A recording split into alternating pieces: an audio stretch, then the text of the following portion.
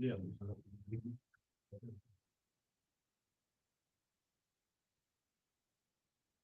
Good morning, Cardinal Gibbons. If you would identify who is with you, introduce them, and you now have 10 minutes. Sorry. Thank you. Good morning. I'm Tanya Holmes. I'm the athletic director at Cardinal Gibbons. Jeff Bell, head of school at Cardinal Gibbons. Awesome. We appreciate your time this morning and your attention. And at the end, if there are any questions, we would be happy to answer them. So we're here today on behalf of classification, looking to be moved up to 7A. And I don't know how to make this full screen. That's fine.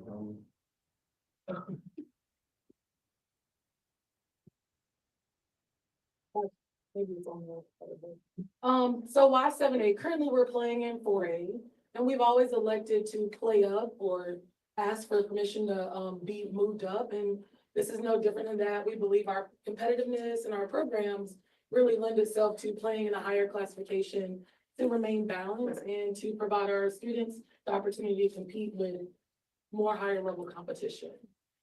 We are 12 students shy of that threshold. We were one of the bigger schools in the 7A or 6A, and just kind of right out of 7A contention with admission numbers.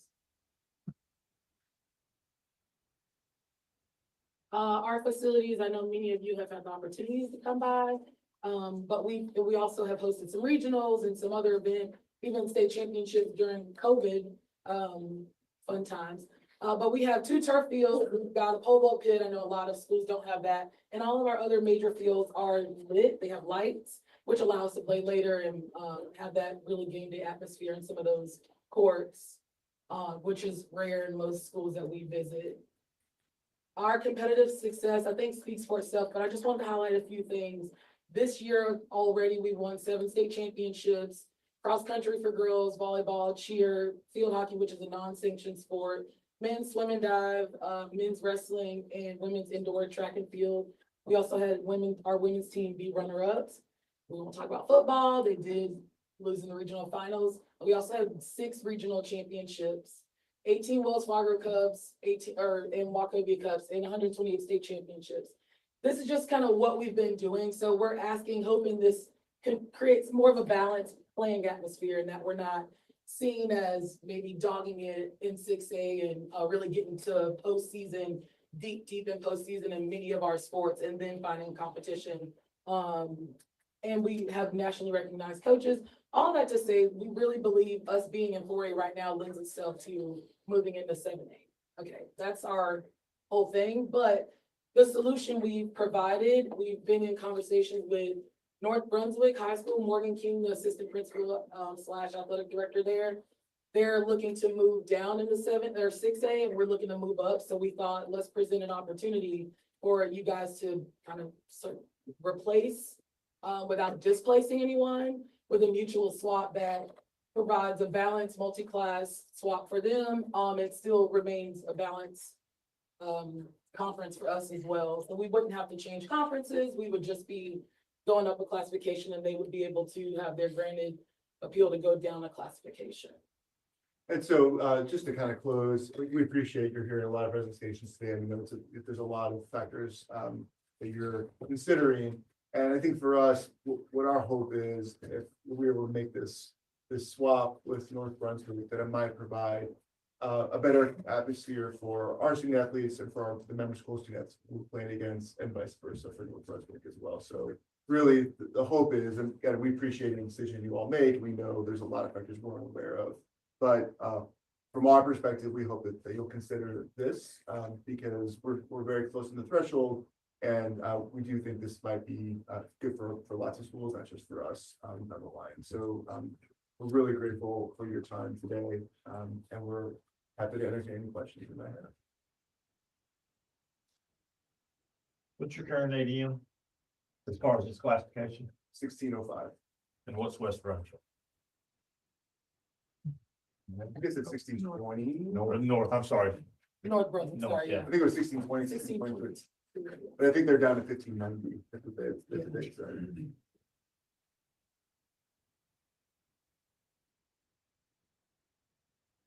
1620 is what. And you all have talked with them and And you're not proposing changing the conferences, just the classroom area. Yes, ma'am. Yeah, we're happy with the conference and I know we're moving from 3 and 3 to 4 and 2. We appreciate that that's a complication. But that being said, that's a fine conference for us.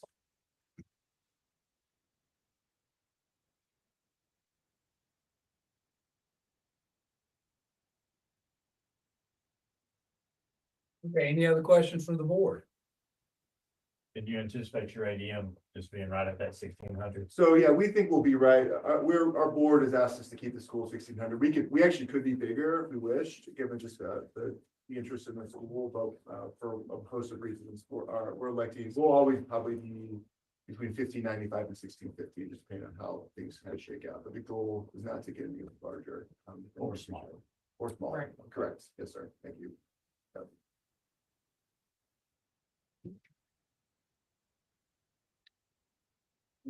Thank you, guys. Thank you so much. Thank Appreciate you your all time. for your time. Thanks for having me today. I know it's a long day for y'all.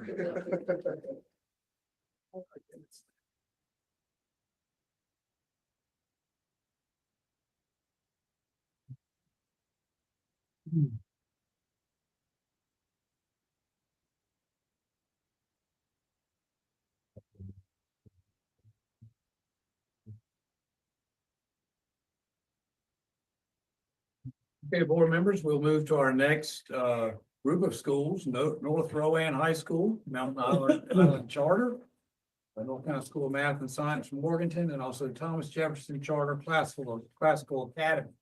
And this request for consideration will be by virtual. Be done virtually. So we're looking to find a see if they're already logged on. We don't really know. We asked those schools that were participating virtually to identify themselves. So that we would know, because obviously we have to set this up as a webinar. Because you don't know how many people would be on, and so we've asked them to identify themselves and then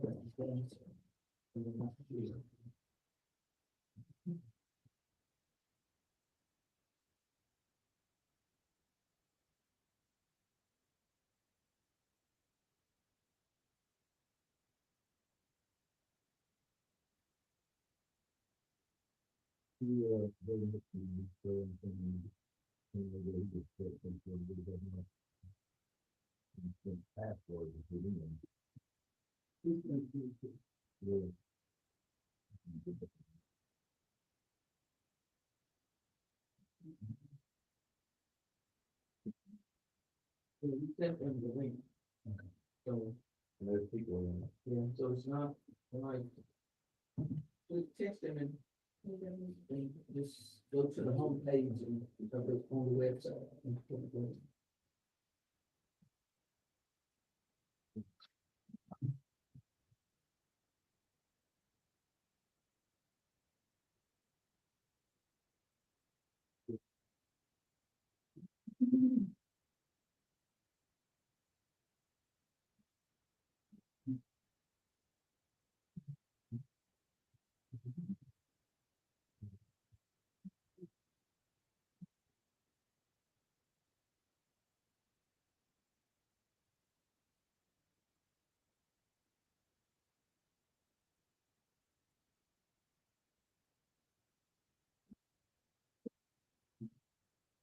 Recording in progress.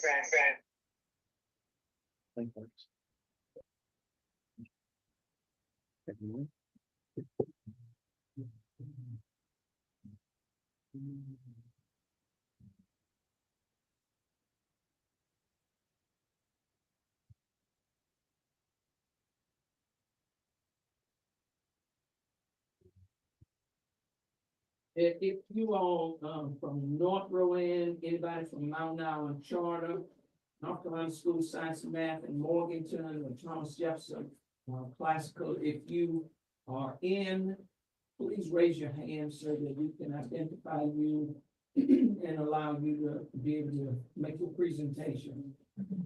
You will use the icons to No, just to let us know you're in.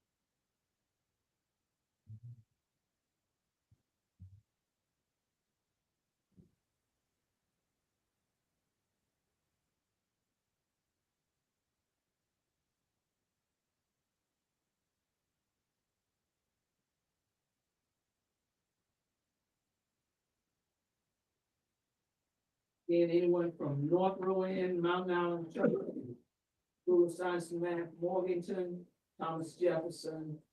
If you are in the meeting, please identify yourself and then we will give you the ability to speak. If you will raise your hand so that you can make your presentation before the board.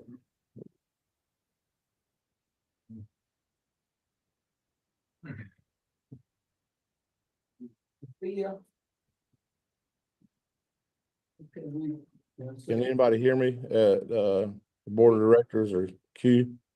you'll go ahead and identify yourself, which school, Joe Nixon, North Rowan High School. Joe Nixon, okay, Joe, thank you. I had to get on Coach Sophia's computer. The Zoom link that Brad sent out to North Mountain Island Charter, Thomas Jefferson, was asking for a password.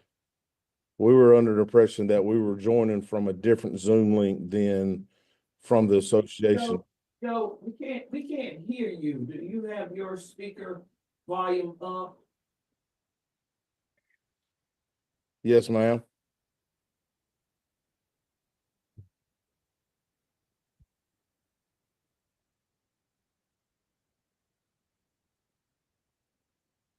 No, we don't know what happened, but we got you in now, but we just need to be able to hear you. And obviously, Joe, we have about 50 other people in and they didn't need a password, so not sure what happened. But you are in.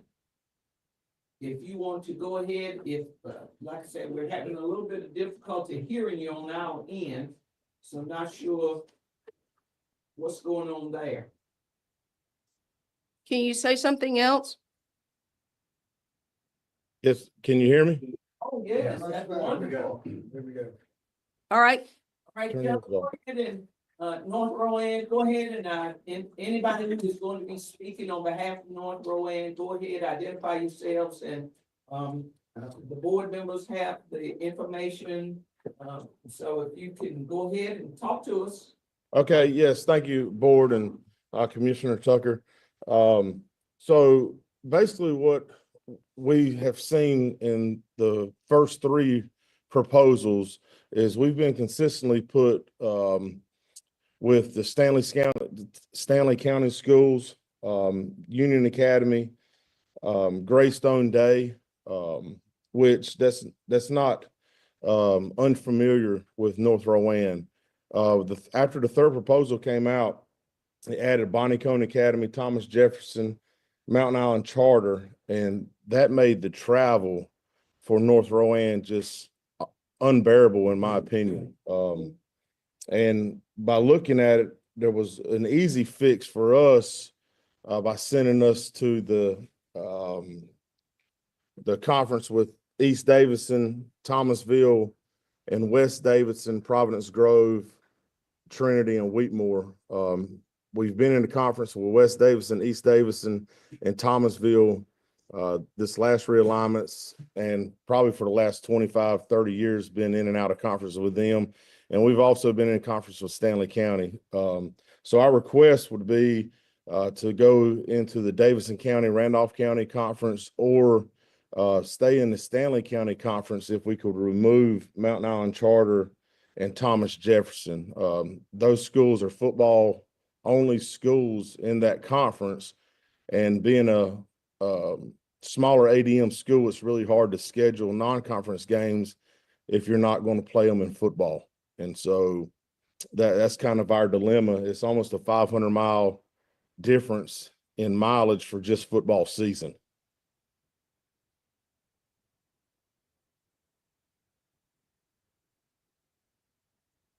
Okay, board members, any questions regarding Mr. Nixon's request and request for consideration? Any questions for Mr. Nixon? Joe, I have a question. This is Q. You were mentioning the conference that you're proposing to go into. Any conversation with those members? How would they feel? Because obviously, you know, any change that the board would make would have a ripple effect. What are they saying? Well, so that part kind of they like the conference they're in. I don't know if you'll have any conferences that'll be open to a lot of change. All the schools that are in the Davidson County Conference that we were asking to go into, they all like the conference that they're currently in. They all think they can compete at all the sports they're in. So I think that asking permission or getting their permission to come into a conference, I think that's a long shot, depending on what school you're at and depending on how good your athletic programs are, in my opinion. As a former coach, you know, I don't know if I'd sign up for a team to come in my conference if I was hesitant on if I could beat them or not.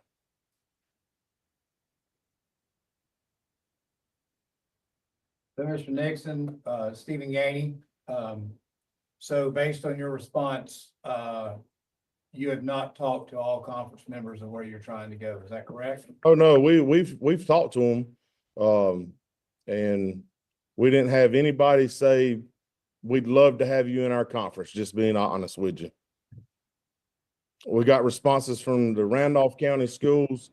Didn't receive any responses from Davidson County schools. I did talk with Drew Hackett, the district AD in Davidson County, and he told me that the schools in Davidson County were really happy in the conference they were in.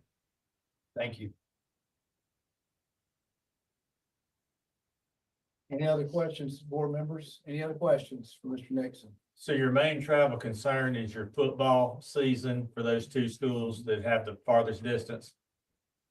Yes, sir. I mean, our schools get out at 3:30, so on a Thursday or Friday for JV or varsity, that's asking our kids to get out of school early for regular season games. The other sports, those schools aren't in our conference, and so that wouldn't be an issue for the other sports. The other sport issues you run into is those non-conference games. When you're scheduling for your other sports, it's going to be really hard to find them. So that's another issue in itself.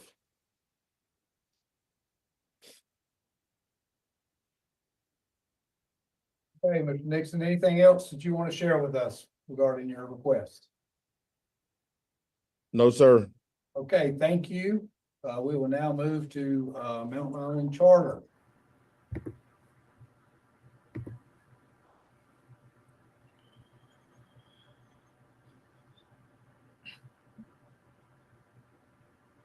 I think he's at Thomas Jefferson. Can you hear? I can hear you. Can you hear me okay? Yes, sir. We'll go ahead. We'll skip to This them. will be Thomas Jefferson. Board members. Okay. Go ahead, Steve. Okay. And guys, I think Mountain Island and Math and Science are getting on now. They were using the link that was emailed, and I think that wasn't working great, but they should be logging on any moment. But I can go ahead and start here for us. The biggest thing for us guys, obviously, is travel. Well, you know, we're in 1A, 2A, 3A Conference B for all of our sports outside of football. Football, we're in 1A, 2A, 3A Conference A. And the biggest thing for us in that is, you know, in football, there are 4 trips in that round trip that are over 4 hours for multiple buses. So South Stanley, Albemarle, North Stanley, North Rowan will be over 2 hours one way with multiple buses, and that's without traffic. Union Academy would be close to that. And then for 1A, 2A, 3A Conference B, for all of our other sports, we're looking at more distance. Obviously, every school being a little over an hour away, but we're factoring in Gastonia and Charlotte traffic to that. And you're putting us leaving in that scenario. We're looking at leaving at 3 o'clock for a 6 o'clock conference game for all of our sports. And then obviously football will be much earlier than that. So for us, looking at it with math and science and Mountain Island, obviously the first two drafts had us pretty much in the same conference we're in right now with local schools, Cherryville, Highland Tech, Bessemer City, that are all about 40 minutes away. That was the first two drafts. The third draft completely changed all that and kind of sent us elsewhere. You know, if that's, you know, if we were going to go back to draft 1 and 2, that would displace and kind of change a few conferences. The other thing we're looking at, us in math and science, was 2A, 3A Conference D, and adding us in math and science to that with, you know, Polk County's 25 minutes away, Hendersonville's 40 minutes away, Owen's less than an hour away, you know, and that would be all of our sports. We used to actually be in that conference.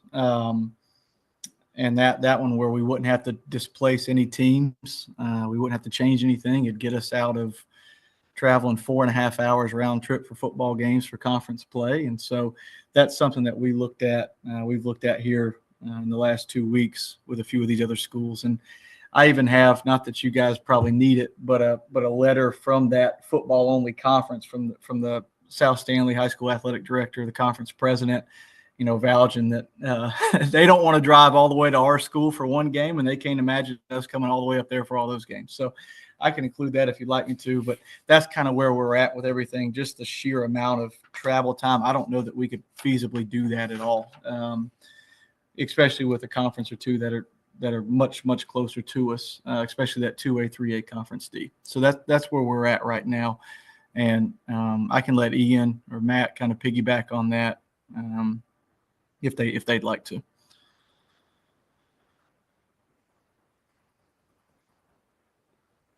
Sure, I'll jump on as well. Ian McMichael from North Carolina School of Science and Math in Morganton. Same issue with as Thomas Jefferson, just in terms of our travel time and the challenge, enormous challenge it would present for our students. The conference that Science and Math was placed in after the third alignment would have an average travel time of over 80 minutes for one way. So a round trip of 2 hours, 40 minutes, 2 hours, 45 plus. And that's also dealing with Concord and Charlotte traffic. So, you know, those times actually might be increased. So we were much more in support and in line with the second alignment. This third alignment, like I said, it presents an enormous challenge. What Stephen was speaking about there, you know, joining the conference there in the mountains, which is the current conference Science and Math is currently in. We're in support of that. And you know, I know Matt might have more to say as well, but just looking for any way to lessen the student travel time. And we're open to any option that would accomplish that objective.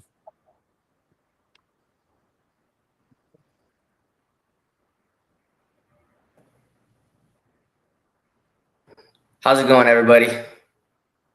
Sorry, we couldn't find a passcode to get in, so we're just coming in here now. My principal is also on the wait list to get in. His name is Jake Wilson. He's affiliated with Mountain Island Charter School, and he is our principal as well.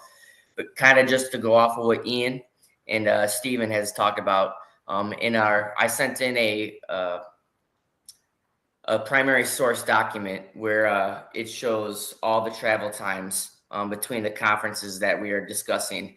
Football only conference times, and I'm sure it's even more elevated for Thomas Jefferson and Union Academy, but it is 777 miles round trip, whereas opposed if the one we are petitioning to get in is only 286 miles This would definitely provide a much better experience for our student athletes and fan base. It would help increase our gates to not have this football only conference. We're going to be spending a lot of money and not getting any revenue for the gates as far as that goes. And not only that, but this is going to require a lot of missed instructional time in regards to student athletes having to leave early, just so we can get to where we need to be. And that's both conference, the 1A, 2A, 3A conference B that we've been put in, and also the football only conference. As far as the conference, the 1A, 2A conference B that we are currently in as far as the third draft goes, in my primary source documents, you can also see that the conference that we have been placed into, they have a very, very tough time making teams and creating JV programs, and also a Title IX issue when it comes to women's sports. So when we're looking at the primary source document that I sent into you, you can see a big discrepancy in the conference that we are put into in the third draft, and also the conference that we are petitioning into.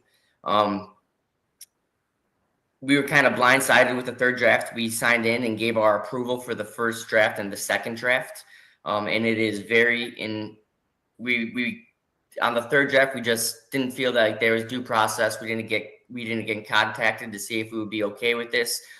We gave our approval for the first two drafts. We thought we were taking baby steps in the right direction with Gaston County Schools. And when the first and the second draft came out with Gaston County Schools, we thought that it was a great opportunity to better our relationships with public schools in that region. Because not only do we reside in that region, but we also tried to help them as well. We've hosted a bunch of FCA football jamborees, and also track meets, indoor and outdoor, that they have come into and participated in our meets and football games and jamborees and everything. So we wanted to keep trying to better that relationship. And with those first two drafts, we thought it was a good relationship builder. And then we just got blindsided with the third draft. And just between travel time, not being able to field teams, hardships in scheduling non-conference games, financial obligations that we probably will not be able to meet due to travel, and just kids missing instructional time. It's just a big hardship as far as it goes for Mountain Island Charter.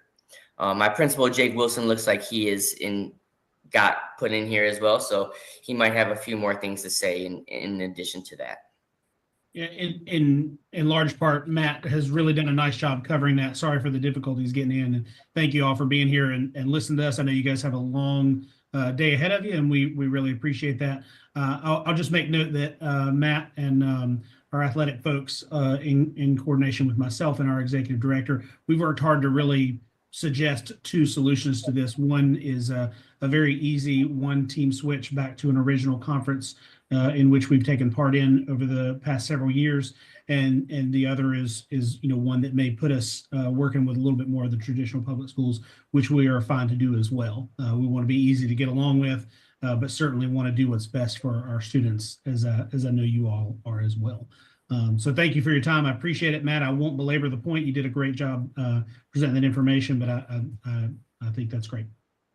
Happy to answer any questions on our end. Any questions from the board for Mountain Island, or we've heard now from North Rowan, we've heard from School Math and Science, we've heard from Thomas Jefferson, now Mountain Island. Any questions from the board members from Mountain Island?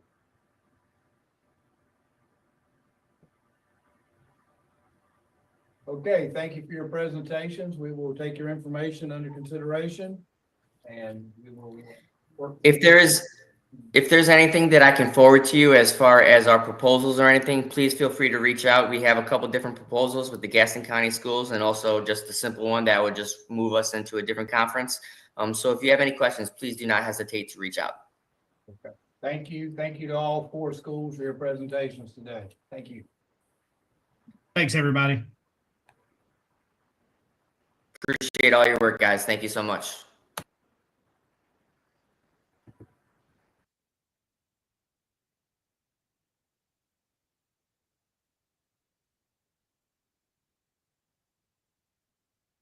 Hey, at this time, we will move forward to South Mecklenburg High School.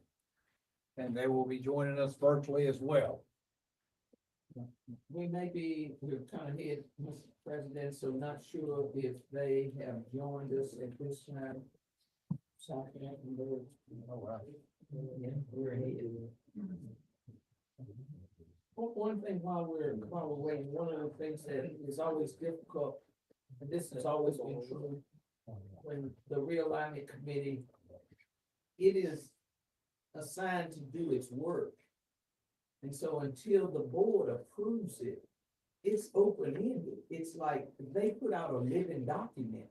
Right. And, you know, most people who've been a part of the NCHSAA for years, they understand that, you know, it's not like the realignment committee has to go and ask everybody, well, if we put you here, will this work?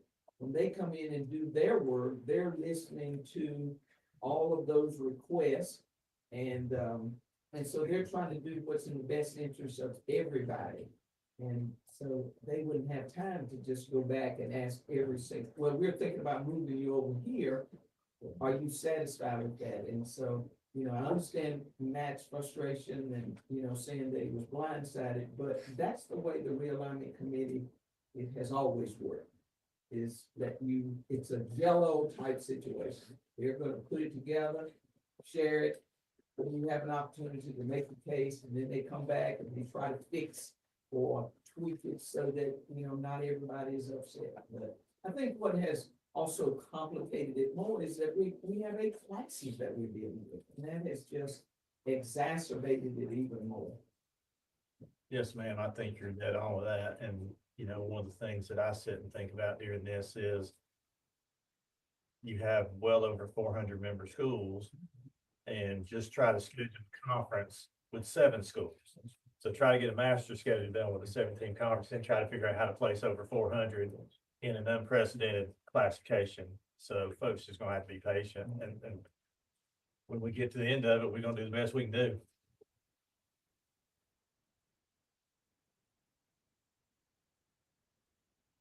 So Brad, based on that last one, what current conference is Mountain Island in, like right now, not before the realignment? Who are they with? The ones like today? Yeah, I've got it right here. They're in a split 1A, 2A conference. The 1A side, Bradford Prep, Chrysler King, Corbian Community, Langtree Charter, and then Mount Island Charter. And then the 2A schools are Community School of Davidson, Lincoln Charter, and Pine Lake Prep. thank you. Did you say Corbian Community? Yes.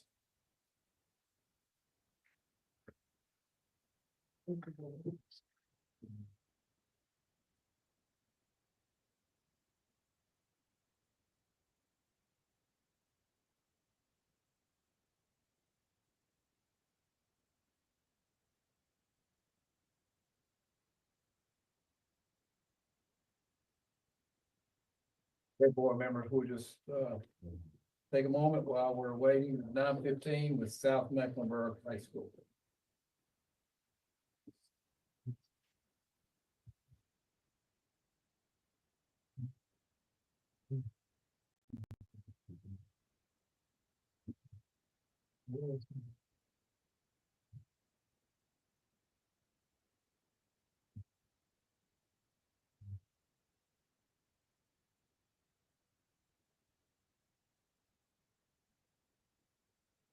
Brad, in the third draft, 2A, 3A, 4A conference bid, all those play football.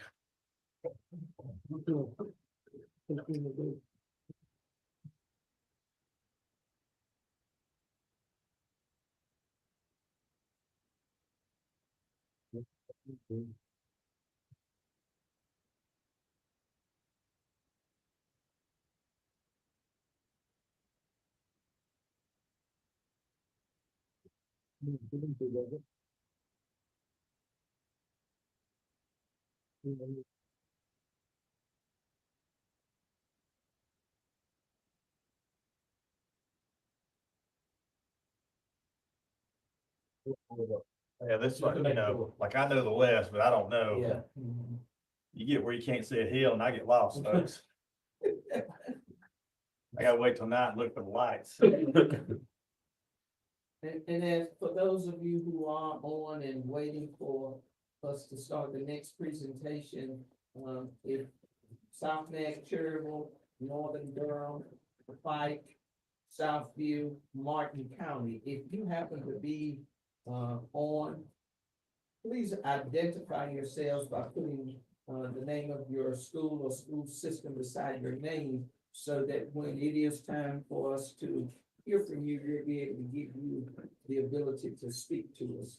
So any of those schools that are scheduled, as I just called, Martin County, Southview, Fike, Northern Durham, Cherryville, and of course, we're waiting on South Neck. Please identify yourselves by putting the name of your school or your school system beside your name.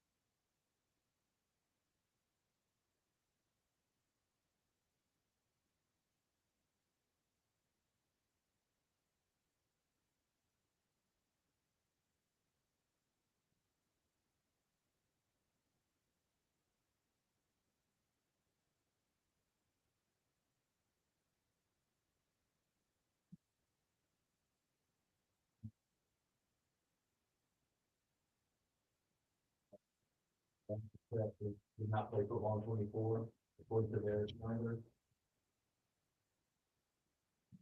Team did play. New school Davidson did play. Oregon played. Langtree did not play. Conway Prep did play. Lake Norman Charter did play. Lincoln Charter did not play. So 3 of them in that. Okay.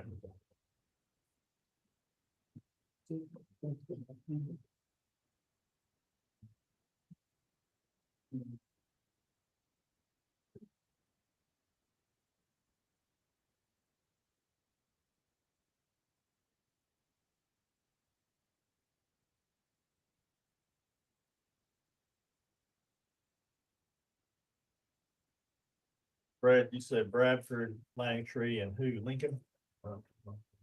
Yeah. Lincoln Charter did not. Lincoln Charter did not play. Okay. Langtree did not play. Bradford Prep did not. Okay, thank you. Yes, sir.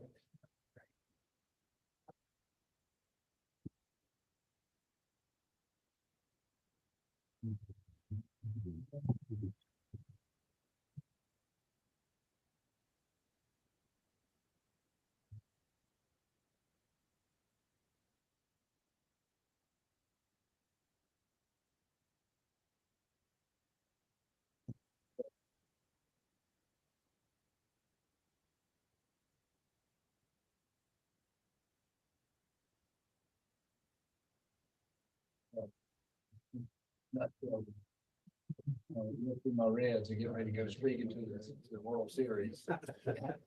Keep hope alive, Stephen. Keep hope alive. You wait. Breakout player will be Matt McLean.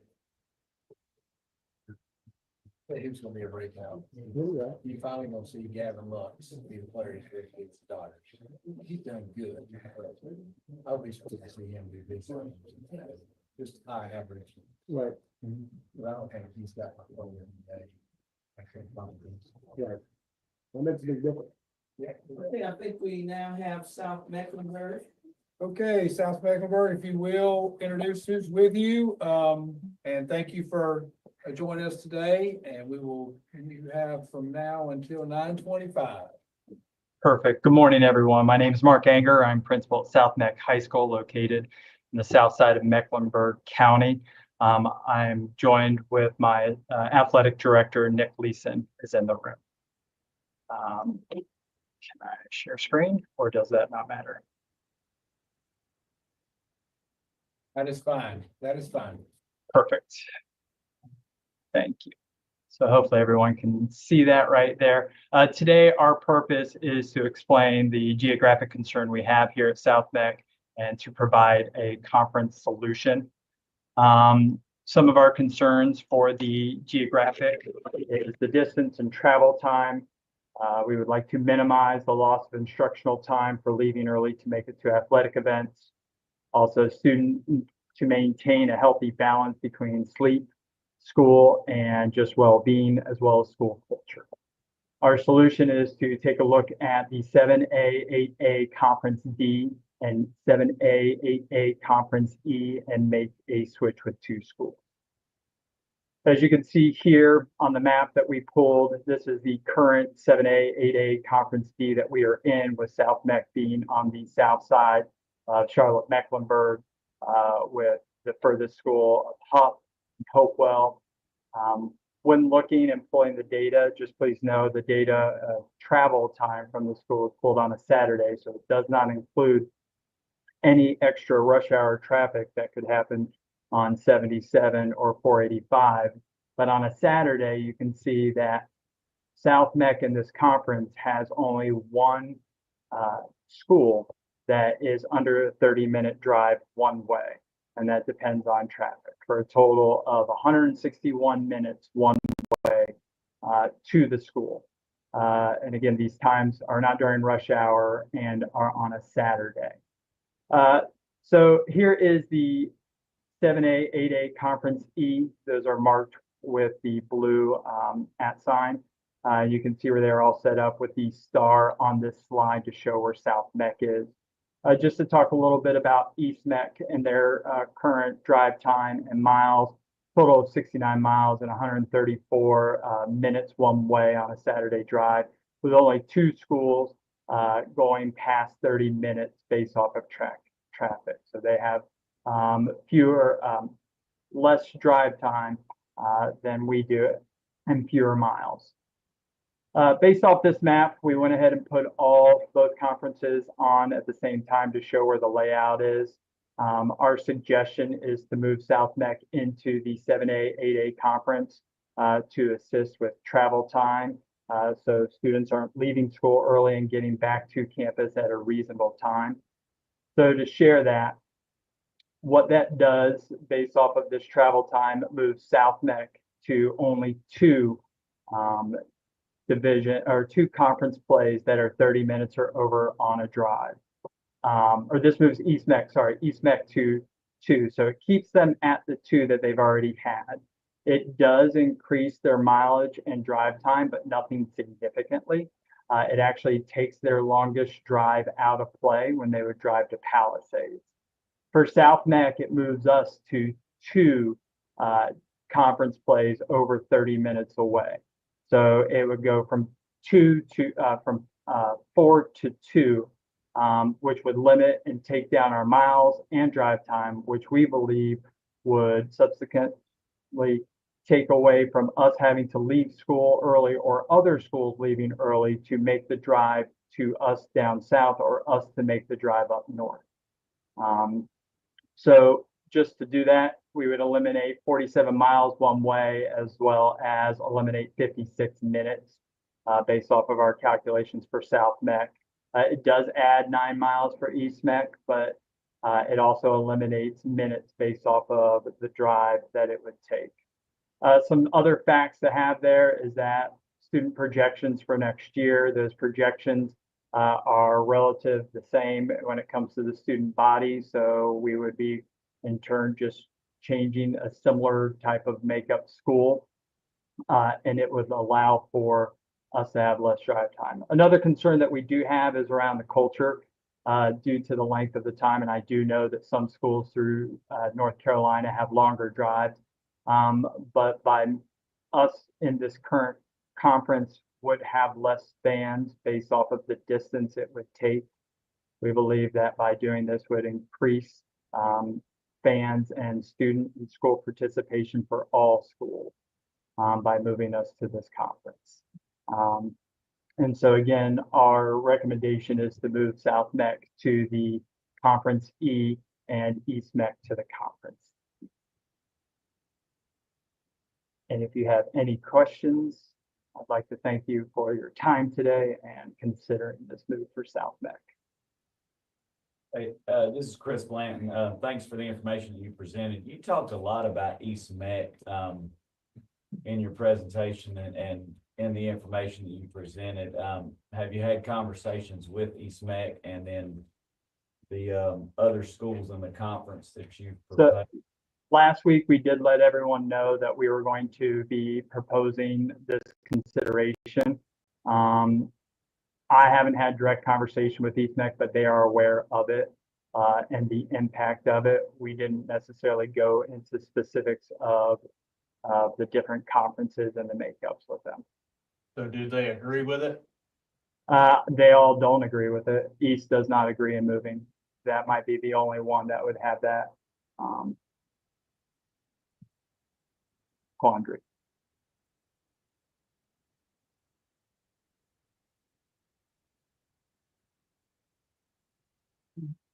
Okay, any other questions from board members for Mark?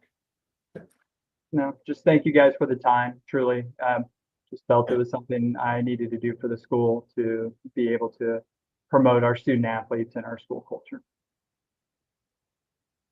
Thank you, Mark, and we will review your request for consideration as we move throughout the rest of the day. Thank you. Any other comments by board members, or Mark, do you have any other comments for us? Thank you, everyone. Thank you.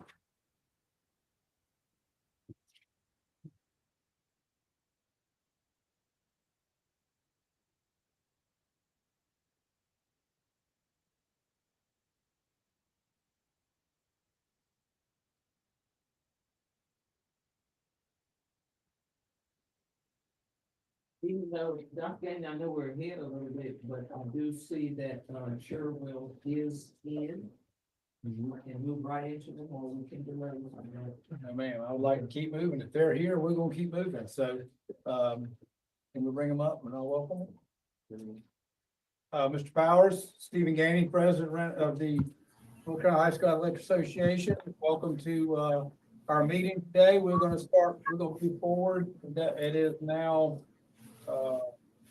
9:21, so you have between now and 9:31 to make your presentation on behalf of Cherryville High School. So the floor is yours.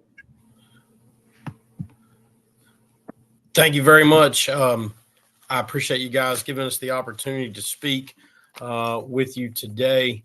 I am going to begin. Can you guys see my screen? It won't let me add the video at this point, so just make sure you can see my screen. Icon. You should have the ability to share. There you go. All right, we're there now.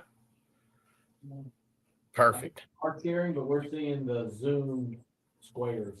Yes, sir. All right. So on behalf of Cherryville High School, we did attend the second appeal meeting, and we've had a lot of conversation with schools in our area this last week about the presentations that are going to be made to you today.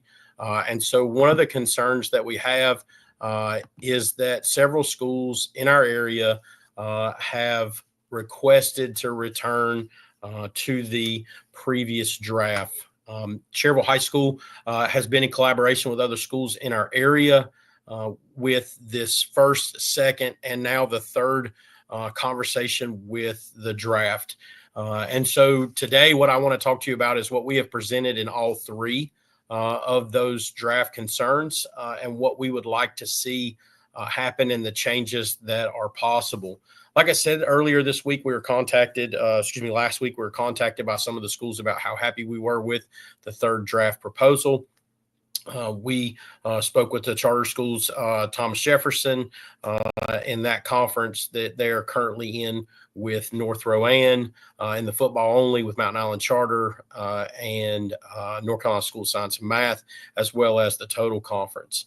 Cherryville High School is currently in the 2A, 3A, 4A conference, which you see here includes several schools that are in our area. Our travel and our gate-wise looks like that will be just fine for us. The concern that we have, which we brought up when we worked out our first original draft, was the 2, 3, 4, which included Cherryville, Highland, and Mountain Island as the 2As that are all in Gaston County.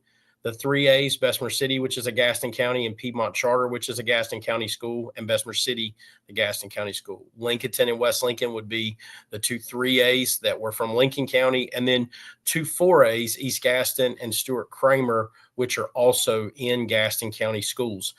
That conference, we met with all of those schools. All of those schools signed off on this alignment after the second draft, and we all sent that proposal in. I believe you have a copy of that. I shared with Ms. Tucker last week to make sure you guys all saw that was signed off on by all of the schools, with the exception of Mountain Island Charter, by their principals and by their athletic directors. So our goal was to create that 2, 3, 4 with the 3 2As, the 4 3As, and only 2 4As, which would allow that conference not to have a real top-heavy feel. Cherryville High School and Highland Tech are also in Gaston County schools with East Gaston and Stuart Kramer. And even though Highland Tech is a magnet school, our schools do participate in our middle school system together. And so we were quite aware of the 4A schools that we would be participating against. That draft, however, when we sent it out, Coach Duncan, our county athletic director, sent this proposal out to all of the schools that were affected prior to the third draft coming out, and we received about 60% of the schools that thought that our total draft was a really good plan. So when we thought we had 60%, felt like that was a good number, presented that when we came up to meet with the committee during the appeals after the second draft came out.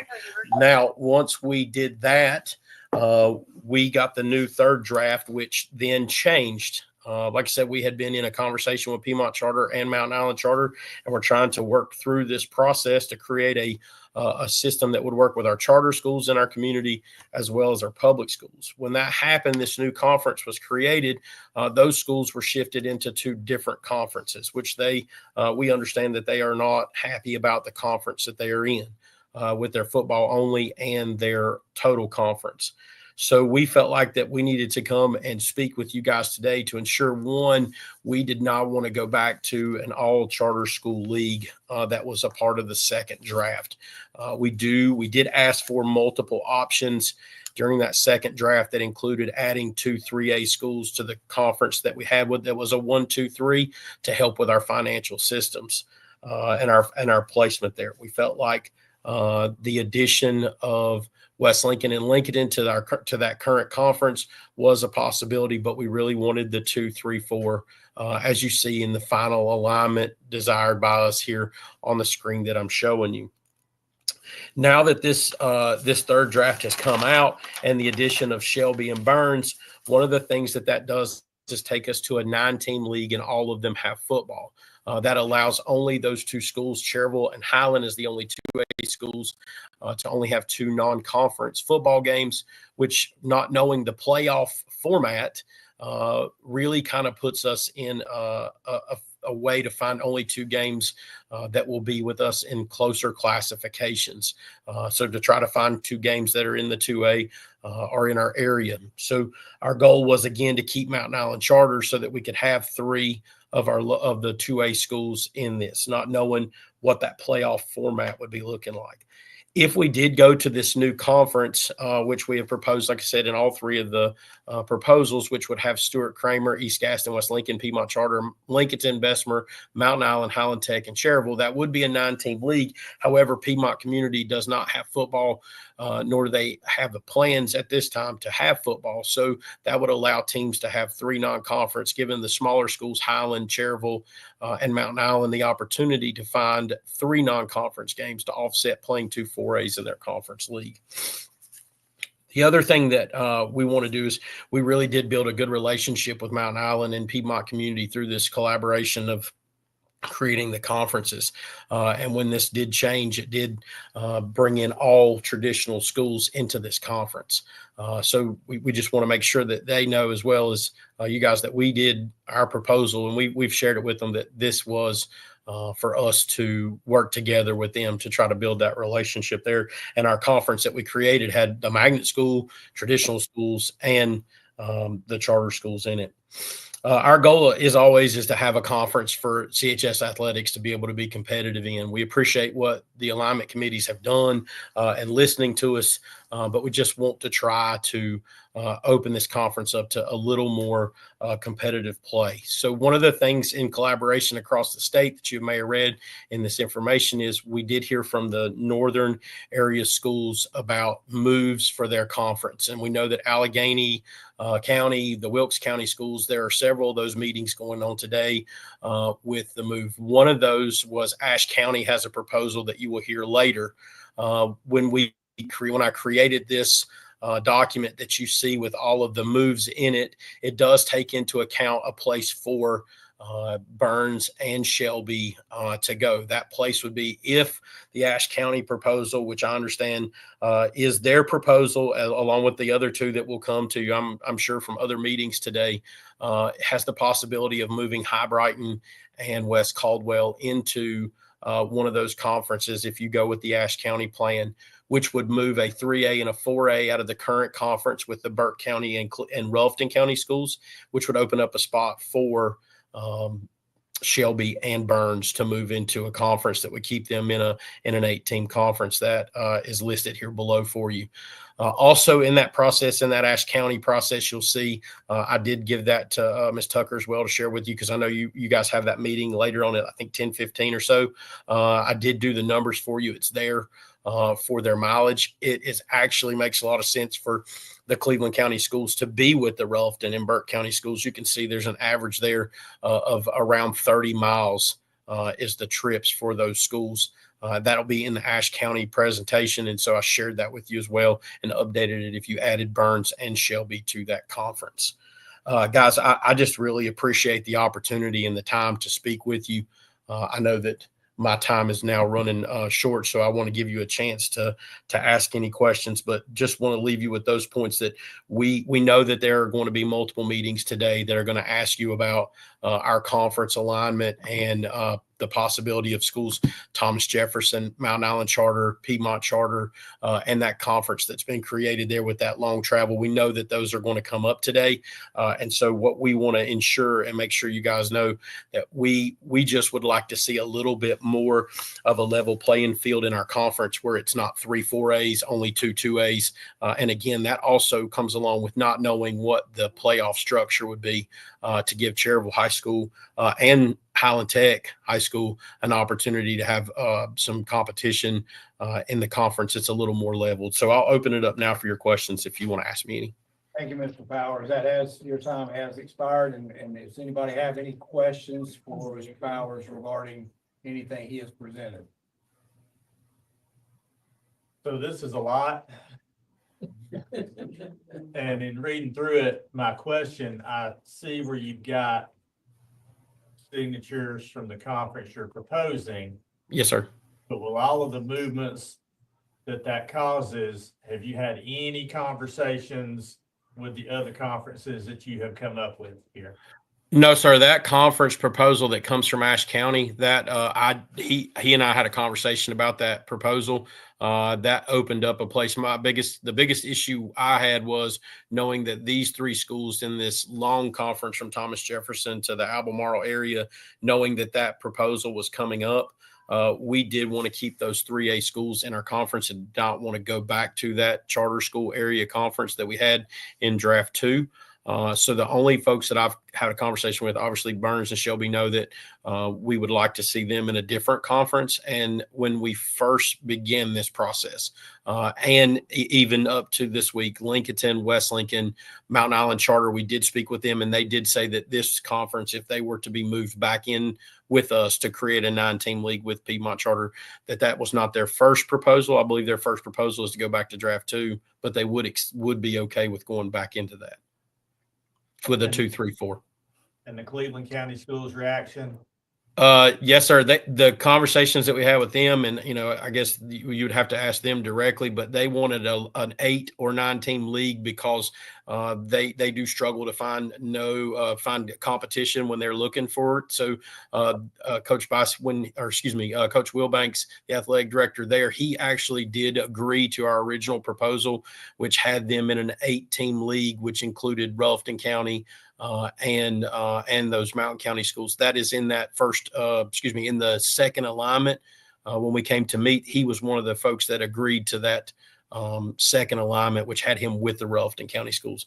I know that, Shelby and Burns are really good football programs. And one of the things we were told by the committee is that they didn't want to hear, we don't want to play someone. And so we don't say we don't want to play someone. We just wanted a little more balance in our 2, 3, 4 in that way. Any other questions from the board? Okay, Mr. Powers, thank you for your information today. We will use this, we work throughout the rest of the remainder of the day, and appreciate your request for consideration, and thank you for your thorough provision of all this thorough information. So Thank you, guys. No other questions from the board. We will move forward. Thank you. Thank you.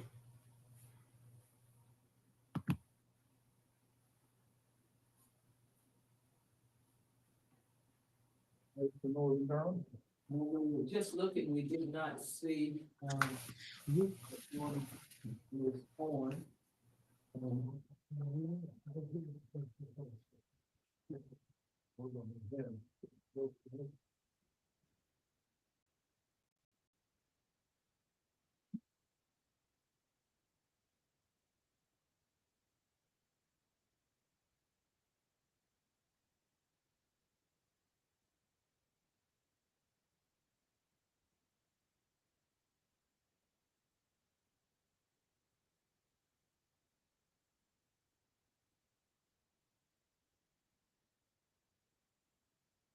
All of the information that was sent that this whole area that we just, Cherryville and all that was a struggle for the realignment committee, just in terms of placement. If you have so many different programs, and then you've got the multiple classifications in there, and then you have the historical success of some of those schools that are right around, and where do you put them? And so this, I dare say, looking at your faces, that you're going to be considering the same things that they were. How do you ferret all of that out? Oh, we did get an email indicating about the football. That was a question that you had asked Mark. Jonathan Bryant sent us an email.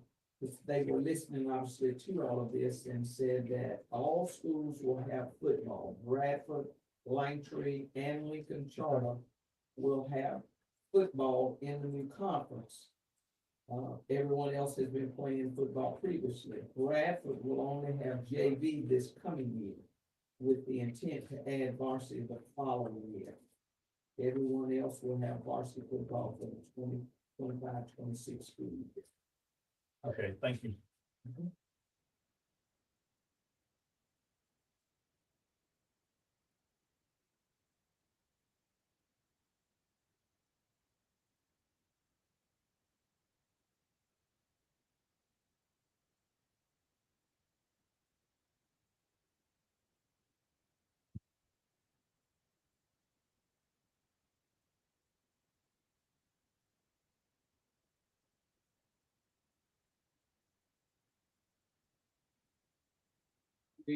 folks are signing on, perhaps the virtual participants, Martin County, Fike High School, Northern Durham. If you have logged in, please identify that by putting your school or your PSU name beside your name as you, so that we know and can give you access to being able to share your presentation.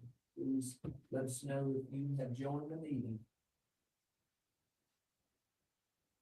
We did get word, board members, that Fike High School will not be, I'm sorry, Southview will not be presenting, so you can draw a line through that school on your agenda. Southview will not be presenting. So by that, they have canceled their request for consideration. Yes.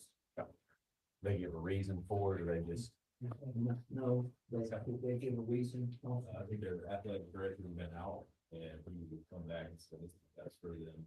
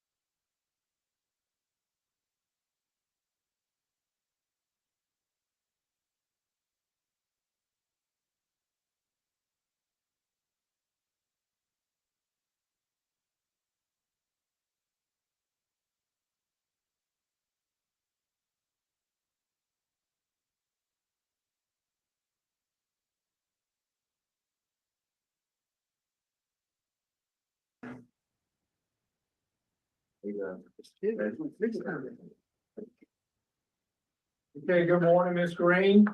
I don't think she's on, we just fixed the hour. Oh, Yeah, then you can buy it.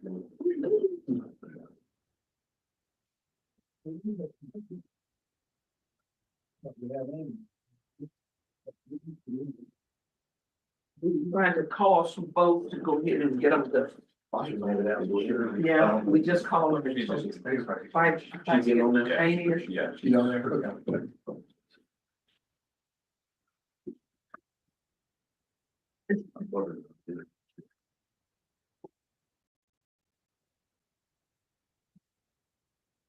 Am I ready?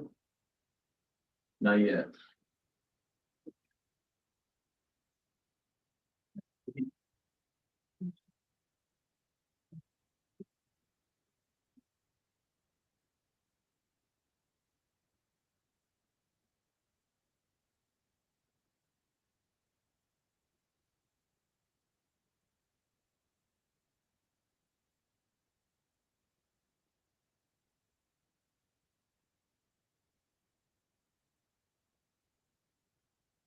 okay, good morning, Ms. Green.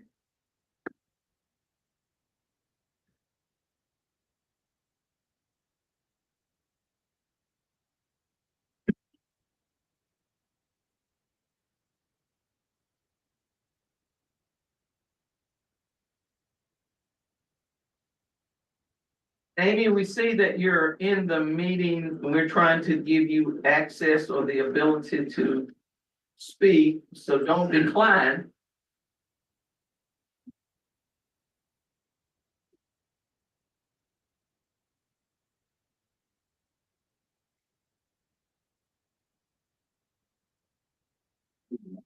Okay, all right, Mr. Gaines.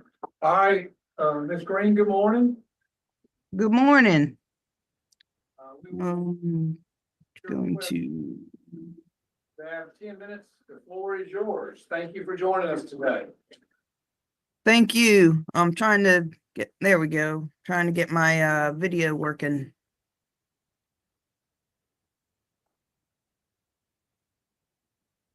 Oh, am I not doing video? Not yet. Oh, it said the host, it says the host has stopped it.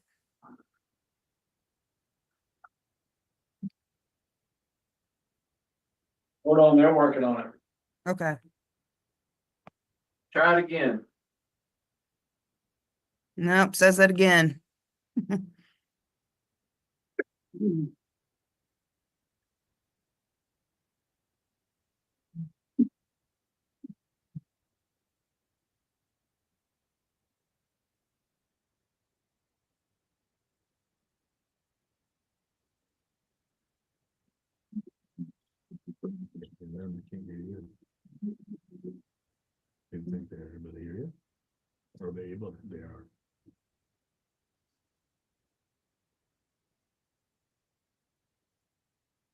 Amy, try it one more time.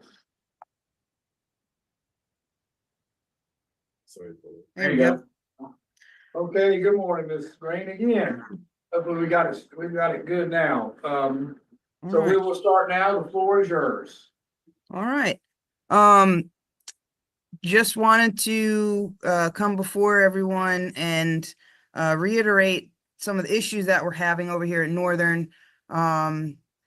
The last time I sent the original request for different conference, we were at 1281 for our ADM. We are now at 1239 for our ADM on campus. So our numbers are trending downward. By 2027, we're projected to have only 1,000 here. Our middle school, our feeder middle schools, they're not producing the athletes that they have in the past. Part of that, part of those kids anyway, half of them go to Riverside, the other half come here. And, we're the issues at the district level that you can't control, are directly affecting us, where the kids can just kind of go to a different school if they have a means to get there, and if they are interested in a topic there. So there's a lot of kids leaving here and going, they say not for sports, but they tend all to be athletes.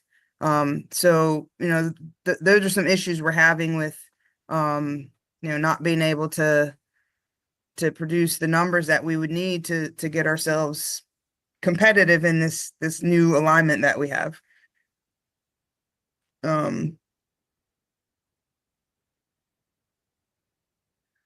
So along with the middle school issues, we're the only school in Durham that doesn't have a feeder school other than Durham School of the Arts, which they take from every middle school. So that's an issue.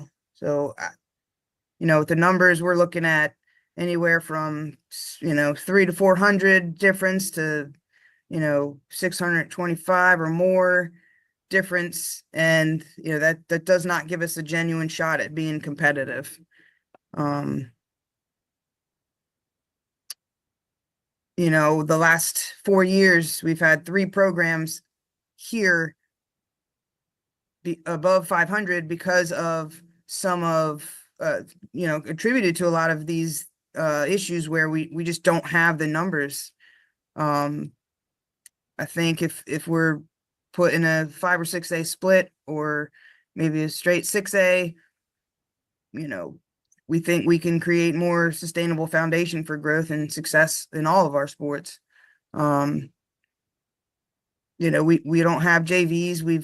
We've got volleyball has JV, men's basketball, and men's soccer, and those are the only three JV programs we even have. So the numbers are just not there, and that's more than likely the biggest reason that we're having trouble even having kids come.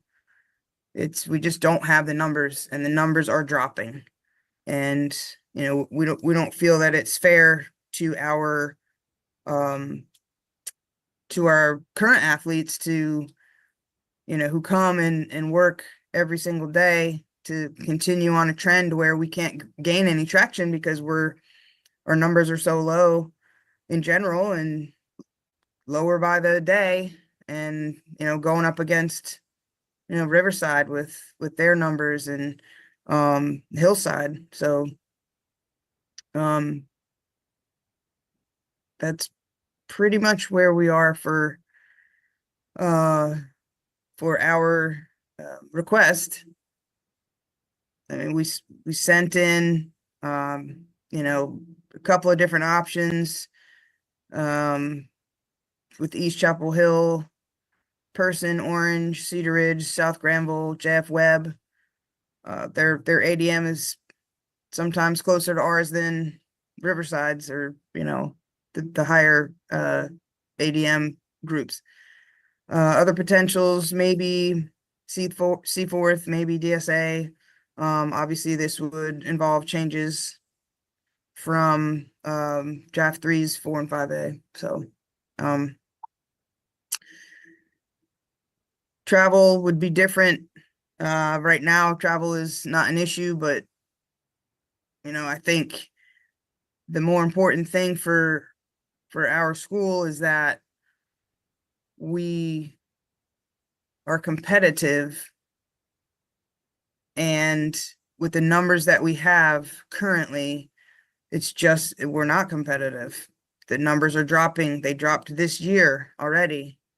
We would like to have a chance to compete with schools that are closer in ADM to us, and closer in ADM as we end up losing more and more student athletes and students. So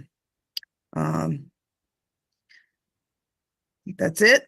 And thank you so much for your time, and have a wonderful rest of your day. Thank you, Ms. Green. Board members, anybody have any questions for Ms. Green regarding her, presentation? Yeah, Mr. Green, you say you're projected to be 1,000 by 2027. What are you basing that on? That's coming from DPS. So your district? Yep. Okay. Hey, Ms. Green, this is Chris Lane. I do have one question. So I think what I heard you say, I just want to be sure, is that right now travel time is not an issue, but you're wanting to travel farther distances to be with schools that are more similar in size. Is that what you're saying? Correct. And I know, I know it would kind of stretch us a little bit, but I mean, we've got to be fair to the athletes. And, it wouldn't be extremely different. It wouldn't be like driving out to the coast, but it would be some more miles in there for sure. Thank you. You're welcome. Okay, any other questions from board members? Okay, thank you, Ms. Green. We will take this information into consideration as we work through the rest of the day. Thank you. Thank you so much.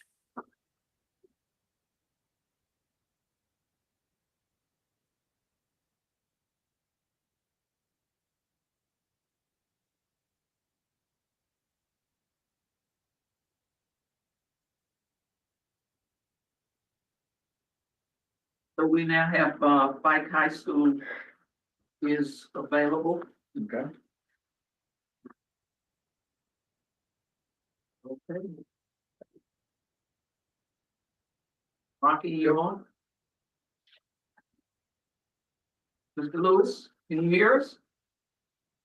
Yes, give me 1 second with the video here. Right.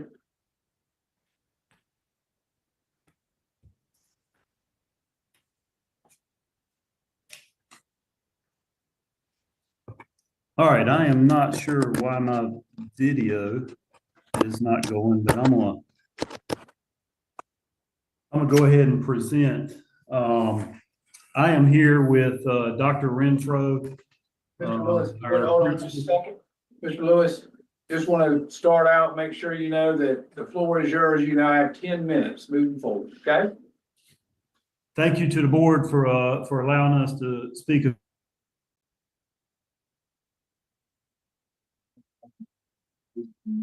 We're here to talk about Northern Nash joining our conference. But let me first say what we're getting ready to propose or say does not have any bearing. We believe they're a good school with good people and they strive to do the right things. This could have been any XYZ school, but here's our case. One 6A team in a 5A conference.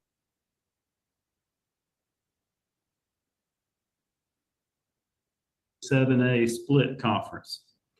We obviously don't know what the playoffs are going to be similar. Each of their sports would get automatic berths if they were above 500. Again, that's Mr. yes. Lewis, I had to interrupt you, but we'll start the clock over because your information, you're breaking up. I don't know if it's something's going on to your end or not, but I definitely, we've not got everything you said, so I want to make sure we start over so we get everything you want to present. Can you check on your end and see why maybe it keeps breaking up? Yes, I'm gonna give me 10 seconds. Okay, just want to be fair to you and your school.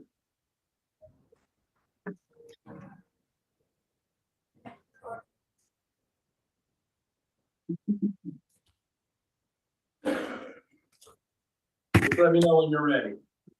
All right, can you hear me a little better now? Yes, yes. Okay, the floor is yours.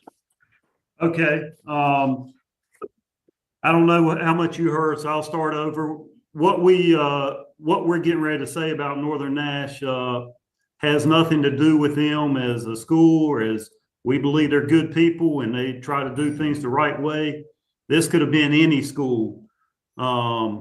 But here's our case. Having one 6A team in a 5A conference makes no sense, especially when you had them in a 6A, 7A split with several schools of the same classification. We obviously don't know what the playoffs are going to look like yet, but if we assume that they were similar, each sport from Northern Nash would get an automatic berth in the playoffs.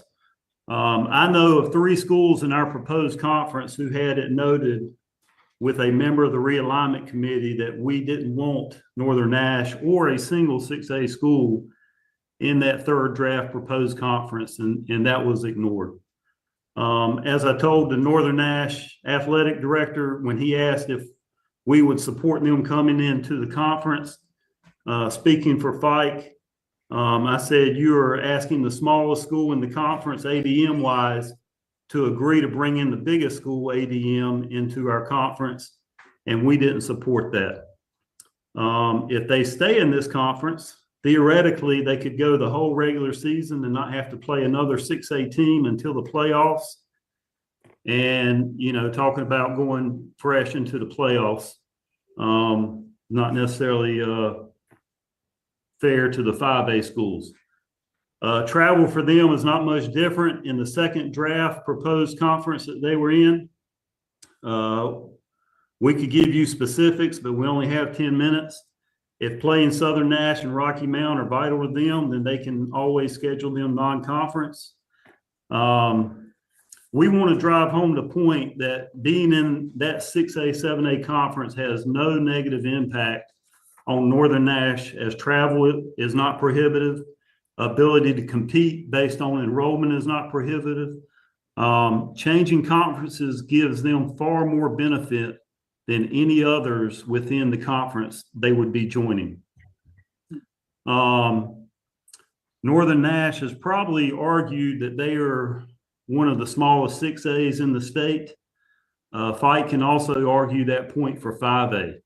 So if you're not willing to move Northern Nash back to the 6A, 7A conference, then Fike is requesting that we be moved to the 4A conference 1, where we would be the only 5A school, and it makes geographical sense for us. We made this request after draft 1. If Fike goes to 4A conference 1 from the top team in the conference, which is Fike, with an ADM of 1,019, to the bottom team, which would be West Craven with an ADM of 848, that's a 171 student discrepancy. If Northern Nash stays and we stay in the same conference with their ADM of 1225 and us being the lowest team with an ADM of 1019, that would be a 206 student discrepancy. So again, this is nothing against Northern Nash. We like them. We just don't feel, along with several other schools in our conference, that there needs to be a single 6A team in that conference. Any questions from you guys? Rocky, I don't have my draft with me. What you keep referring to, the 6A, 7A conference? Are you saying, which conference are you referencing for Northern Nash? 6A, 7A? They were in, you had them in, or the committee had them in 6A, 7A conference C with East Wake, Heritage, Nightdale, Wake Forest, Franklinton, and Vance County. So you went from having 3 6A schools to now just having 2 in that conference. I got you. I see it. Thank you, Rocky. Mr. Lewis, it's Sam Jones. Is the concern playing a 6A or just having 1 6A? I mean, if there was 2 6As, would that appease you more, or is it just having a 6A? And do you currently play Northern Nash in sports? Yeah, the concern is just the 1 6A. We do play them in certain sports. Yeah, they're not far from us. We do play them in certain sports, but you know, with us being the smallest school ADM wise, they would be the biggest. We're going to fight for Fike, and you know, if the board is content on leaving them where they are now, then we just request, hey, put 1 5A school into 4A conference 1 with Eastern Wayne, North Johnston, North Lenoir, North Pitt, all those schools that are geographically close to us, and it's a lesser, that's not the right word, discrepancy of students ADM wise of us going in there from top to bottom than it would be from Northern Nash and us from top to bottom. Coach Lewis, I got a question. This is Eddie Dahl from high school. Hey, If Mr. you're Dahl. proposing to go into that 4A and you would be the only 5A league, wouldn't that double your travel time from where you currently are? It wouldn't double it. It would be extended, but it wouldn't double it. But we're not necessarily concerned about travel time.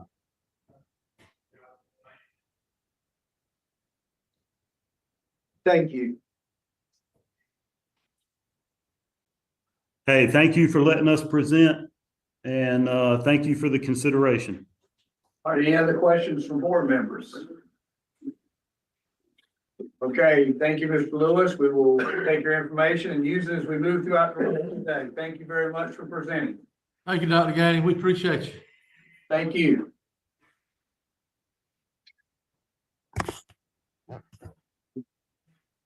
Dr. Renfro, the principal. Dr. Ross, yes, yes, sir.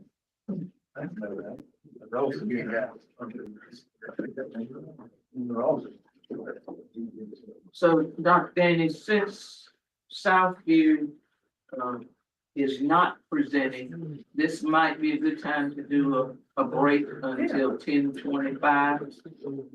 Yeah, because the next one is scheduled at 10:30. Okay, for those members of the public that are watching, we are going to take a break and we will resume our meeting at 10:30 with the request for consideration by Martin County. So we will take a break. Board members.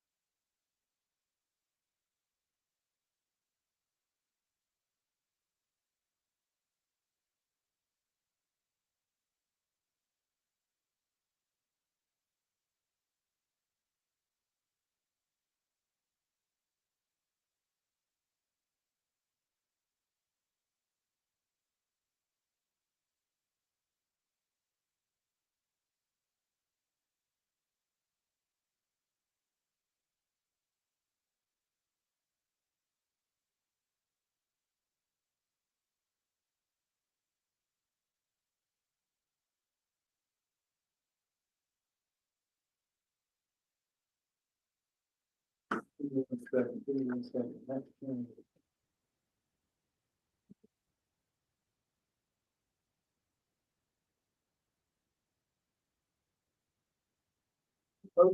at this time, we're going to move forward, board members, with the request for consideration from Martin County High School. If you would identify yourself and introduce yourself to the board, and we will move forward. You have the floor. You have 10 minutes.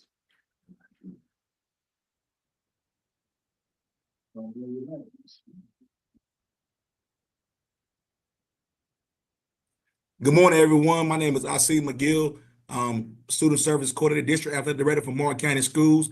Joining the room with me today is Grantley Mazzell, the principal of Martin County High School, and the School Athletic Director, Mr. West Hughes.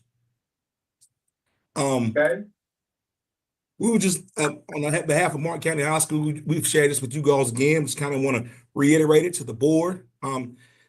The conference is not in the best interest of Martin County High School or the proposed conference, as the travel will be detrimental to the students' education, community support, and the finances of the school. For example, the trip to First Flight, which is 4-8, is 1 hour and 48 minutes one way in a car and 100 miles one way. This will put our students on a bus for around 4+ hours. This does not include after they get back to school, as we have some students who have an additional 30-minute ride home.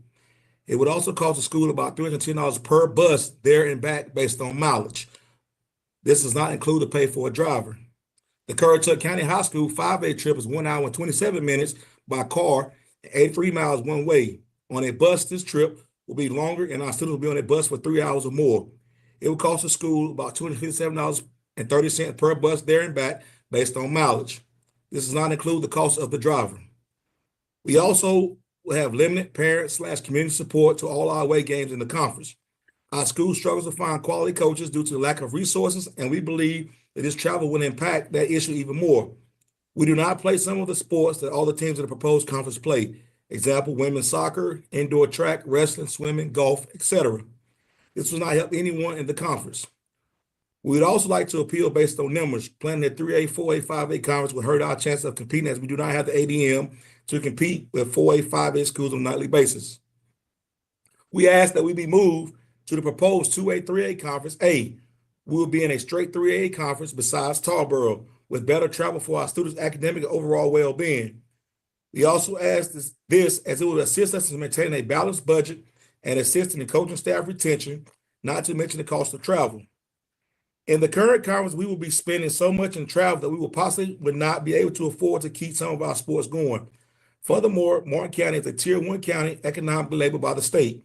Our fans cannot afford to travel to the away games in the proposed conference. Standing in the proposed conference would negatively impact our entire school and community. Some of the solutions that we have are to move Martin County to the 2A, 3A conference, which would give that conference 7 teams, with South Lenore being moved out. Option B will combine the 2A conference 1 and remove Martin from the 3A, 4A, 5A conference. The combined conference will have 2 divisions that can cross schedule with a designated partner and have 2 conference champions. These conferences already play each other in a majority of the non-conference games in all sports. And it has been done in the past in Northeast and North Carolina for over like 15 years. You've all had 2 conferences combined. They just cross schedule. Option C is Martin County plays football only in the 3A, 4A, 5A conference and plays all other sports in the 2A, 3A conference. This would assist us with travel, which would allow Martin County to keep some of the non-revenue sports currently offered and making it so the 3A, 4A conference, 3A, 4A, 5A conference still have 6 teams for football. So those are some of the options.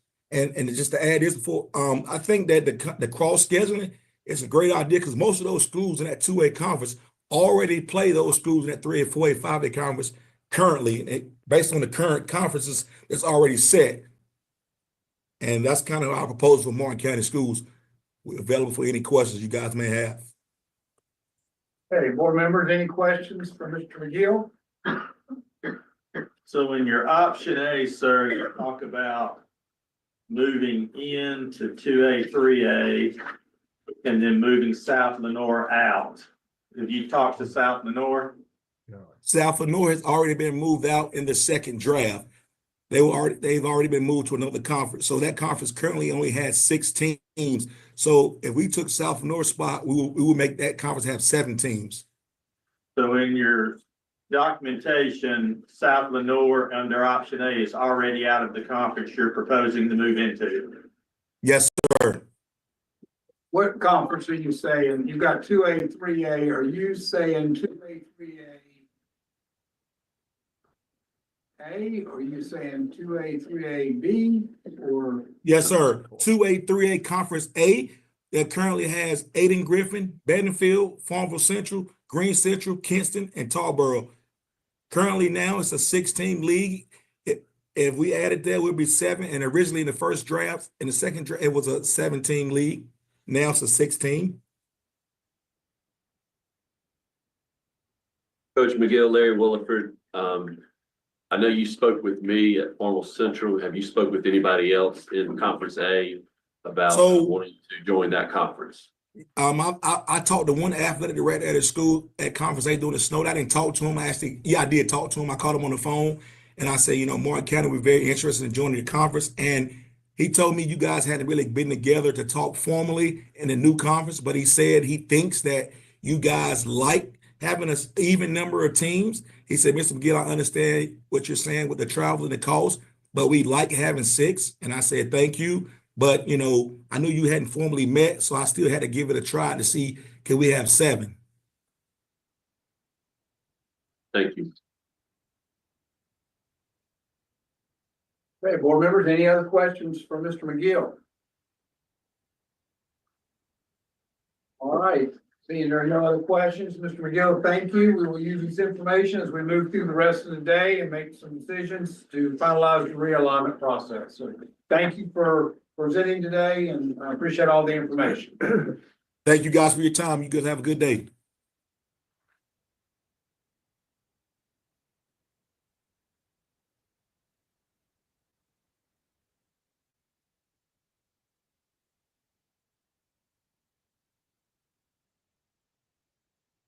We have just 3 minutes before we're ready is West Oaks, Wilkes Central, North Wilkes, yeah.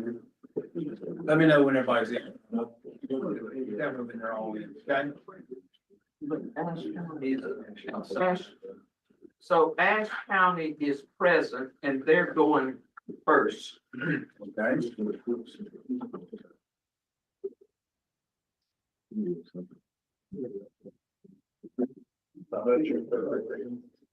Yes.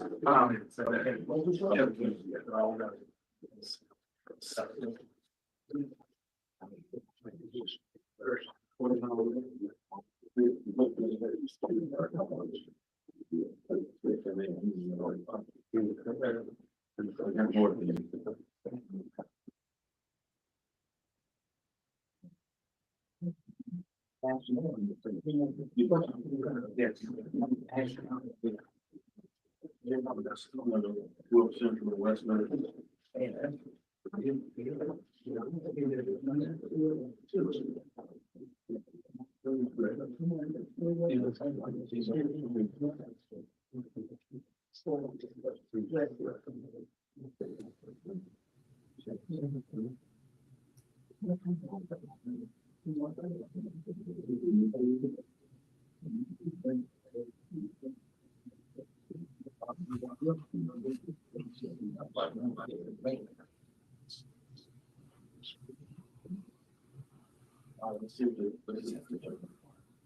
We drive a long way.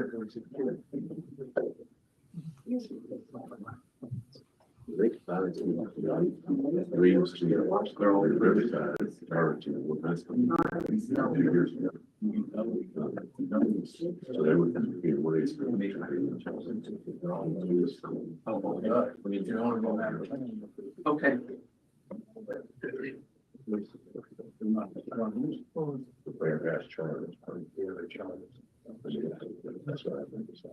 Okay, we have Ashe County coming in, and then I think we'll have the Wilkes County folks will be on Zoom with us. We're getting Ashe County represented.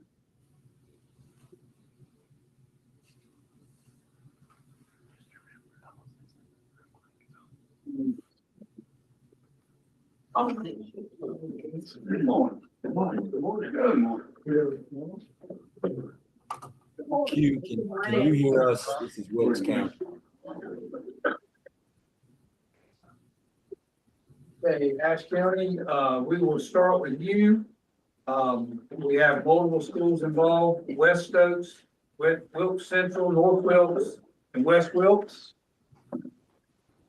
They're virtual, President Gaines. Yes. Yes. And of Imagine course, that, perfect folder. No, I didn't have enough, so we sprinkled in some silver there. Brian, is this different than what you had already? It is not different than what I sent, but if you wanted to just follow along. Okay, just to all right. Make sure, sorry.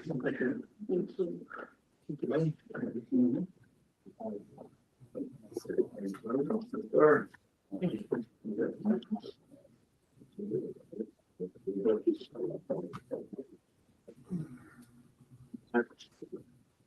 Got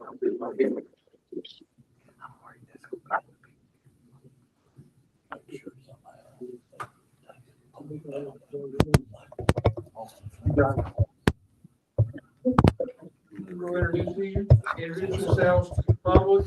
We will start the session and then we'll run from 10:45 to 11:15. The floor is yours, and then we will bring the other schools in as well if needed. Well, first of all, thank you. My name is Issa Cox. I'm superintendent of Ashe County Schools. I'm Brian Hampton. I'm the athletic director at Ashe County High School. And we're very thankful that you have allowed us to come speak before you today. We know that this has been an arduous process. A lot of time has been placed in what is already before us, and we are very appreciative of you hearing us out on one last appeal on behalf of the students of Ashe County High School. The reason for our appeal, and you have our letter in your folder, and you have the actual proposed alignments. The reason for our appeal is really our students. Ashe County, we realized we are landlocked on two sides by both Virginia and Tennessee, so that is an additional challenge for us. However, our roads and our mountainous area also pose some challenges that I know that that make it difficult on travel. So we already know that. We already know we're going to have some travel no matter what we do. However, when we were looking at how we travel and the distance, it really puts our student athletes at a disadvantage. And I've highlighted some of the trip times in my letter. So of the trips, of course, Wilkes County is right next door. We love our friends at Wilkes County. In fact, we appreciate all of our partners that we have in school districts across the region. Wilkes County, of course, 40 minutes one way on average for each of those three schools. However, we've got a trip that's 2 hours and 15 minutes one way. We have one that's an hour and 30 minutes one way, and another one that's an hour and 45 minutes one way. And so when you think about having 4.5 hours on a bus for a student athlete in one evening, and many of our students have another hour once they get back to the high school, back to their house. So, we have a large geographic area that we serve, and so we're really trying to protect our students' time, not just out of class, but also to be able to get them home in a time that is conducive, not just to learning, but to their overall health. And so that hardship is something that we implore that you take a look at again with our realignment proposals. We've had a really tough year this year with Hurricane Helene, like everybody in the mountains. And we've had, just this past Monday was our very first day back to normal bus schedules. And those normal bus schedules do have still some challenges because many of our roads are slower because they're backing gravel instead of paved roads. And so we're consistently looking at how can we get students to and from school, as well as to and from their athletic events safely. And while going off the mountain, we've got a nice brand new 4-lane, but the kids getting to that point where they have the 4-lane does cause a challenge. Brian here has worked really hard on not just communicating with our fellow school districts and schools across the area, but has put a lot of time into taking a look at not just the travel time, but looking at the size of schools to minimize the maximum and the minimum for between the largest district or the largest school and the smallest school in the district. Brian, you want to share? Based on the parameters we were given from the North Carolina High School Athletic Association and the Wood State legislators, the very first couple of pages there after the letter, you'll see conferences A, B, C, D in teams 1 through 6. So if you didn't know the teams you were playing, would those conferences make sense? Because everybody that I've reached out to or reached out to me, it's always been, well, we need to get out of the league with this group or this team. We know we can't get out of playing who we play. And we're not afraid to play folks at Allegheny High School. So I did it based on ADM, classification, and travel miles. And once you look at that on those first couple of pages, then you can flip the page and then you'll see our proposed conference. And that is what you see on the first couple of pages. The one drawback that I've had, feedback that I've had has been it's a 16 league. Well, I did not like being in a 16 league currently, but the reason I did not like it is because we were surrounded by 18 leagues. Well, if there's multiple 16 leagues in that area, now you've got non-conference folks you can play, and they're close by. So I think our proposal takes care of one of the 2A folks, the little guys, and it also takes care of the 3A, 4As in our area by splitting them up into 3, 6 team leagues. You can see the ADMs and the mileage posted, the average. One thing I will note that is in every conference that we've been in, and in my packet that I've given you there, Ashe County still in our conference travels further than anybody. And we know that's the case. And we know that we're a difficult school to place, like Dr. Cox said. You can't send us north, and you can't send us west. So you got to send us south or east.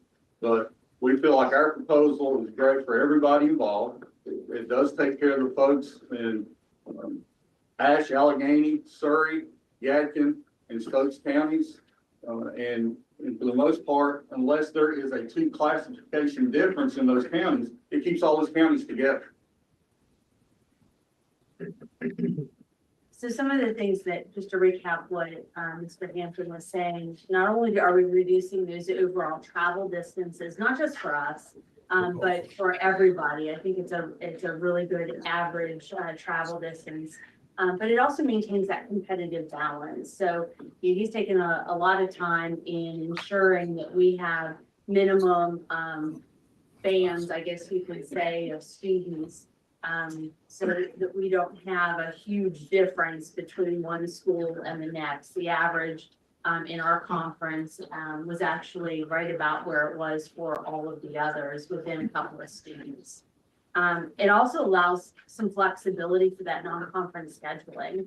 And so, with a 16 league, it's hard for us being in Ashe County because we cannot travel north and west.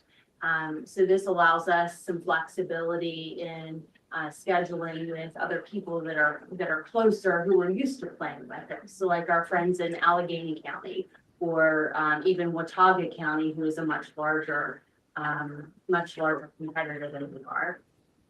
And then of course, my number one are our students. Our student athletes love to play. They want to be a part of the teams, and I want to put them in the best position so that they can be successful. And children, they love to play sports. We need to have more kids playing sports, and I want to maximize that. We've invested in as many teams as we can, both JV and varsity. And I think we play just about every sport that we can. I think the only team we don't have is a lacrosse team at this point in time. So, we're doing our best to make sure that we have as many student athletes as we know that's promised for children and their ability, not just to graduate from high school, but it lifts them up so that they have those skills necessary for life. We know a lot of kids get those skills out of sports versus anything else. Any questions from board members for Ashe County? One thing you will see in the back of the packet is the adjusted league from draft one. And I'm sure you'll hear a lot more from Logan Coughlin and Wilkes here in just a second about that. But the last 4 sheets there are draft one with the adjustment of moving one team to another conference. And I'm sure that Mr. Call again will go over that. That would be our second option. We feel like that our proposal takes care of everybody in a fair manner with travel and ADM difference. But that would, we would also, if our proposal is not a possibility, we would support that as the second option. And I think we have friends in right behind us who will be here that will be sharing that same proposal as our backup.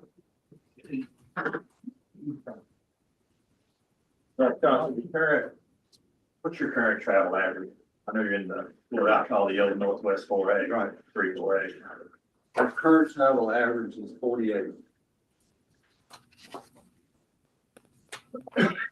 We're not talking about Interstate 48, right? So, our roads can be more. Talking to some of the ADs in our area about their proposal, they send me, well, it's this far from your school there. I'm like, not the way we travel on the bus. So that's the numbers that you have for Ashe County are the numbers that we need. The distance we travel on the bus. We would not cut, we wouldn't go 18 to 89 to North Surrey. We'd go to 2177. I was at Avery. I've lived your lifetime. Well, you could, but you'd get motion sickness. Right. We drive it much slower. When I worked there, that's the way I drove every day, but it's a little different driving in the trucks than your bus. So on your 215 trip, that's West Surrey. And then what are your other two, the hour? North Surrey and Surrey. And that's one direction. I grew up in West Virginia. We were used to going long distances to play schools, but I also know the impact that has on student athletes. Okay, I think we have North Wilkes. No other questions from Ashe County. For Ashe County, we're going to move to see North Wilkes is on the screen. So thank you guys for the information. Thank you. So at this time we have Logan Paul on for North Wilkes High School. Yeah, we're trying to start video here.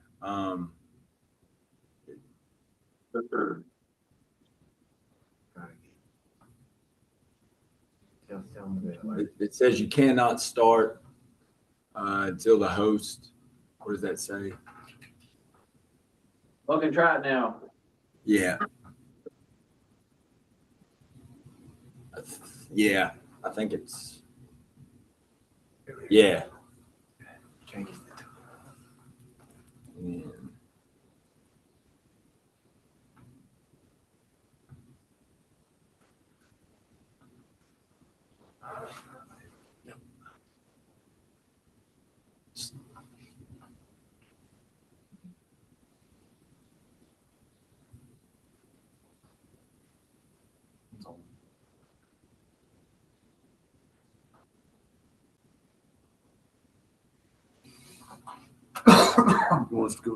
Would you like for us to go ahead and start while we're working on cameras? That'd be great. Yes, go ahead. All right, I'll start. I'm Mark Burden. I'm superintendent of Wilkes County Schools. I want to thank you all for your time and efforts in the realignment process. Now, I had the privilege of serving with many of you, and while I don't envy your decisions, I do appreciate your work. Also want to be very respectful of your time, as I believe you've got a couple of more appeals to hear after hours. I'm here today to show support for our 3 schools who are appealing, And I'll turn the floor over shortly to their athletic directors who've done the real work of the appeal. I'm proud of their efforts and our appeals as they're making decisions which are in the best interest of students. Their reasoning shows that academics and student well-being come first. And in a time where our system and specifically athletics are facing financial challenges, also appreciate the fact that they're looking for areas to reduce cost to help all of our programs. I like the fact they've been bringing solutions rather than problems. I'm now going to turn the floor over to Coach Logan Call, Athletic Director at North Wilkes High School, who's led this process for our entire system. And I appreciate, again, I want to thank you for your time and efforts in this process. Coach Call. Good morning. Mr. Bird said, my name is Logan Call. I'm the Athletic Director of North Wilkes High School. I'm joined this morning by Todd Rutz, Athletic Director of West Wilkes High School, James Cannon, Athletic Director of Wilkes Central High School, and David Johnson, County Athletic Director for Wilkes County Schools.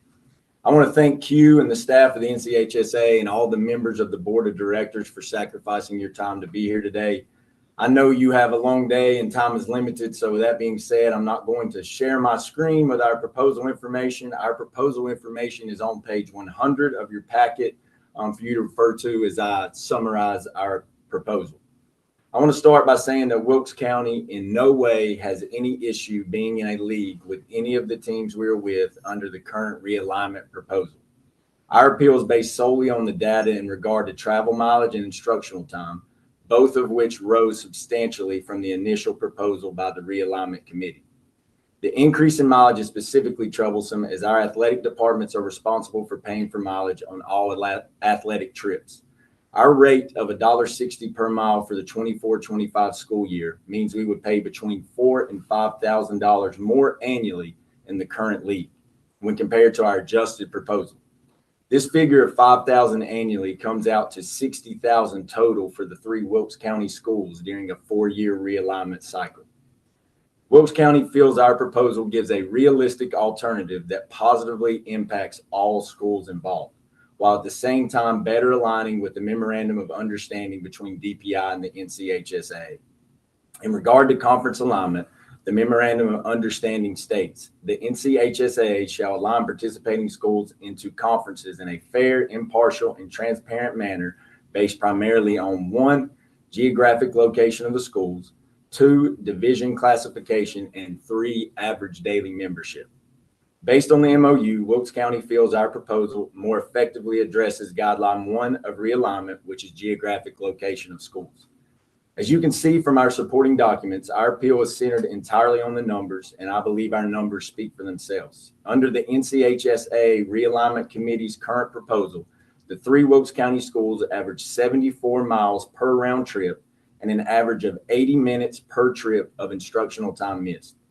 It's important to note that our school system operates on an extended daily schedule. This means our school day starts at 7:45 a.m. and ends at 3:30 p.m. daily. This extended day exponentially impacts the amount of class time our student athletes miss, especially in the current conference proposal. Under our proposal, which entails returning to draft 1, which is 2A, 3A, 4A, Conference A, excluding Forbush, those numbers drop to 46 miles per round trip, which is a 34% decrease. Missed instructional time also decreases to 60 minutes, which is 20 minutes less on average than the current proposal. Our proposed league also prevents our student athletes from ever missing the entirety of 4th period for athletic contests. In the current proposal, our athletes would be forced to miss all of 4th period as many as 4 times for trips within the conference. As I said before, the benefits of our proposal extend to all schools involved and not just Wilkes County. In fact, many of the schools in our proposal have even more positive impacts than Wilkes in regard to travel mileage. By moving from the current proposal to draft 1, excluding Forbush, the overall average mileage per trip for league members goes from 86.6 miles per round trip to 54.6, which is a 38% decrease. These benefits are also evident when applied to current 2A, 3A Conference C. Average round trip mileage for the current league is 54.6 miles per round trip. Under our proposal to return to 3A, 4A Conference D, with the exclusion of Walkertown and the addition of Forbush, the mileage is reduced to 39 miles per round trip. As you can see from our supporting mileage spreadsheet, the schools most positively impacted in regard to mileage are actually the schools in our adjusted 6-team league. As we hope you can tell from our presentation and our supporting documents, Wilkes County feels our proposal more appropriately addresses realignment in our area based on geography, which is number one in the MOU guidelines for realignment. Our proposal not only benefits Wilkes County, but also reduces lost instructional time and mileage across the board for both leagues. As you can see from the letters we provided, we have the support of numerous schools who would be impacted by our proposal. I would also like to add that in the initial draft, out of 14 schools in the 2 leagues in our area, only 1 school appealed draft 1. With Walkertown no longer being a part of the proposal, Forbush makes the most geographic sense to move over and create a realistic solution for conferences. I hope our proposal has shed some light onto why Wilkes County feels an appeal is appropriate, and we want to thank the NCHSAA staff and board of directors once again for your time and work through this entire process. Thank you, guys. And I've got my other ADs here that may jump in with questions or answers to questions. Thank you, Mr. Call. Does anybody else? I know we have Mr. Cannon on and Mr. Rutz. Anybody else have any more comments from the schools on this call today that you'd like to share with us? Not at this time. Not right now, but thank you for listening to us. And while we have the call live, we have Sam Jones, who will be talking on behalf of West Stokes High School, which is also in the mix of this particular item associated with this request for consideration. So, Mr. Jones. Good morning. West Stokes certainly agrees with this. They talk with travel. There is not, we're somewhat like Asheville, we're not landlocked, but if you look at other options, we're looking at a large drive from we go in our current in draft 3. And so we certainly support, and one of the things that I looked at was the 2As that were playing the 4As and what they wish. And so originally we did not appeal because there really wasn't a better option out there. But in listening to some of what they support, you know, if you think of the 2As, and Mr. Hampton or Wilkes County, if you can speak to that, how do the 2As feel playing in a 4A or playing in the bigger conference? Or if they're okay with that, then West Oak certainly supports that move. Yeah. So number one, Elkin and Allegheny, they would be the 2 smallest schools under our proposal in the 2A, 3A, 4A league. We have a letter of support from Elkin, and obviously I think as soon as we're done here, Allegheny will be appealing, and my understanding is their appeal is essentially the same thing. So from their standpoint, they are in support. I will say East Wilkes is the one that is not mentioned. Starmount, we have a letter of support as well.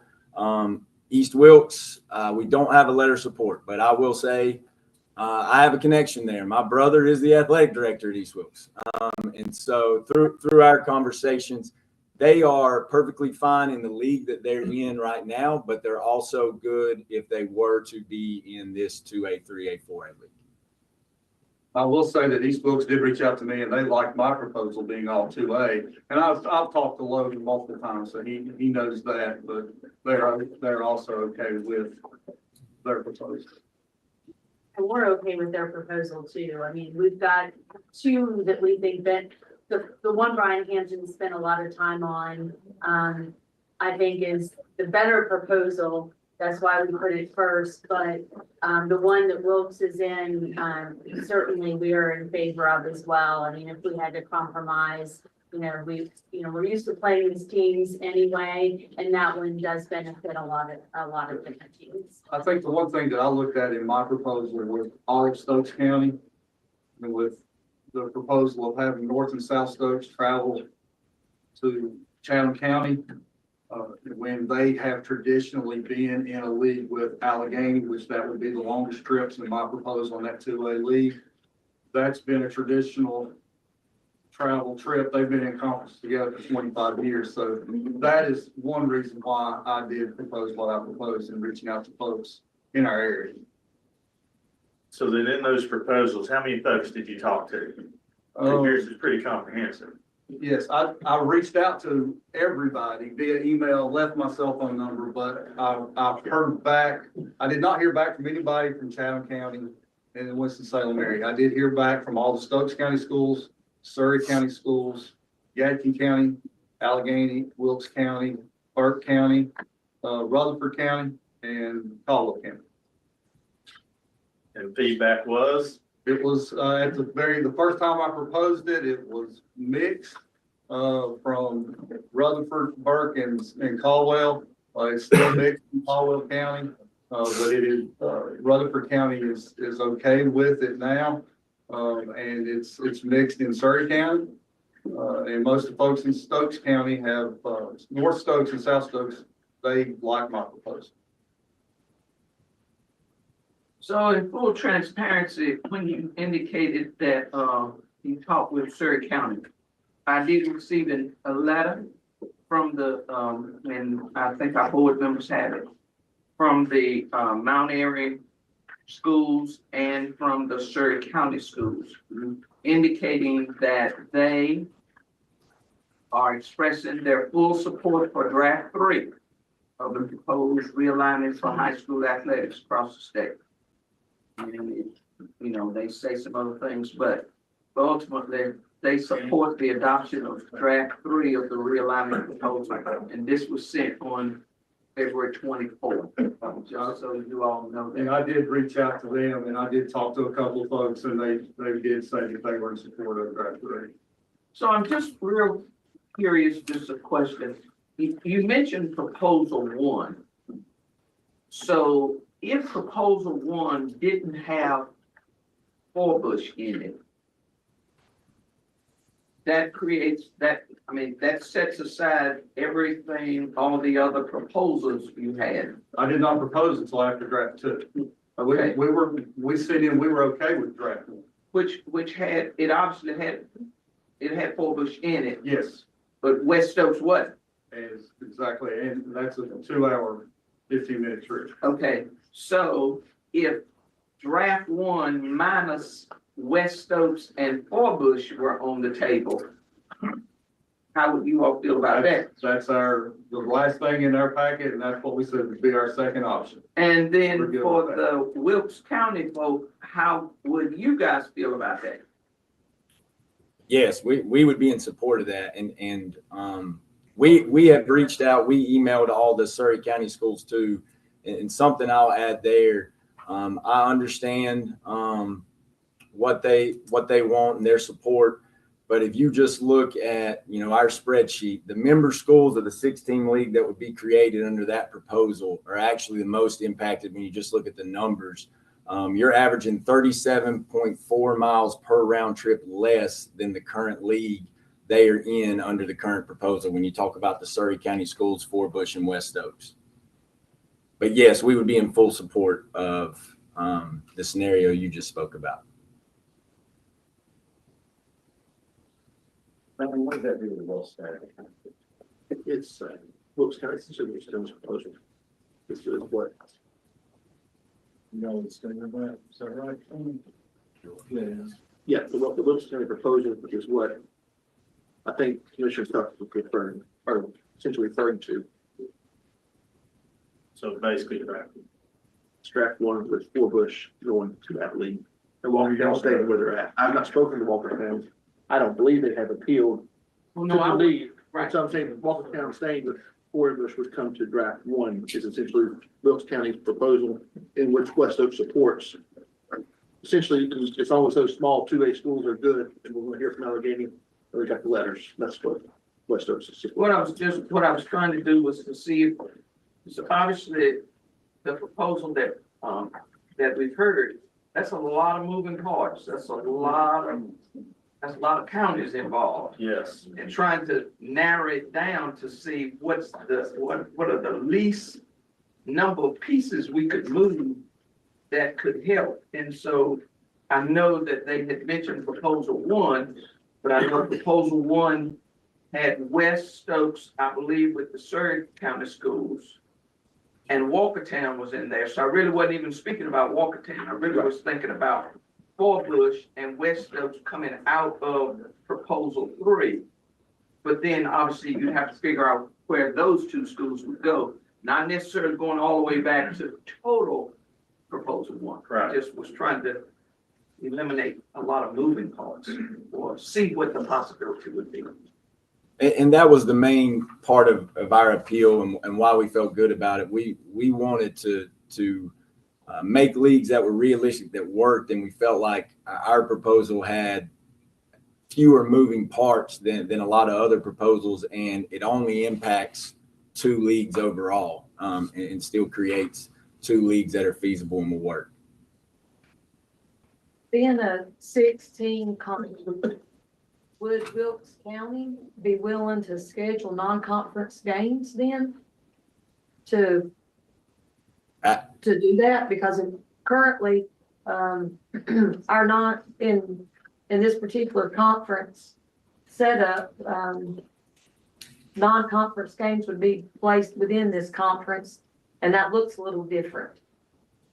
Yeah, absolutely. We would be willing to schedule non-conference, and under the current proposal right now, we are still an 8-team league and a 6-team league. So we would fight that similar battle, no matter what. But absolutely, I guess I should just speak for North Wilkes, but we would definitely be willing to play non-conference going your way. I think that's probably option number 1 for us. Same thing from West Wilkes. Sure. We played Well, I Thursday. think Mr. Bird's on the call, right? Yes. Mr. Bird? Yeah, Yes, sir. they're speaking now. Oh, sorry. Oh, I thought you said. Yeah. Yeah. Yes. Who are you? What, Mr. Garrett, was that you? No, yes. Did you have a question?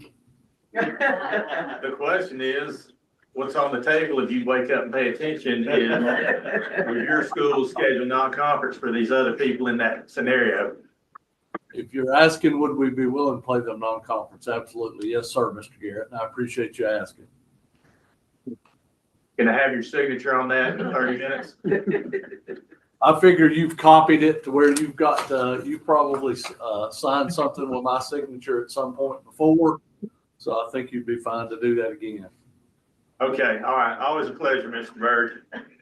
Same here, Mr. Garrett. That second scenario with Ash, that puts you in the 8-team league. And does that help your non-conference concerns that you mentioned? Yes, the concerns that, the reason I propose multiple 16 leagues is because currently in a 16 league, it's hard. Right, So and you're surrounded by when others. we have 8 teams in a league, then that makes our conference schedule a lot easier. Okay. But it's in that proposal, if I'm looking at it correctly, that proposal puts other teams that you've been transitioned out into a 6-team conference. And that's where that concern should lie. Right. Because now that impacts those schools. And if it impacts those schools that much, then those schools have to come to the table with an appeal. Just saying. No, that's right.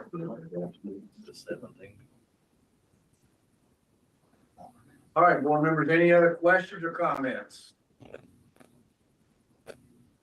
Okay, hearing none, thank you, Ashe County, thank you, Wilkes County, and thank you, Coates County, for your presentation of information. We will use all this information as we move forward throughout the day and make some decisions to finalize the realignment process. So thank you. Thank you. Thank you. Thank you.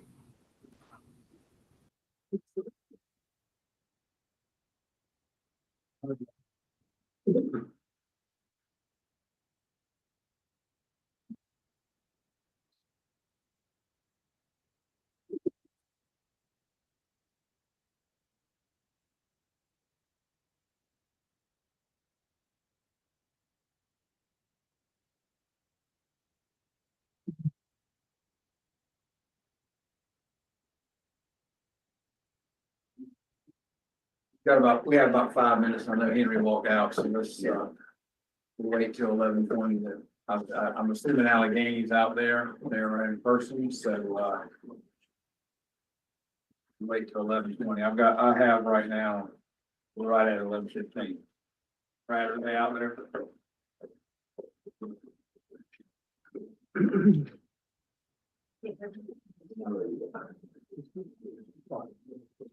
They are. They are here.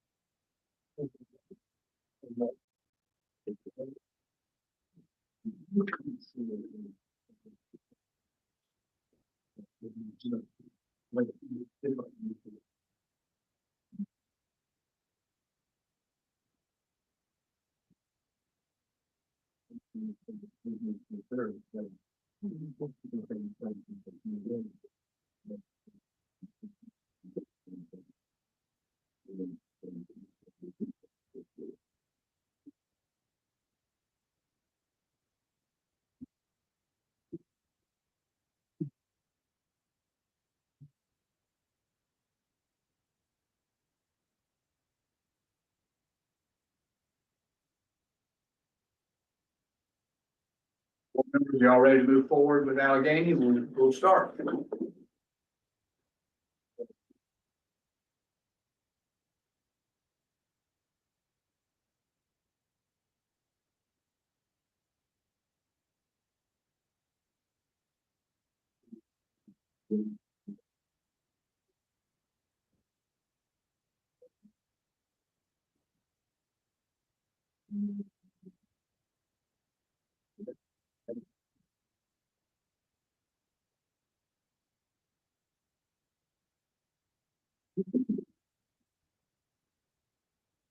Okay, for representatives from Allegheny, the floor is yours. You have 10 minutes, if you would, at least, and introduce who's with you today, and you have podium.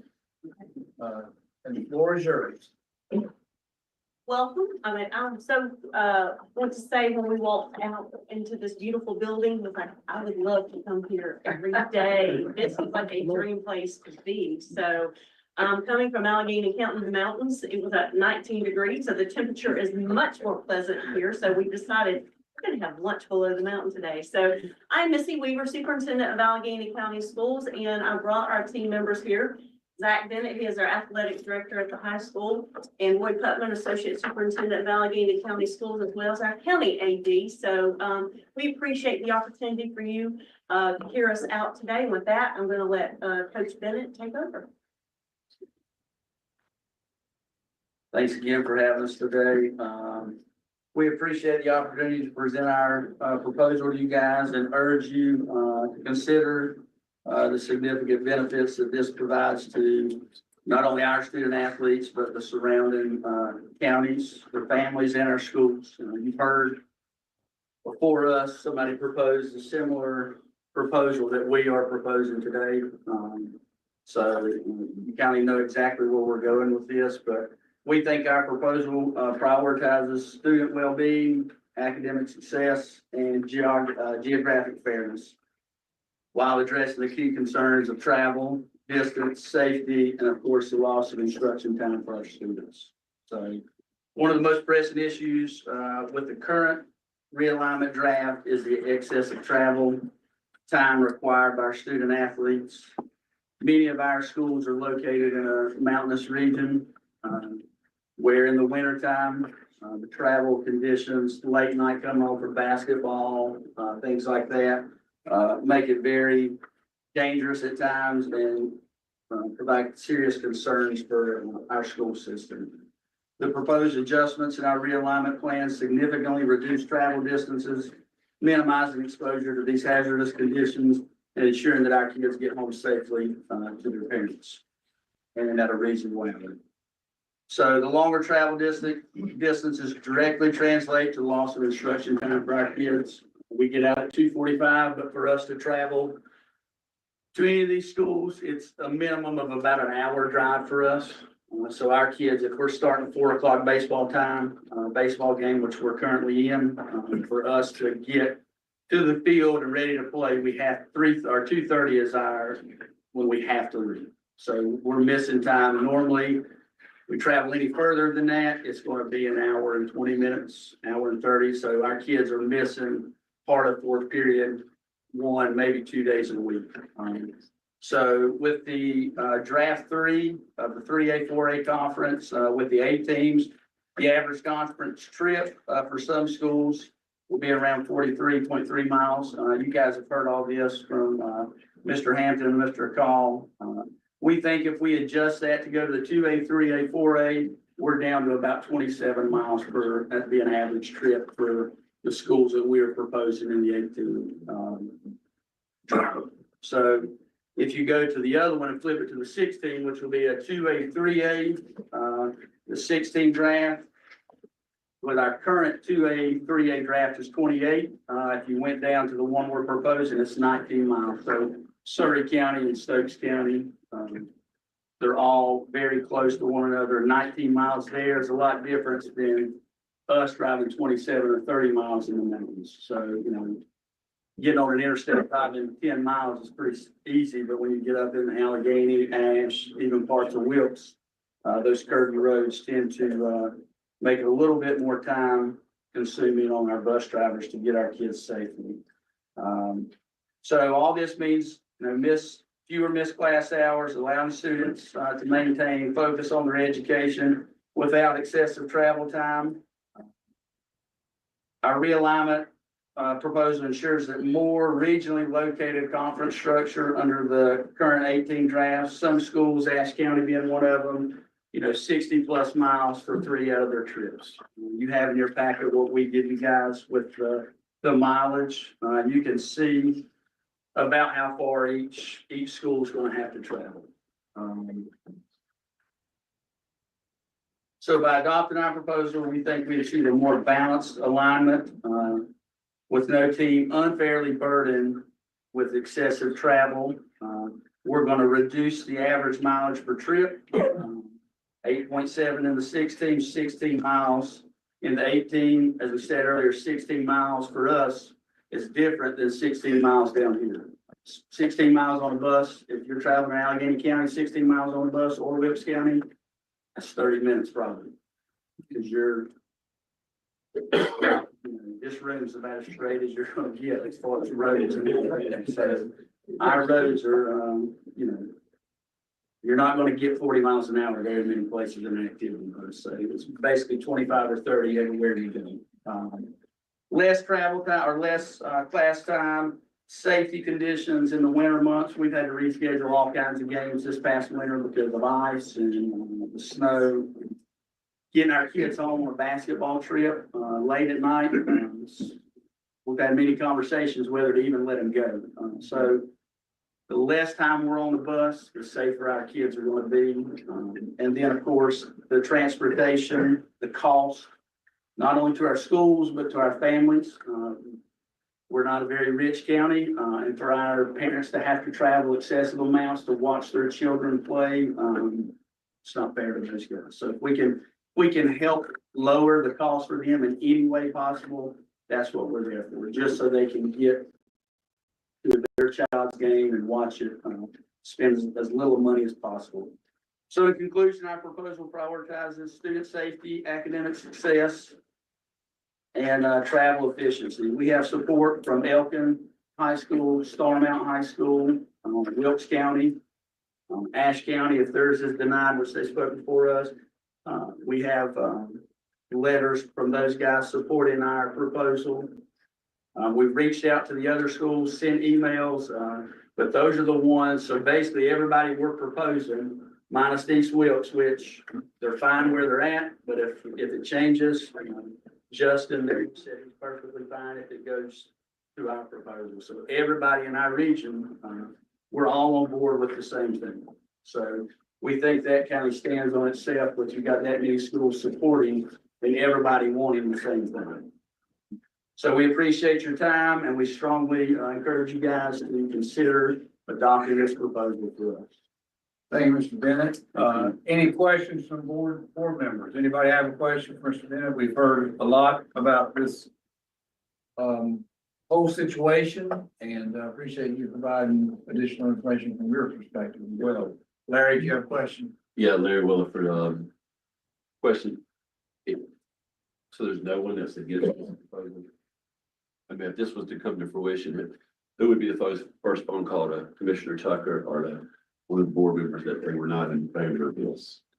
You would not have anybody in our proposal, in the 18 league that we're proposing. Can't speak for Surrey County. I know Mr. Jones with West Stokes is in support of it, so Surrey County. I don't know that geographically, when you're only traveling, you've got 20 miles to travel. I would take a 20-mile bus trip every day. I'm talking about the impact on the backside of the other schools that might move to a different conference is. Because every time you make a move, there's a domino effect. Absolutely. So that's one thing we're trying to cover here is who will be affected on the back end. I think part of the concern with that is, maybe an 8-team and a 16 league, as far as scheduling games, but I know Allegheny, I'll speak for us, we already have Surrey Central and North Surrey, so we've crossed over and have those guys on our non-conference schedule moving forward. It just makes sense for all of us to. In most sports. In most sports, yes, I mean. Not all sports. But, we try to, it's not a far trip for us to go down there either. We don't mind scheduling games with those guys. I would be interested in the fact too, is like, when I look at mileage, that's one of the things for the appeal process is mileage. But sometimes that 34 miles looks a little different on those mountain roads too, than it does doing the straight shots. And I would want to know the time factor too. Like if it says, I don't know, 30 miles and it takes you 55 minutes to get there because the way you have to travel, that to me looks a little different too. And then I'm concerned, like Larry said, with it going from putting one conference into a 16 conference and another conference with an 18 conference. And I hear what you're saying about non-conference competition. That's not the way it normally rolls down here. But we already in an 8-team and 6-team as proposed, and 2 Surrey counties are in the 6-team and the other Surrey counties are in the 8-team. So, it's no different either side. And if you think about traveling from Surrey County, if you want to go to Forsyth County and look for a game, Allegheny, Ashe County, Wilkes County, for us to get to Forsyth County is a much greater distance than Surrey County. If they want to go to a Walker County, a Cardinal, anybody right there, the travel for those guys is shorter than us trying to get off the mountain and head towards Forsyth County. So I understand what you're saying, but I think for Allegheny, for us, travel to Wilkes County to get to North Wilkes is right off the mountain. You make one turn, you're at North Wilkes High School. West Wilkes, you make 2 turns. Right off the mountain, 2 turns, you're there. East Wilkes, 1 turn, you're at East Wilkes. So, it's not talking about the travel getting there. It's literally getting off the mountain, but no matter where we go, we have to get off the mountain somewhere or travel up a bigger mountain to get to Ashe County. So we're going to be traveling off a mountain whichever way we go, but we feel coming off 21, what we call 21 Mountain, is a much better maintained mountain than the 89. That's what we want, going to Surrey County. So it is. The road's wider, the state maintains that a whole lot better than they do that other side. So it's a 16 and 8 league conference now, and your proposal is just flipping the 6 and 18. Yes, sir.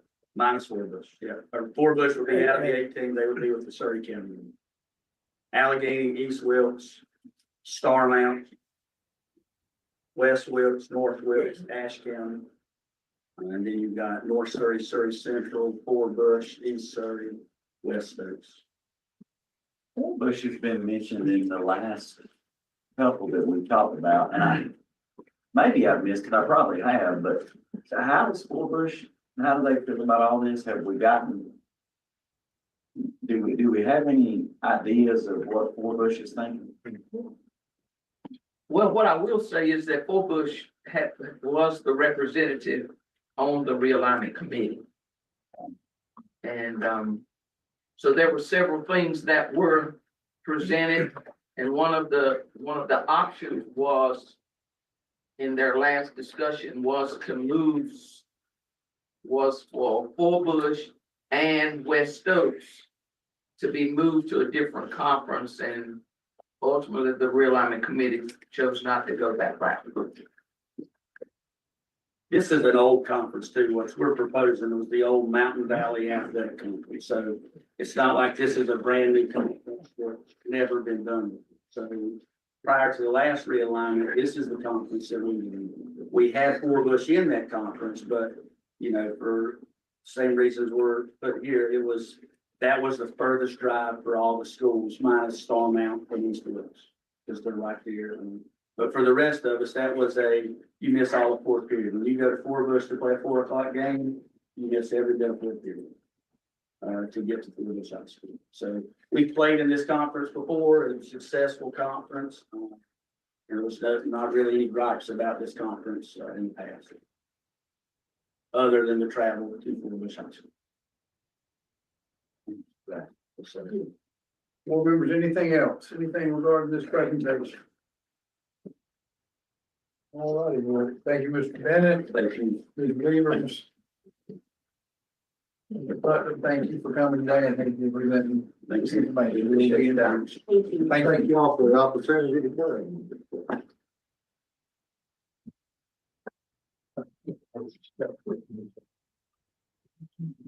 We just need to come on up to spot, so we don't have that. Absolutely.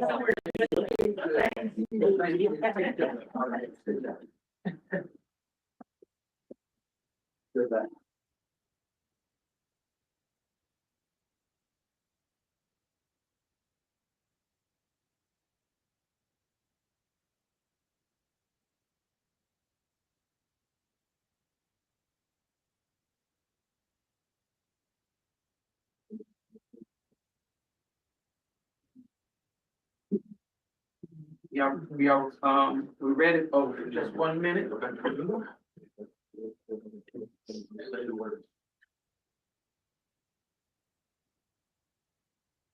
right, let's roll.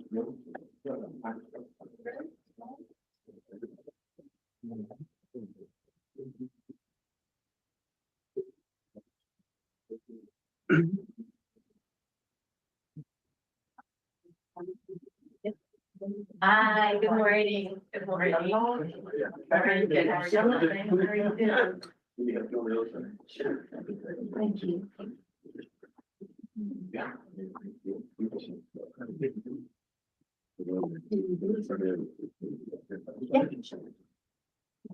Well,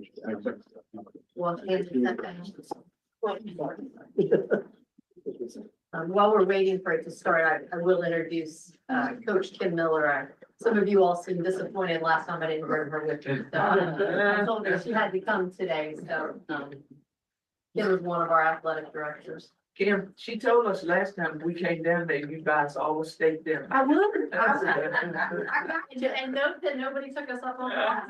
So. I don't want to stay. I won't be there. I didn't We got some good flounder down there. So, Ms. Roche, the floor is yours. You have 10 minutes. Thank you for coming and bringing this information to us. So I'll turn it over to you. Thank you. I appreciate that. Good morning. Thank you for the opportunity to present today. We understand that the alignment committee and you all as a board of directors have dedicated a substantial amount of time to the realignment proposals. We also feel like we've dedicated a tremendous amount of time to prepare for today and the next steps.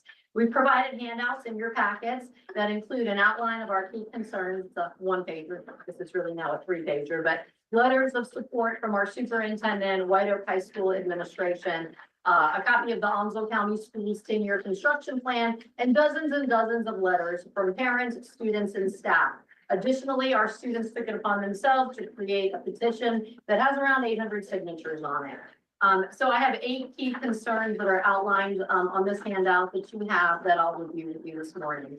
The first is travel time. Our current conference average time is around 25 minutes.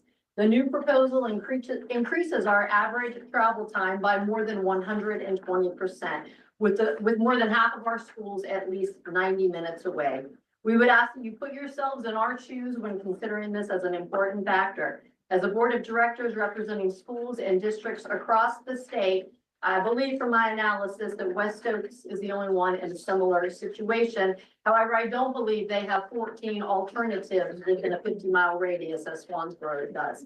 As a collective board, your own proposed travel distances range from about 20 to 50 minutes. Again, we're asking for an equitable option to those in your communities and ask that you consider how your own community may feel if asked to double or triple their travel distances. The second key that we would like you to look at, key factor, would be the loss of instructional time. Our students would be required to leave school at least an hour early for each of these trips, and they'll return home extremely late. Basketball would rarely return before midnight and football as late as 1 a.m. Students returning after midnight are permitted to miss first period. That means on game days, they're always going to miss fourth period and then first period the next day. This would become the norm in our community as opposed to an occasional situation that we face during playoffs. As shared previously, finding employee coaches willing to work these hours will be nearly impossible, and finding community coaches who have this sort of career flexibility will also be nearly impossible. The third factor is loss of revenue. As shared previously, the financial impact is drastic. A review of our athletic financial records clearly demonstrate a 40 to 60% decrease in ticket sales when our opponents are traveling from more than 30 miles away. The reality is their families and their fans do not travel these distances. Number 4, increased travel expenses. As I mentioned previously, Onslow County currently has a shortage of 80 bus drivers. With 21 athletic programs, we will be expected to travel 75 miles each way at least 63 times for regular conference play. Due to an increase in travel times, we anticipate a minimum increase in our budget of at least $7,000 just for conference games. The additional costs, along with the reduction in revenue from ticket sales, is a recipe for disaster and will impact our ability to maintain our field, purchase equipment, and pay for security. Number 5, obstacles for our families. Leaving work early, fuel costs, and travel expenses create unnecessary difficulties for our families. Expecting our parents to travel 150 miles for regular season public school athletics is just unreasonable. These efforts should be reserved for playoffs. This situation prevents parents, administration, and staff from being able to support our students and our athletes and our coaches. Number 6, safety.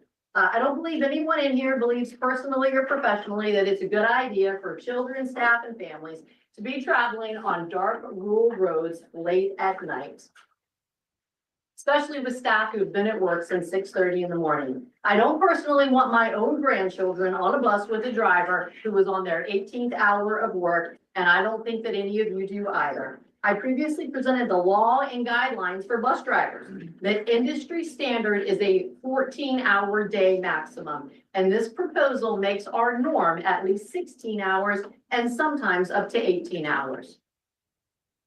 Number 7, these are new, 7 and 8 are new for us. ADM concerns. Our current conference ADM averages about 1,100 students. The proposed conference ADM is over 1,500. I've provided you with a copy of the 10-year construction plan that demonstrates that Swansboro will remain considerably smaller than White Oak and Jacksonville in the coming years. Swansboro currently sits 12 students above the 5A classification. And number 8, legal oversight in the development of the bylaws. It appears that the bylaws developed for the realignment exceed the authority delegated by the State Board of Education in our review. We believe that the concerns we have outlined are exactly the type of secondary factors that the MOU explains as necessary considerations in finalizing the classifications and conferences. So the solution we offer is that you allow Swansboro High School to join 5A Conference 1, moving the current grouping from 6 to 7 schools and decreasing 6, 7A Conference A from 7 to 6 schools. We have the support of Onslow County Schools. You have a letter from the superintendent. You have a letter from White Oak High School supporting us, as well as we have the support of the 5A Conference 1. I'd like to close with a few statements from the letters that are within your packet. I just pulled out a few excerpts. There's some thoughts from some of our parents. Extended travel for athletic events will strain already fragile schedules. widen emotional gaps, and make it nearly impossible for parents to support their children. I am being asked to choose between my career and professional duties and supporting my child. These activities are about more than playing sports. They are about friendships, community spirit, and opportunities that help shape who these kids will become.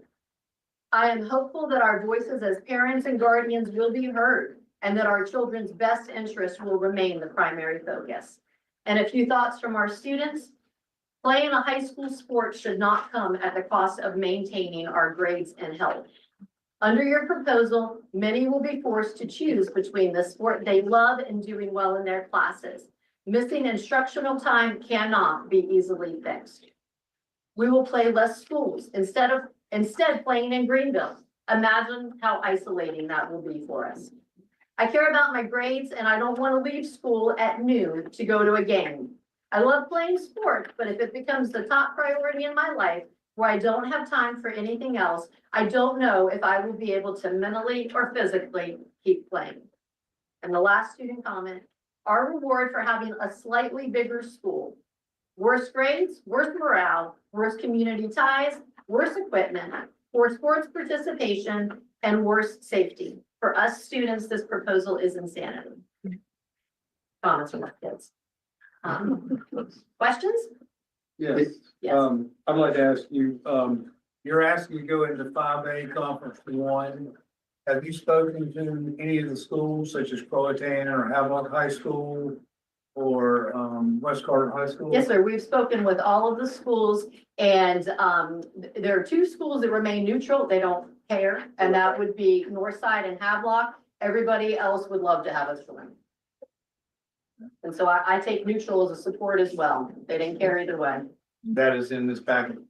It's not, no, sir, it was a verbal, it was discussions with each school. And last time I was here, there were quite a few questions about White Oak, so I asked the White Oak principal for a letter of support and she provided it for What you. about Jacksonville High School? What is their So I followed the procedure regarding notifying everybody. If anybody had a list, and so I asked Ms. Herman for a letter. She said she wasn't willing to write a letter, but I also asked for a list of concerns that I could present and I didn't receive a list of concerns. So I think every school in Onslow County, every school across the state of North Carolina is very different in regards to all aspects. I can't speak for them. But last time the question was White Oak. So I provided you with, the documentation from White Oak. I have one question. Yes, sir. The rule for if you get back after midnight, is that a district rule that you don't go to first block or is that a school rule? Is it, do you know? Kim? It's the school rule. We also start school at 7:10 in the morning. So them getting home, like, for example, we traveled to Orange for the first round of the playoffs. We did not get back until 1:15. So they got first period off for the next day so that they could get some sleep in order to come refreshed for second, third, and fourth period. Is that an excuse, absence? Yes, sir. Yes. So if you start that early, when's your day? 2:10. My question is in relation to some of the emails we've received. We have some that are supportive of you staying where you are. Can you tell us the difference in those trains of thought? So you received letters of support from our communities? Yes. I didn't receive one. I can tell you, this has manipulated 100% of my time since the beginning of January. I can imagine. And it's a question I get asked at the grocery store, at church, at the Rotary, at the Chamber of Commerce, standing at athletic events is, help me understand, help make this make sense to me, Dr. Gross, and I can never explain it. Not one person that I have encountered said we should go to Greenville. So I don't know who they are. They definitely didn't CC me on their emails. But we've not received one. Have you received anybody saying? No, not one person in our community has voiced to me that they would like to travel to Greenville every night of the week. But has not been my any communication that I've had. There's multiple emails from me, some from within the staff. I received. We are not Just aware of full that. transparency. Yeah. In support to stay in the Greenville conference? Yes. Okay, that's interesting. Not one person has shared that with us, not one. And as I said, there's well over 800 signatures on a petition amongst the students and their families. We got it all. So that's why I was asking my question. Well, and I'll say, we're not the enemy, right? Like, this isn't an adversarial thing for us. I've been a principal for almost 20 years, and this was a new experience for me. Like, I was completely in the dark of what to expect. And nobody could answer any questions for me regarding it. So if you all were overwhelmed with emails or questions or calls, I apologize for that, but it was not a transparent process for me as a high school principal about what to expect. As a matter of fact, nobody could even tell me when we requested this appeal, if it was a guarantee. I didn't know. It wasn't anywhere in the bylaws. It wasn't on the webpage, and nobody answered my emails when I said, are we guaranteed when we submit the form? Based on my feedback to you, moving ahead, I would think, maybe like a little webinar for those of you about to go through this. I know I would have appreciated knowing what to do. So I apologize if you Dr. felt that way. I hate to interrupt you. Yes, sir. But when the third draft came out, we had to have time to get together as a board. I understand. Let me finish. Mhm. We had to have time as a board to get together and decide whether we were going to go peer reviews or not. So that was probably a little bit of lag time there, because there is, in this process, there is no requirement, but I'm very proud to say this board, we met on a Sunday night, first time we could get together, and this board, it was very little resistance to hearing bills. So that's why there was a little bit of wait time. Okay. But you weren't waiting any more than any of the other member schools in the athletic association. I've got another question for you. So are you playing, I'm looking at 5A Conference 1, know that area very well, grew up in that area. Are you playing all these schools non-conference? Who are you playing non-conference currently? Depending upon the sport, like for right now, our team is actually going up to JH Rose today because of lacrosse. Because there's not teams within our area. Most of our sports stay probably no longer than Wilmington, those areas up to New Bern is where we. That's pretty big, that's pretty big drive too. It's 45 minutes. But the road system too is very different. So does, all these schools that you're trying to join, 5A Conference 1, which is the one that, if I was in your shoes and I was trying to get in one based on going that area, that would probably be place. Are they all playing the sports you need? For the most part, the one that lags the most is gonna be lacrosse. Because it's kind of a new sport to us, like some teams will only have a female team, some only have a male team. So that's why our people have kind of reached out to other areas, to try to get those games in. So the team playing lacrosse? Yes, sir. Have not played lacrosse? Yes, sir. And Jackson, we go play Jacksonville because they're close. Richlands and Dixon. Richlands and Dixons do not. West Carter. West Carteret has girls lacrosse, or boys. So those are pretty good matches with your schools. And I don't think it's like, unlike anybody else who's been a high school principal, you're looking for places that you match up with and you can possibly sign on to play non-conference everything, or in this case, a conference. Any other questions from board members?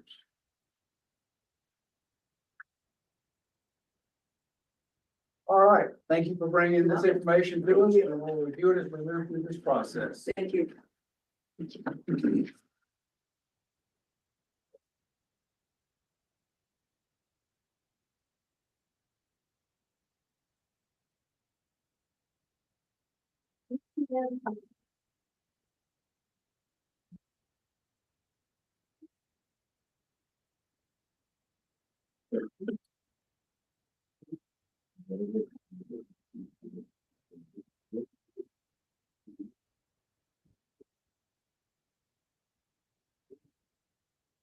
Let's go.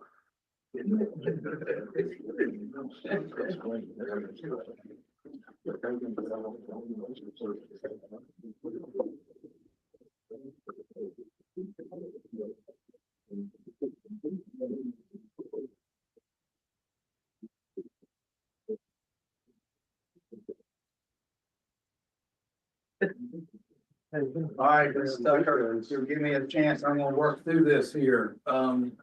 We have in the room now. Yeah, both of you in the room are one. He's in the room with us now. Brian, I'll You let can you. answer the question. They're both in here. Yes, he I can. don't wanna put the wrong person with the wrong school, and I don't wanna scrap right in here.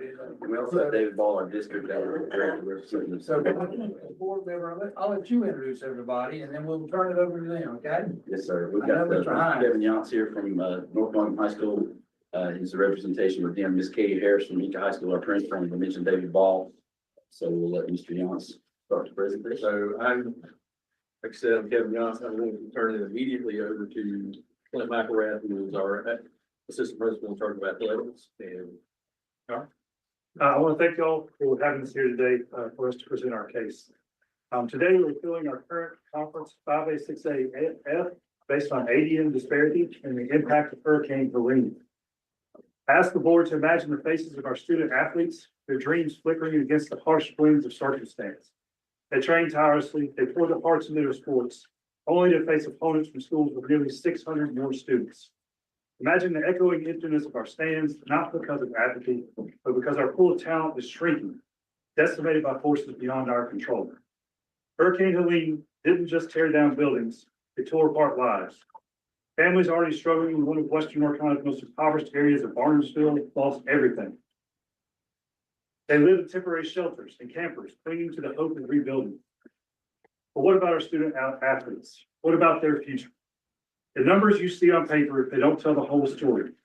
They don't capture the fear in a child's eye as their home is swept away. They don't reflect the silent hunger and a student's stomach when their parents lose their jobs. They certainly don't account for the further exodus from our district that we anticipate. The families forced to leave as temporary housing becomes unsustainable. We are not asking for an unfair advantage. We're begging for a level playing field. We're pleading for our chance for our students to compete with dignity, to experience the joy and camaraderie that sports can bring. We're asking the NCHSAA to see beyond the pre-hurricane data. Acknowledge the current reality of our 968 students and recognize that this is not a temporary situation, but a permanent one. Our proposal, we have two conference solutions. The first one is Conference Solution A. Conference Solution A would make North Buncombe High School move to the conference of 4A, 5A, Conference F. In return, West Henderson High School and North Henderson High School would move to Conference 5A, 6A, Conference F. Now, the reasoning for this, and we'll believe the positive impacts are, simplify scheduling because you create two 17 conferences. The second thing is there's a minimal impact on travel as all those schools are essentially located in the same area. We also want you to consider the conference ADM reclassification. As numbers continue to drop in our area, that does mean that there's a chance we reclassify in 2 years as a 4A school. That would be a much smoother transition to being an already designed 4A, 5A conference. Our second proposal that we have here is proposal B. This solution is based more around the ADM disparity, and it actually does a better job of creating less ADM disparity across the board. The disadvantage to our conference proposal B is the fact that it will increase travel time for some schools within that, in those conferences. The advantages of our conference solution B, though, is reduced ADM disparity. You would have a 5A, 6A conference with a disparity of 261. You'd have a 4A, 5A conference with a disparity of 199. And you'd have a 7A conference with a disparity of 493. That 493 already existed. It did not go up or down based on the movements that I made. So that's going to be in play no matter what. The disadvantage to conference solution B is the fact that there is a slight increased travel for 6A, 7A conference check. And so that would be the one downside to that move.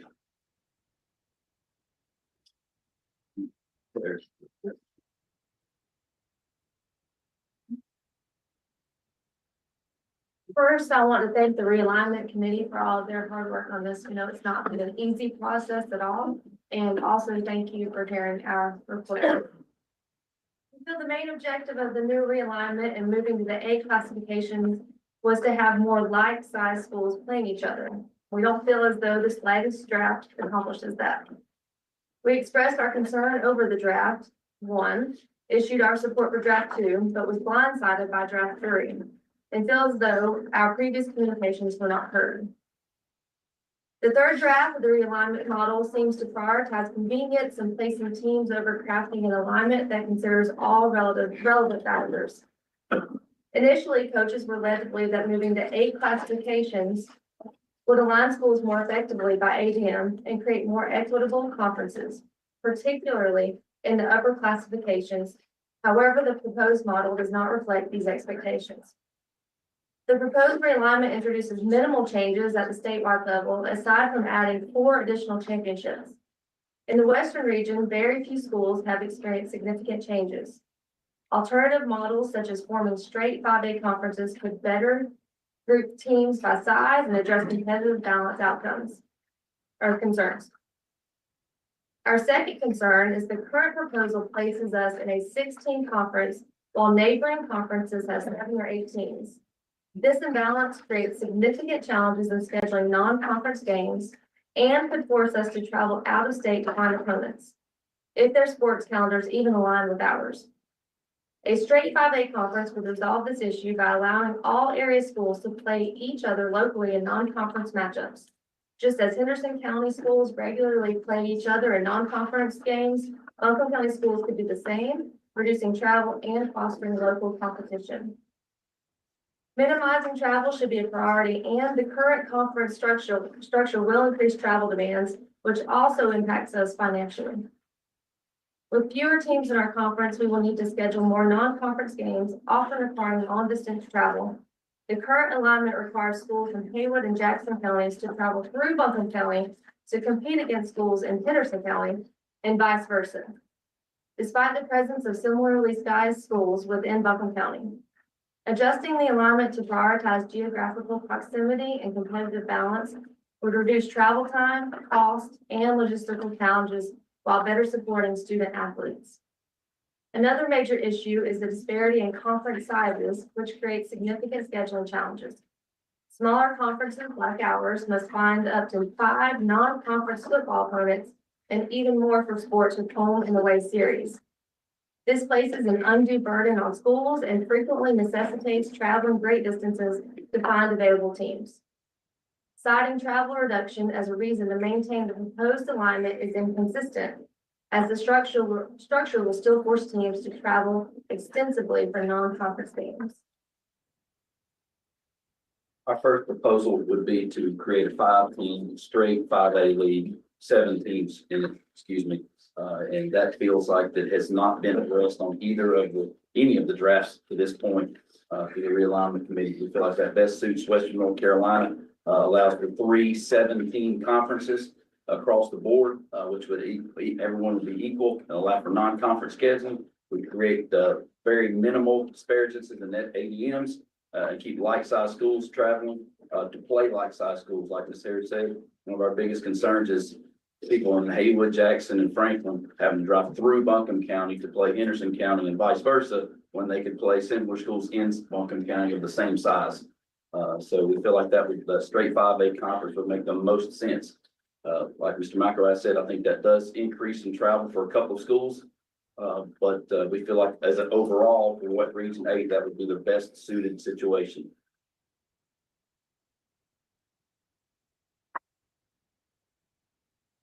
Any questions from board members? What's the district stance on this? I'm here today to support NCHSAA and North Buncombe in their presentation about the ADM disparity that exists in the conference that they have. Dr. Jackson and I represent 6 high schools there, and we've tried to remain neutral in terms of supporting any particular plan or draft, because what's in one draft may benefit 2 of our schools, and what's in the other draft benefits 3 of our schools. And we don't want to pit our schools against each other by supporting a draft from the central office. So we're leaving that up to realignment committee to make their recommendations, and now we're leaving that up to you to hear their concerns and make a decision on that. So we do not have a position from the central office. So then the other schools impacted, what you heard from them? Oh, they would not be in favor of straight 5A league, no more than we were in favor of the 6A, 5A split that we're currently put in. So it is divisive. There's no question about that, and there's no way around that hurdle. whichever way this goes, you're gonna have 3 schools upset or 2 schools happy. It's just gonna be that way, no matter which way it goes. We feel like in high school, I'm not gonna speak for North Monk, but I'd say they say the same. We feel like in Buncombe County, there's always been this similar, y'all got to play together regardless of how big schools are or anything, and that's not necessarily the case. As I think Mr. Ball's trying to say, we don't have to play together. And we feel like we have always been the schools that have been asked to just take it and say, you're gonna play against bigger schools all that time. And that's been that way for 25 or 30 years. And we feel like there's an opportunity here to fix that and put us on an equal playing field with other schools in our area that are the same size. Y'all mentioned 6A, 7A Conference J. Same question we've asked a lot of folks. Have y'all reached out to those? We reached out and told them we were going to be appealing the fact of the conference. I think for Todd was the only one that responded back for that question. I don't, they just want to know what. Yeah, just correct. They give you an actual response back and measure.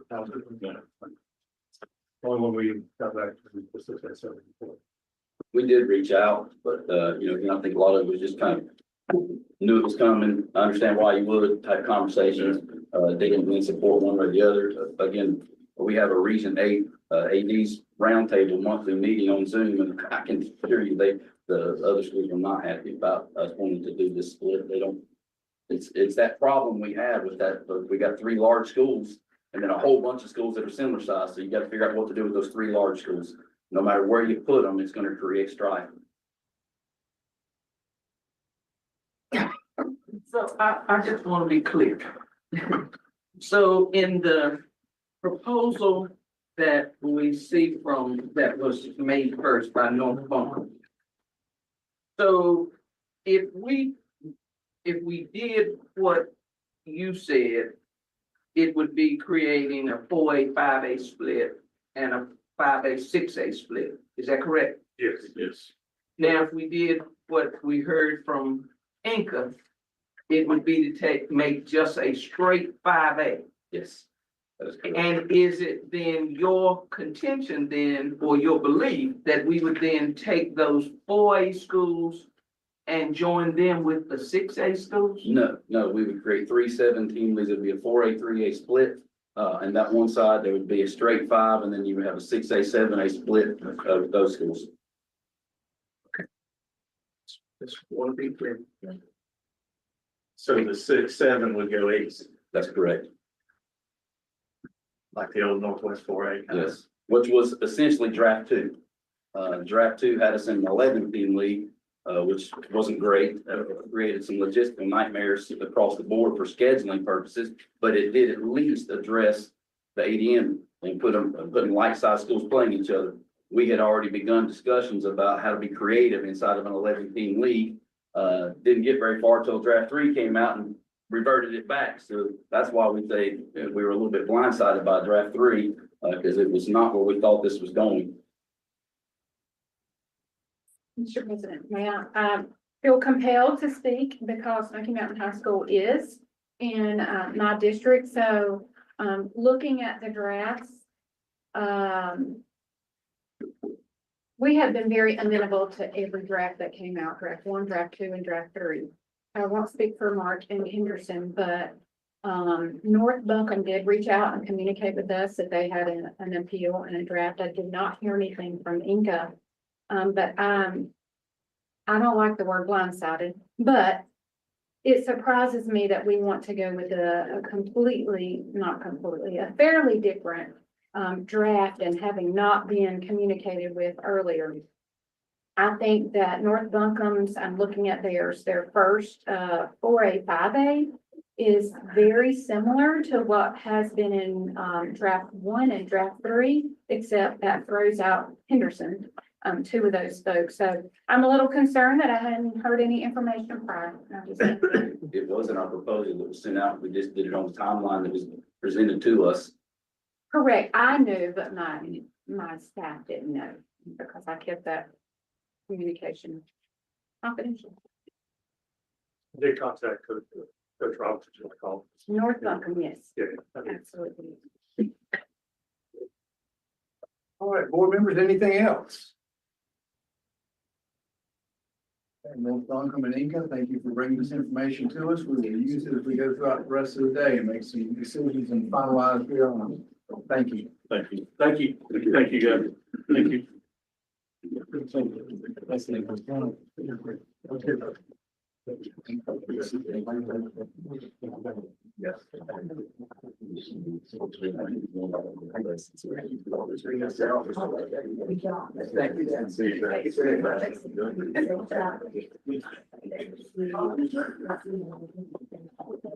All right, board members, been a busy morning. Appreciate everything you guys have done so far. We have, we come back, it looks like we have 1, 2, 3, 4, 5, 6, 7 schools left, and then we will have some work after that as well. We are going to the, yes, it's now 12:05. It's time to break for lunch. We will reconvene at 1 o'clock with North Brunswick High School. So we are on lunch. That's what we need to do. We need to put a. That table. Use more heat in it. What would you have to entertain you? What would you have to entertain you? I tell you what.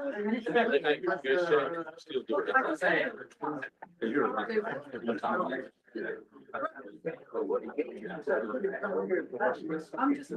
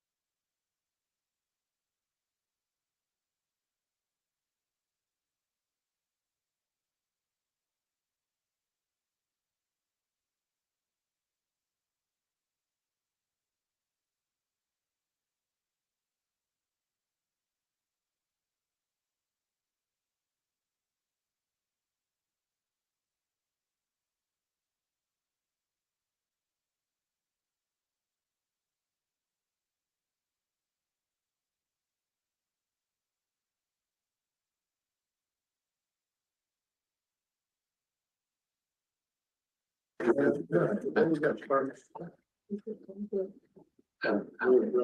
don't come in and read.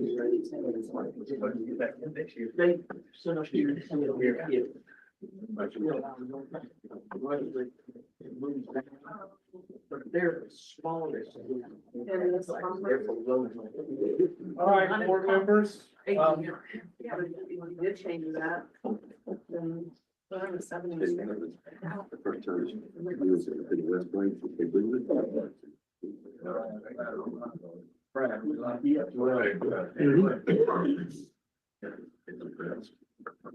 All right, board members, we are going to reconvene. We have 7 more schools to hear from this afternoon.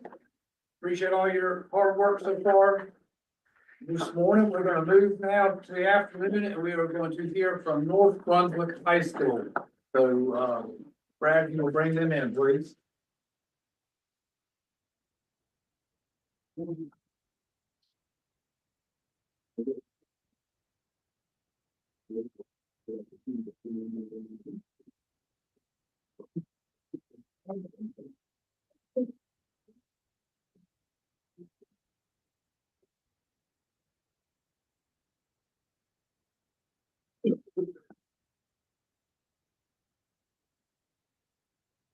Okay, Ms. King, you will introduce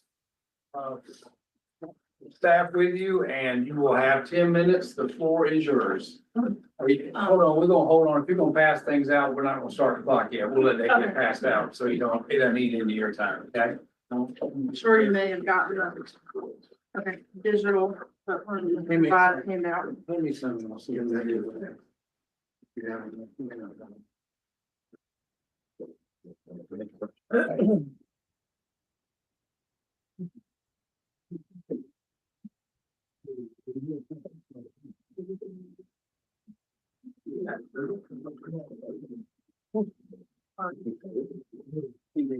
Yes, sir.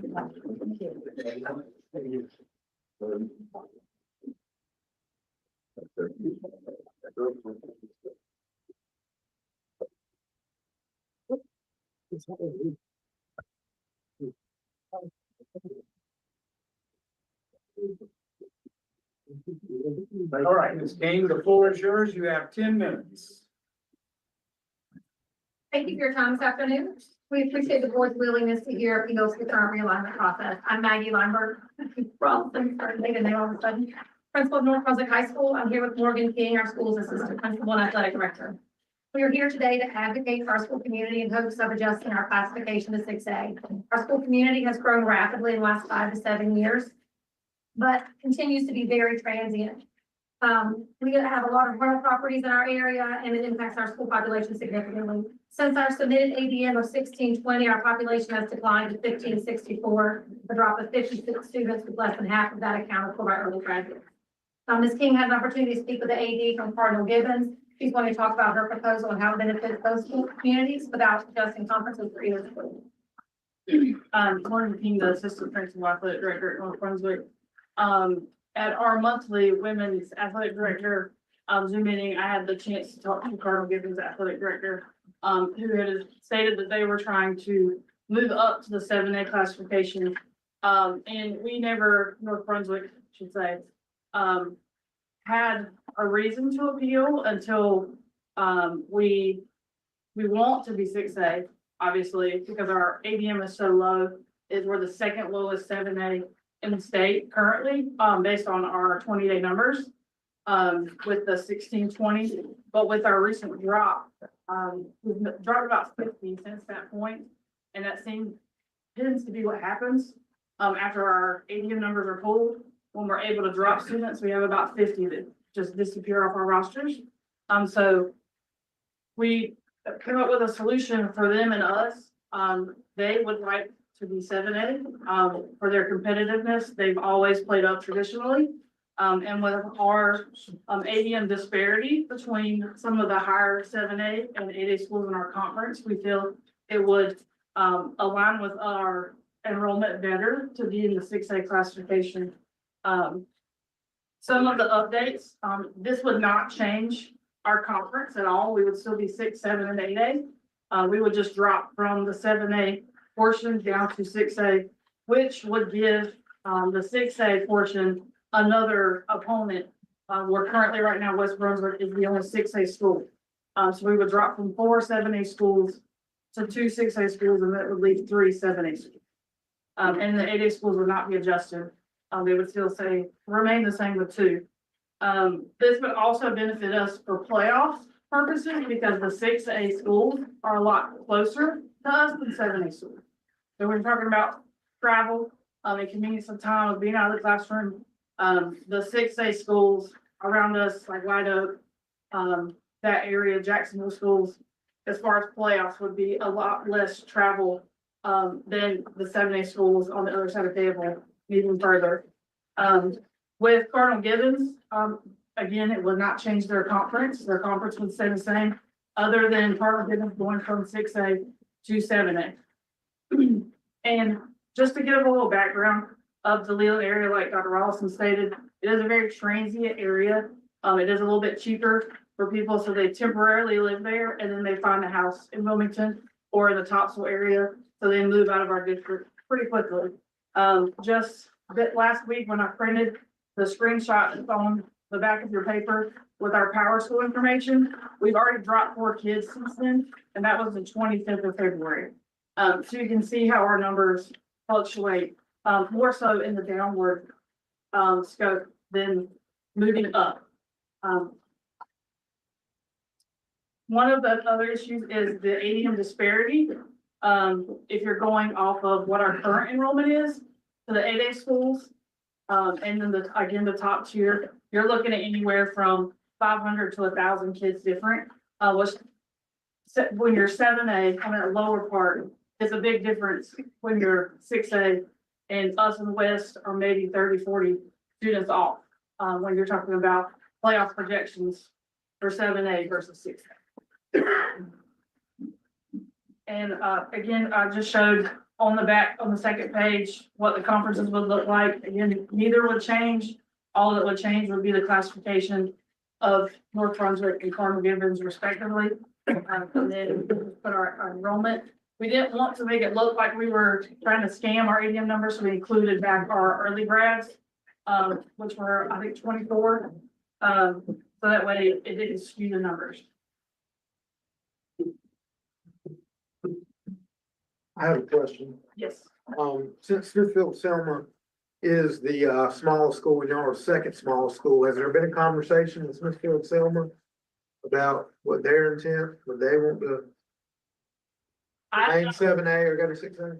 I have not reached out to Smithfield Selma, no, sir, but looking at their conference, like theirs changed as well, but they're in a full 7A conference. But no, I did not reach out to Smithfield Selma.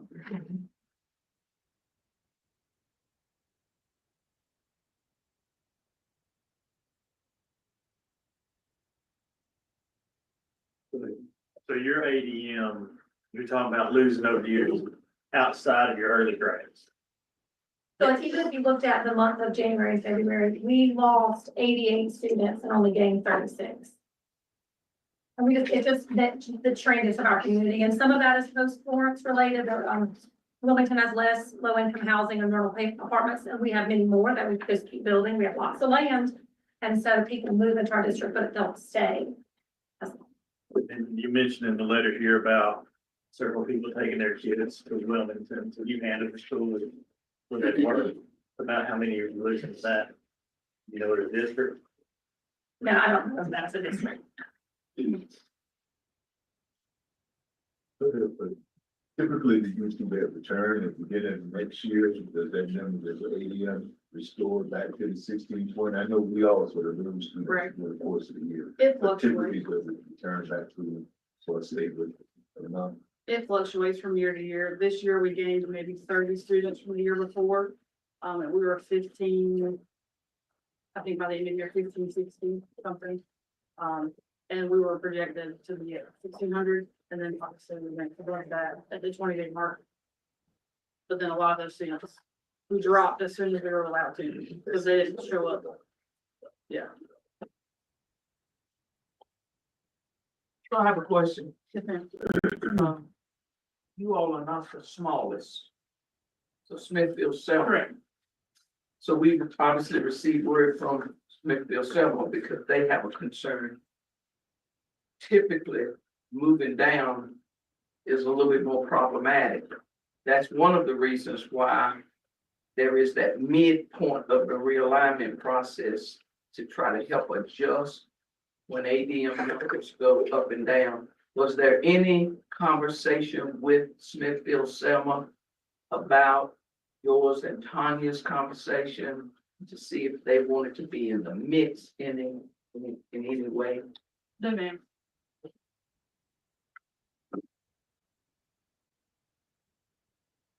All right, board members, any other questions? Any questions for North Brunswick High School? Okay, thank you for bringing information, and we will use it as we finish out today. Thank you. Thank you. Thank you.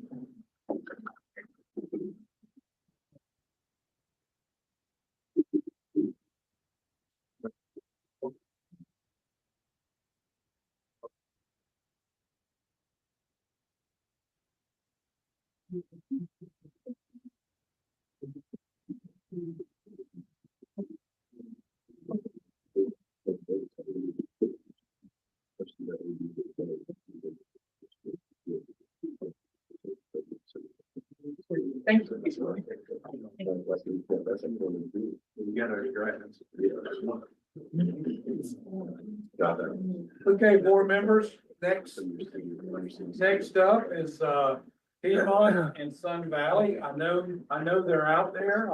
I saw Piedmont. Is Sun Valley here? Yes, and I think they want they're talking, Piedmont is coming first. Okay. That's what they concluded that. Okay. How's everybody doing today? All right, how are you? Thank you.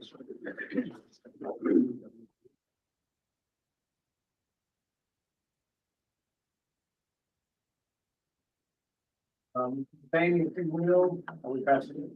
So go ahead and pass out. We'll wait, and I'll be going in when she gets everything out. I don't want your time using up. No worries, I appreciate that. We did miss some of the data sheet, I just wanted to go through, we had to look at it, put it on there. Thank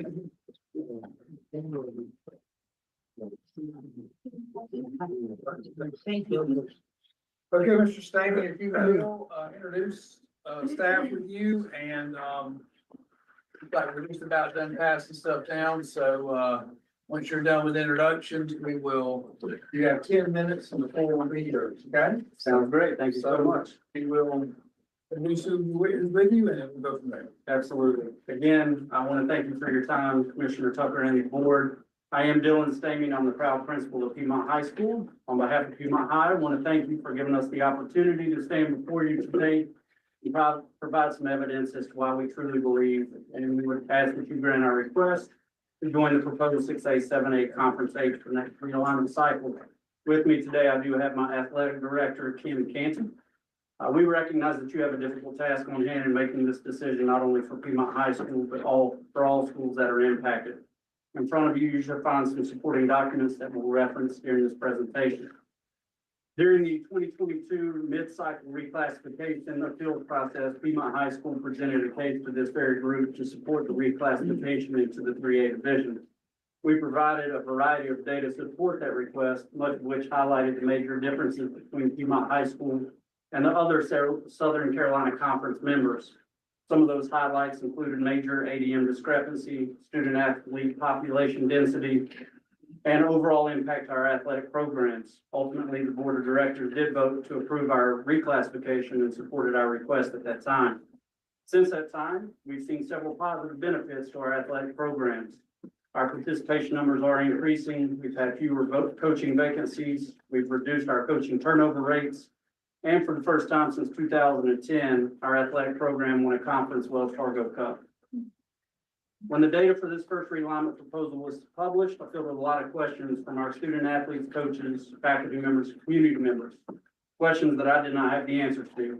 Currently, we are proposed to rejoin the same conference in which we left in 23-24 school year. However, the new proposal includes Charlotte Catholic, a school that resides within the boundaries of Charlotte Mecklenburg school system and is known to have a different set of eligibility standards than non-traditional public NCHSAA members. Ultimately, that's why we're here and why we're proposing that we change. According to the information provided from the NCHSAA Realignment Committee, several factors were considered in determining our conference creations. We'll review some of those key points and provide support to our proposal that still meets the standards set by the committee. Also on Tuesday, February 25th, I received an email from Commissioner Tucker noting several additional factors that I'll discuss while presenting our case as well. First, I do want to highlight, I recognize by me requesting into the city conference, it does create a conference with 9 teams. I understand that proposes some difficulties. However, the current draft proposal distributed on February 14th currently has 5 other conferences with 9 or more teams. While it's not ideal, the precedent is currently set to allow a creation of a 9-team conference. One of the key points was not to create a conference with 5 teams or less. My proposal does not create a conference with 5 teams. It would leave the 6A, 7A Conference G with 6 teams, 2 6A schools and 4 7A schools. I do, however, recognize that Sun Valley will be coming in next to request a new conference, and granting both appeals would create a 5-team conference. Although a 5-team conference does not currently exist under the most recent realignment proposal, past precedent has been set to allow just that, as evidenced as when we left the Southern Carolina Conference in 23-24. As you can see in Exhibit 1 on the data sheet, our current placement in the 6A, 7A Conference G creates a large ADM discrepancy.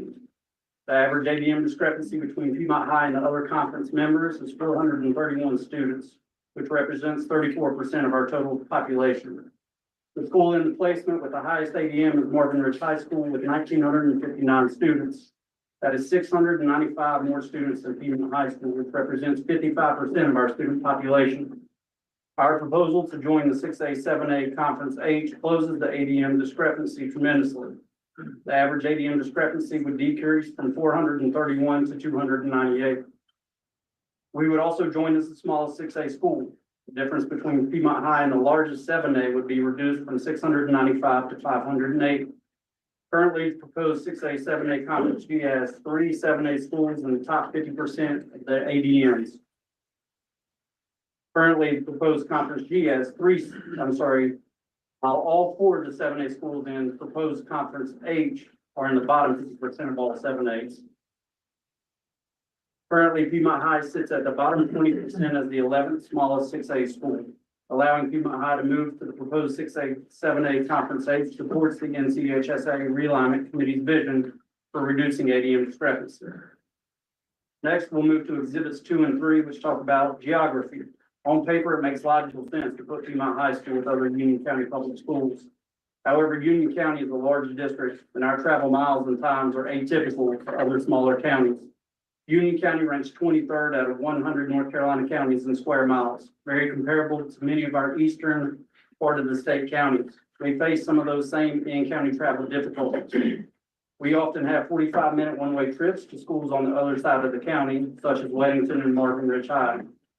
Our team did some data analysis of travel miles, and if we were to be added to the proposed 6A, 7A Conference H, by adding Piedmont High, most schools would only increase their average in-conference one-way trip by 2 miles. It would also decrease the average travel time for Olympic High schools by 1 mile. Our access to I-485 allows all teams highway miles rather than some of those in-country country road miles. One of the key points the Conference Alignment Committee discussed was demographics. They indicated that we'd prefer all split conferences have at least 2 representatives at each level. If Piedmont High were to leave the proposed conference, again, there would still be 2 6A teams represented in that conference, Sun Valley and Charlotte Catholic. 6A teams conferences are clearly something the committee feels comfortable with, as there are multiple 6A team classification conferences. The NCHSAA also mentioned natural rivalries as something that is a benefit within conference play. I agree that there are some traditional rivalries that should always happen.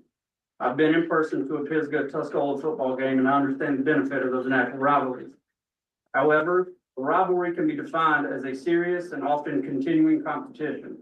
What we currently have with the other larger 7A Union County schools may meet the definition of continuing, but it cannot meet the definition of serious or competitive. In the last 11 years, a larger school from Union County has won 9 state Wells Fargo Cups, not conference, but state level Wells Fargo Cups. Historically, we have not been able to compete with those teams. For the NCHSAA request, I did reach out to the current principals of the proposed 6A, 7A Conference H schools. You can see that in Exhibit 4. While not all principals responded to that survey, the current data shows that 3 schools are in favor of us joining. 1 school is against, 1 was on the fence, but they did say while it poses no personal benefit to the move, we are not opposed to them joining the conference. In closing, Piedmont High is not looking for an advantage over other teams. We are looking for a level playing field, a conference that aligns with our student population, an opportunity to continue to build and develop our athletic programs, a fair and equitable opportunity for our student athletes. Again, I want to thank you for your time and your consideration. I recognize the monumental task that you guys have in front of you, and 100% satisfaction is guaranteed not to happen. I wish you all the best and thank you for your commitment to the student athletes and coaches of this great state. At this time, I will gladly answer any questions Commissioner Tucker or the board of directors may have. Thank you, Mr. Stamey. Any questions from board members regarding this information? Like, what is your district, Union County administration say about this at the district level? Because most districts want to keep their schools in their county together and not dispersing all over the place. What is the district's thoughts on that? So I think they would like to see maybe our non-conference schedule go back to having some of those in counties. As you can see, I don't have a representative from Union County here to support. However, they hired me to advocate for the right things to do for my school. And they know that I'm here today and they support my advocacy for Piedmont High School. Again, I think they recognize the large discrepancy that we have in our community. When you look at one side of the county, when you look at your Weddingtons all the way to Forest Hills, to Piedmont, we've got a pretty diverse group in Union County. Thank you. So your biggest compelling argument is the size differentiation? Yes, sir. ADM size. Yep, correct. Right now, we sit as one of the smallest. Our ADM has dropped since our numbers came out. I believe we were at 1264 at time of realignment. This morning, before I got in the car to come here, we were at 1221, which would probably put us in the bottom 8 of all 6A schools. And again, when you look at your big 4 in Union County, we've got 4 schools that are in the top 50% of all 7A schools. Pretty wide margin. I understand that, but I think most any high school is going to see a drop from October to March. Sure. Absolutely. Did you say the change in the proposal would increase the mileage, the distance? Yeah, so if you look at the proposed, if you look at Exhibit 3 on the second page, minimally impacted. It does increase some of the schools approximately 2 miles per round trip. I think early in the realignment process, if you told conference membership schools that they were only going to be changed by 2 miles, would someone probably sign up for that deal? What does that equate to in time though? Because I know mileage is relative when you start traveling this state. Depends on traffic on 485. Luckily, our location to 485 allows us to jump and go one way or another. We could go to either CMS or Bears County where we're located. So really, if 485 is open and flowing, that equates to about 2 miles, 2 miles per hour. So you're adding about 2-minute travel time. I can't verify that 485 is going to look at day to day. We got anybody from Gaston County. I'm sorry about that 85 interchange. That's tough. Luckily, I won't have to go that far. 85 and gas is a nightmare. All right, anything else from the board? I guess just real quick, initially I was thinking Sun Valley and Piedmont were together, and some of what you talked about seems to be kind of intertwined with Sun Valley. And pretty much everything we do is gonna have ripple effects no matter what. But so are you and Sun Valley on the same page with what you're talking about, or is that a conversation y'all had? It definitely is a conversation that we've had. I respect Dr. Harvey tremendously. I think he's going to come in and advocate a different direction. Okay. We did submit on the first draft a concern and an opportunity for us to go to an all 6A classification. I believe there were some micro political pieces in there that when we looked at adding the 6As from Union County, Charlotte Mecklenburg school system, and Cabarrus County, wasn't well received. So then we got to the table together and said, both of us are gonna have to advocate for the right thing for our schools. I think he's more than likely gonna present a different plan. The all 6A classification is something I think the alignment committee could have considered early, and that would have created a all 6A classification again for Cabarrus County, CMS and Union, and then an all 7A classification for those larger Union County schools, Cabarrus County schools, and some of the CMS students. When that wasn't received quite as well as we thought, that was an opportunity. That's when we both changed directions. Again, I think Dr. Harvey will say when he comes in, the 6A would have been an ideal situation. But his ADM is trending differently as well. I've never known the board or the committee to make decisions on potential data. All I know is the numbers that exist now. So I think his ask from the board of directors will be a little bit different than mine. I appreciate that. That's some of the things you said led me to believe that. That's why I was thinking y'all were together coming in, but. And we've had an honest conversation if we wanted to present this together or not, but at the end of the day, hard for me to advocate for his school and same for him, to come in and advocate. Okay, thank you, and we'll use your information moving forward. Thank you so much again. I appreciate the opportunity.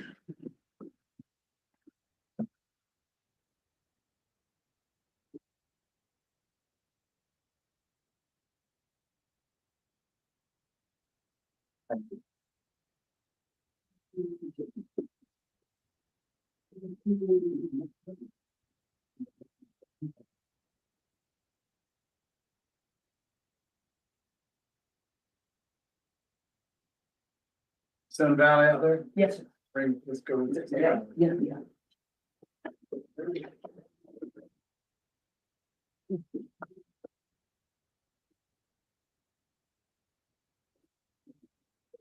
Thank you. Afternoon.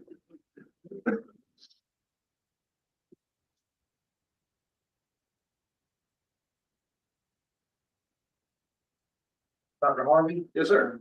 We'll turn the floor over to you. You have 10 minutes and, the floor is yours. Thank you for coming today. Thank you for allowing me to be here. Good afternoon, everybody.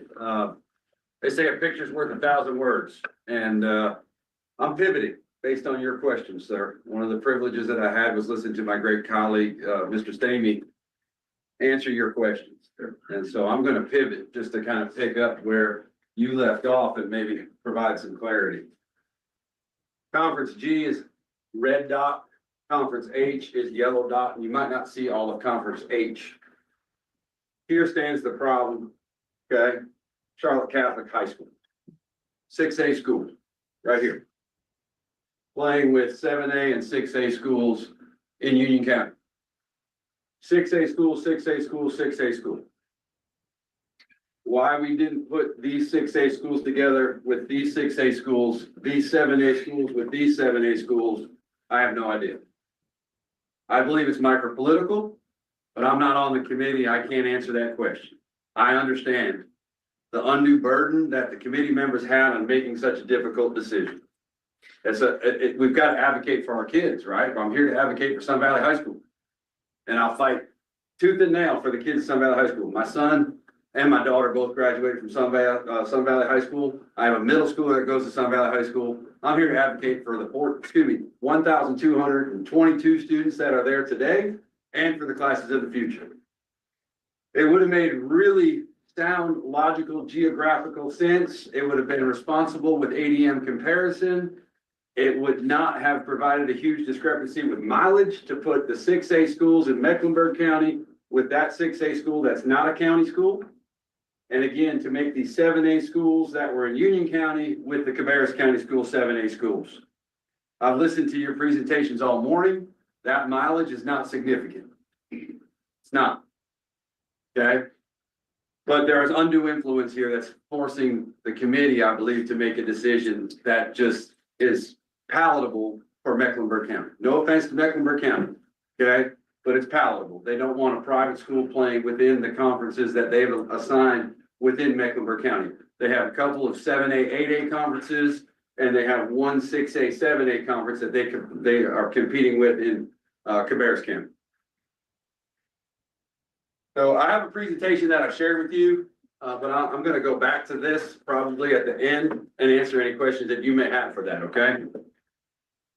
In your first page of my presentation, you'll see a Zonda report. A lot of you, I'm sure, are familiar with Zonda. They're a demographer that's forecasted enrollments for several years.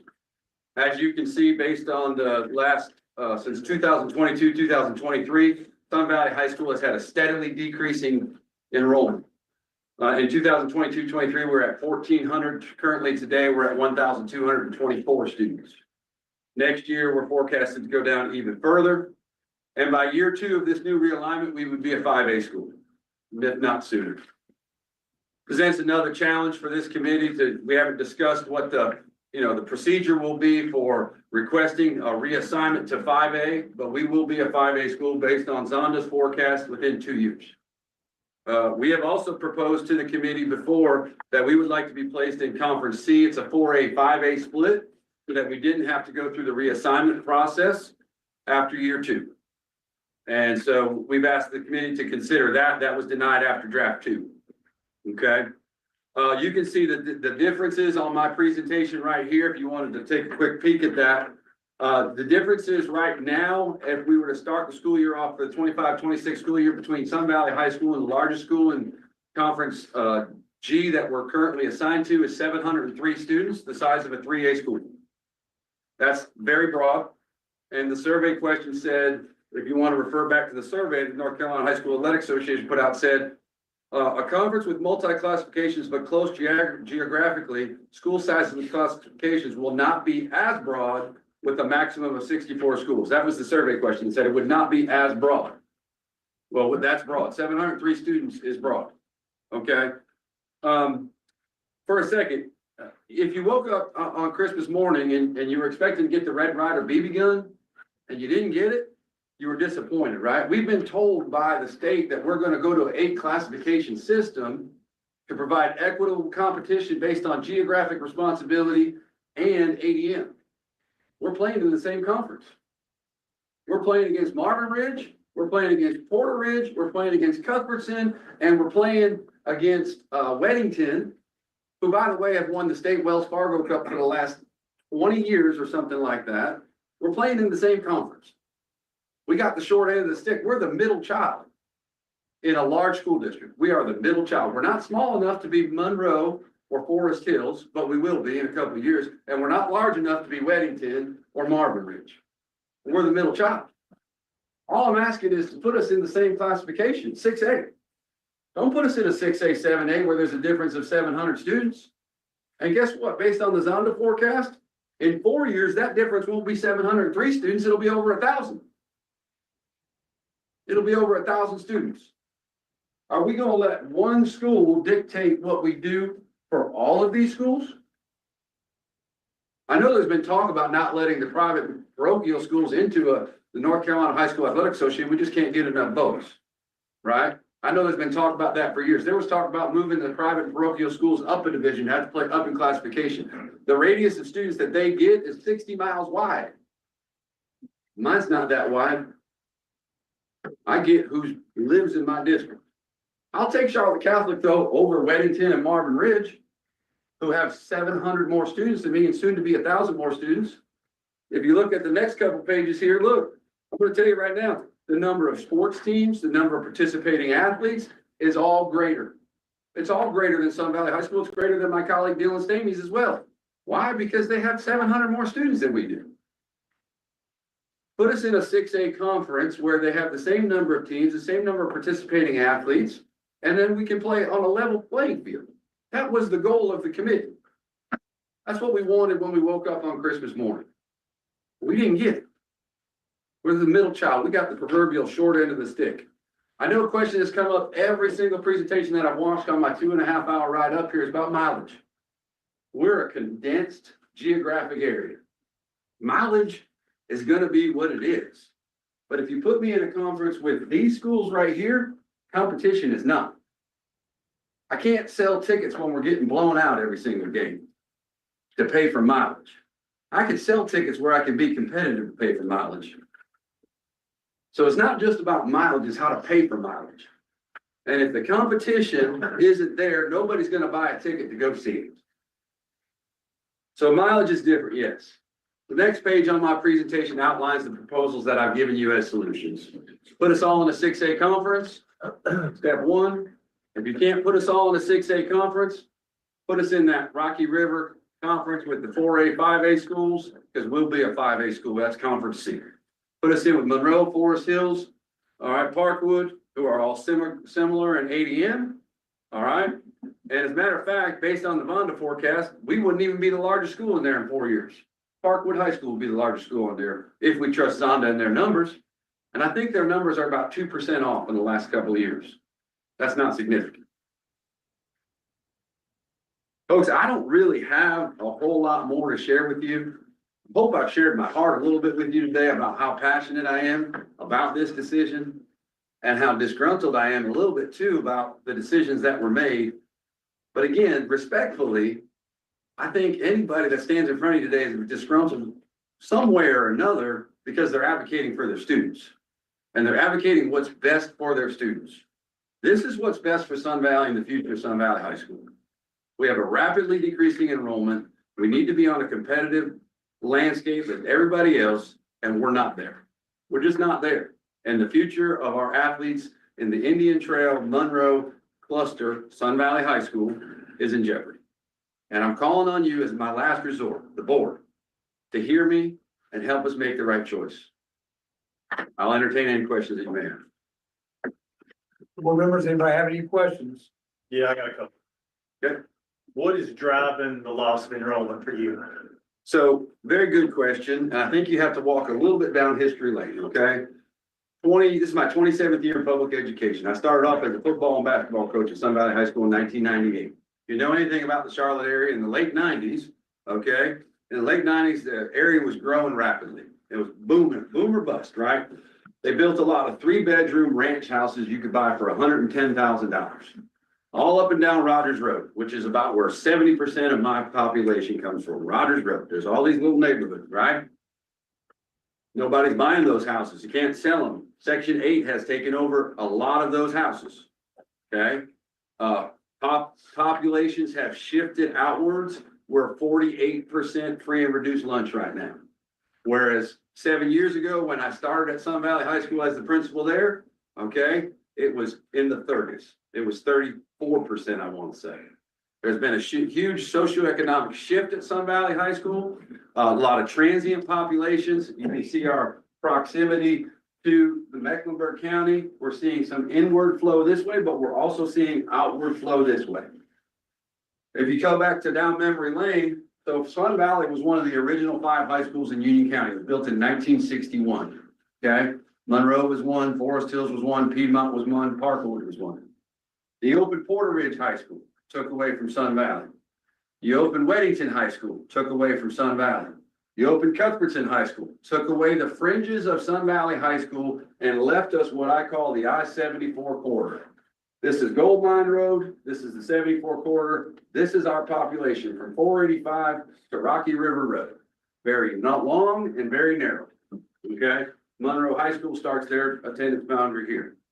You don't have traditional families that are coming into our area that have 1 or 2 children that are high school age that are buying their second home. You have people that are maybe renting. You have a lot of Section 8 housing like I talked about, and you have people that are just transient.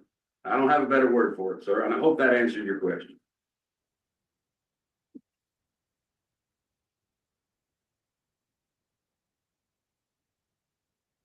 Any other questions? All righty, well, Dr. Harvey, thank you for sharing this information. Thank you. We'll use this for the day. Thank you.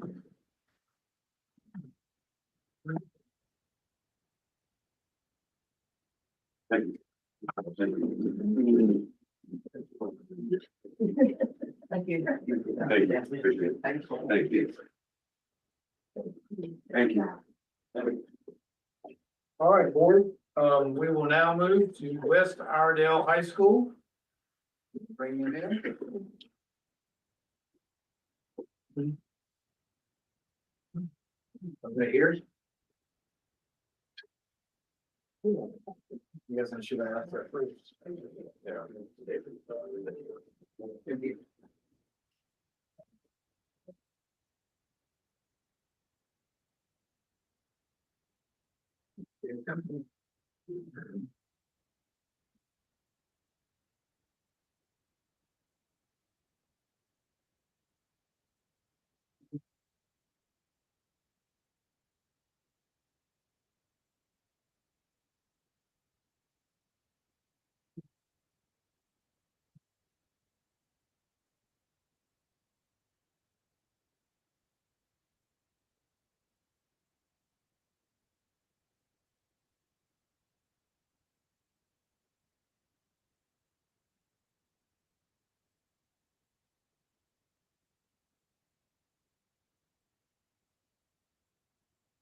All right, Mr. Gordon, thank you for joining us today, and we'll return for the 10 minutes.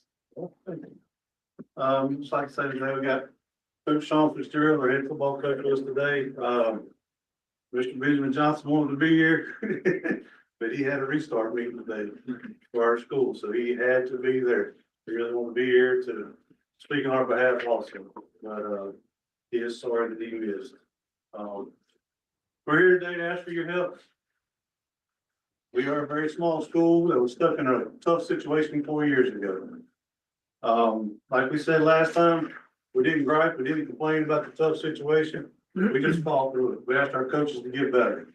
We asked our coaches to push our athletes to get better, and they did. But it's just not enough. The numbers are too big. As you can see in the top left corner, current conference we are in, North Iredell is 1248, and we're 830. By our ADMs, that's the 20-day mark. We are no longer even close to that anymore. Draft 2, or where we're at now with the draft, we're sitting at 830. We're still towards the bottom, playing bigger 5A schools. With the appeal, we were trying to go to a conference that is more close to what our numbers are. And it'll actually be a lot closer to what we're going to be starting next year. You look at the bottom, our current enrollment is 722 students. 722 students. We have to take 63 early college students. So that puts us up to 785 students. So if we had Realignment right now, we would only have 785 students as our ADM, even counting our early college kids. So now, if you go down to the bottom, all the way to the bottom, current enrollment 722, early college 63. That's it, puts us at 785. We have 161 seniors at West Iredell High School. 161 seniors. We only have 155 eighth graders at our middle school. So we're going to be even smaller. And not all of those 185 or 155 students will be coming to West Iredell High School. They'll be going to specialty programs in our county. North Iredell has ASAC, so they can go to ASAC.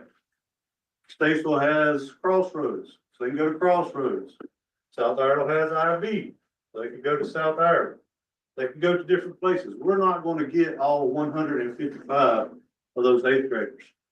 So even if we get all 155 of those eighth graders, we will still only be, and 63 of early college, we're still only going to be sitting at 779 students at the start of next year, at the most.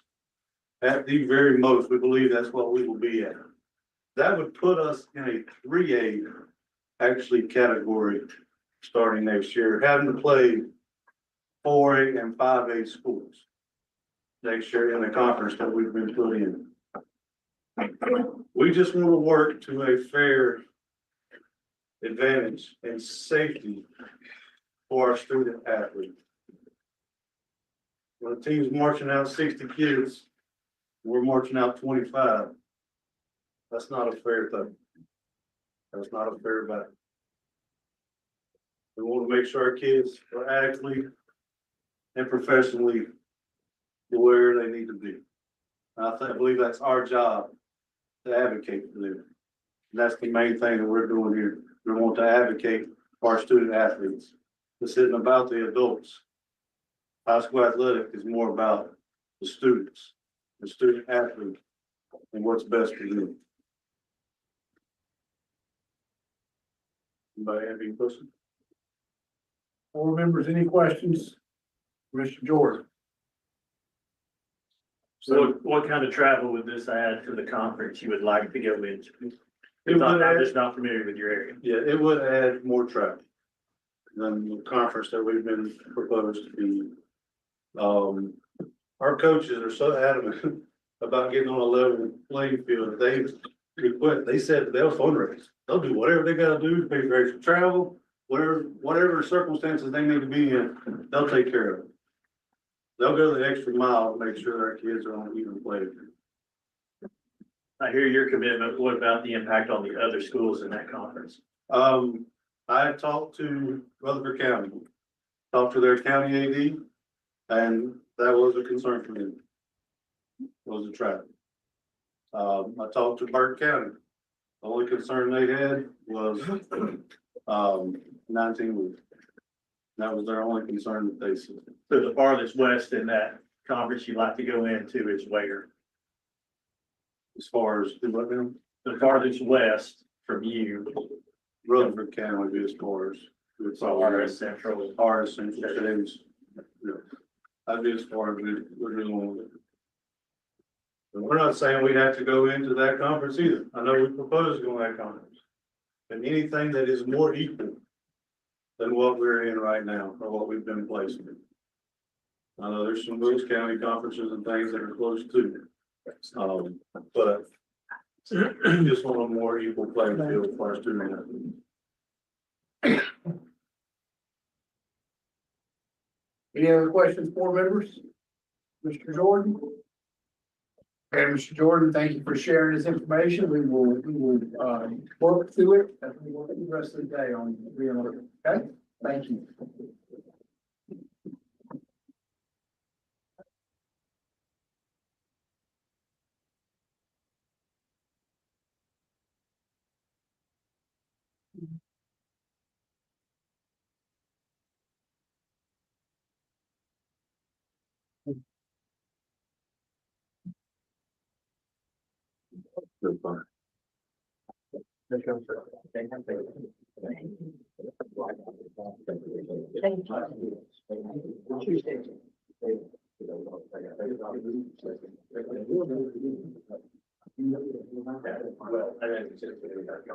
Okay. Yeah. I'll just do it.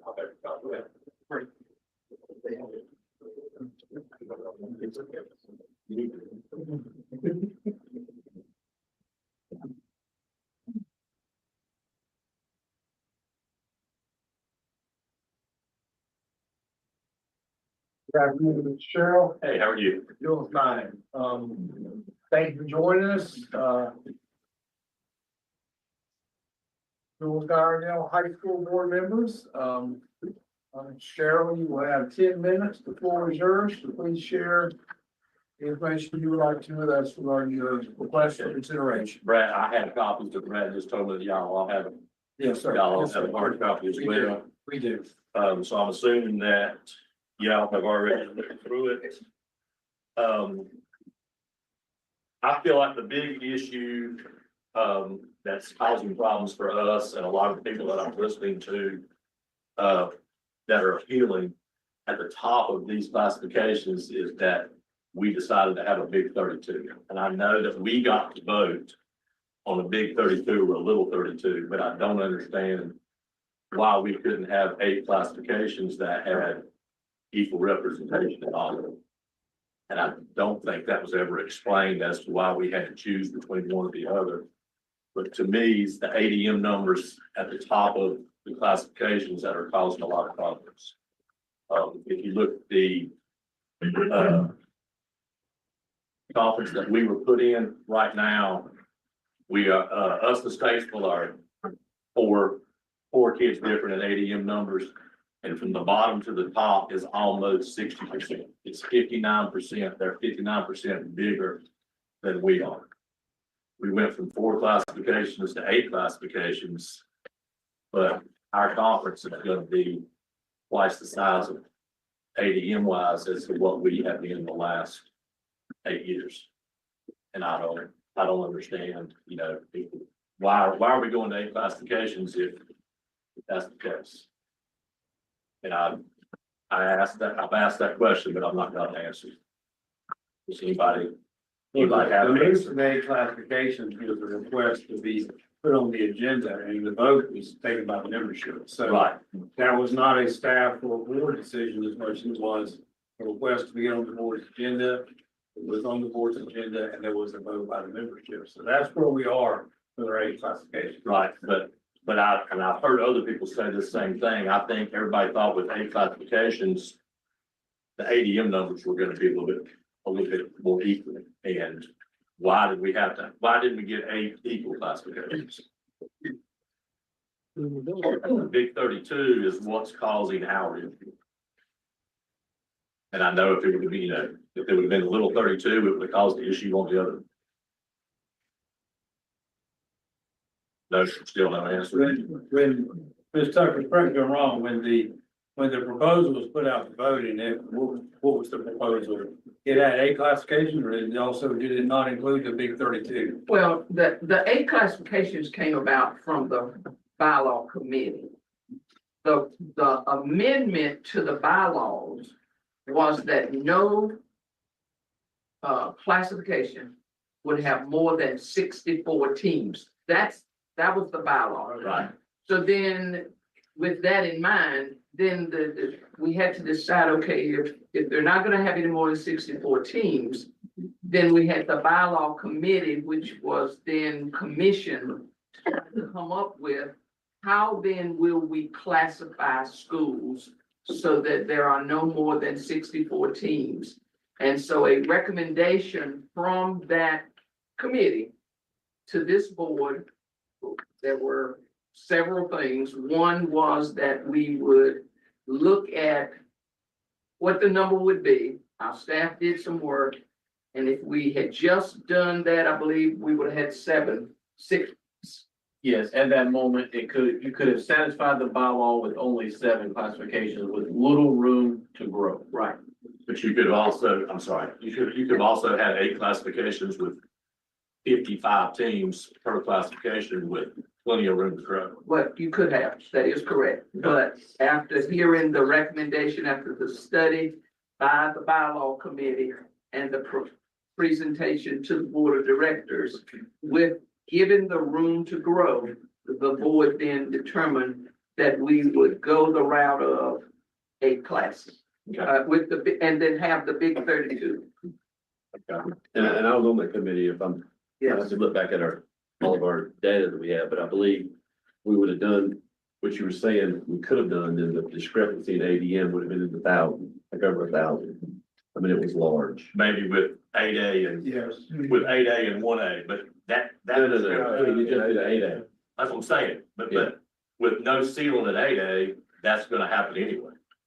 Well, that was why the pre-issue of the big 32 was. Yeah, but now now we're in a conference where the schools are 60% bigger than us. I mean, if you're not gonna have a ceiling in 8A, that discrepancy is gonna be there anyway, correct?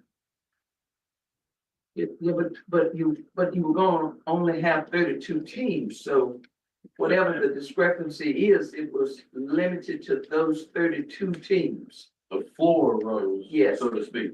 Right. Oh, I understand. I just. So the old 4As had like a few thousand. Right. Students. I mean, I would have thought logic would have been 4As would have been 7 and 8s, but a lot of 4As became 6s. So who we're playing as a small 6A, those numbers grew. Okay. All right. I'm sorry. I don't want to waste all my time on that. I mean, we are where we are on that. So. Right. Oh, I know. I never got an explanation. The other problem, Cheryl, is we had to have enough room for growth in each thing. Yeah, well, even would have been 55, and that would have given us. When that discussion was going on, we had to have, because schools were being built. Yes, sir. I mean, every time I turn around, we're adding schools to the membership. Right. And so they're adding these room to grow at each level. Yes. With this realignment right here, where we're at, you can see, like I said, that us and Statesville are the two smaller schools. I'll talk to Statesville, it's in it's one of the last pages in this presentation where they agree with us that they think it would be more beneficial for both of us to move. The next couple pages are just list the conferences that it would affect. When you get to this 4A, 5A Conference D, I talked to Rowan County, and all of Rowan County that is in this conference, they are in favor of being with North Iredell and Statesville as one conference. Even though it would be a 4A, 5A, 6A conference, top to bottom, it would be, the ADM numbers would be less than where we're at now. I spoke to Joe Nixon, the county AD in Rowan County, last week, got his approval on this, talked to him again today. I think he said that they were the very first group to present and they were having some type of difficulties.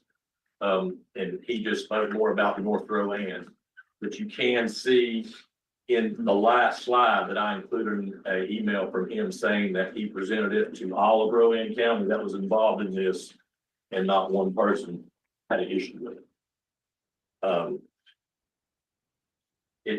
This goes through and talks about the new conferences. The next to last page will show you how what we presented actually lowers the number in every conference, or lowers the percentage difference in the ADM of every conference that we changed except for ours.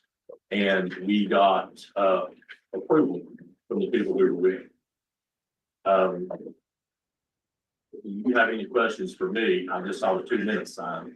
Do you have any questions for me on the proposal that we presented? I've heard it asked several times, did you get approval from here? Did you get approval from there? And we did get approval from everybody that we are going to be with, that they think that's a good conference. And I know there are conferences that don't want it, because I did hear from them as well, that they don't want it. But it's going to be impossible to get approval from everybody. If so, we wouldn't be here. Board members, any more questions from Cheryl?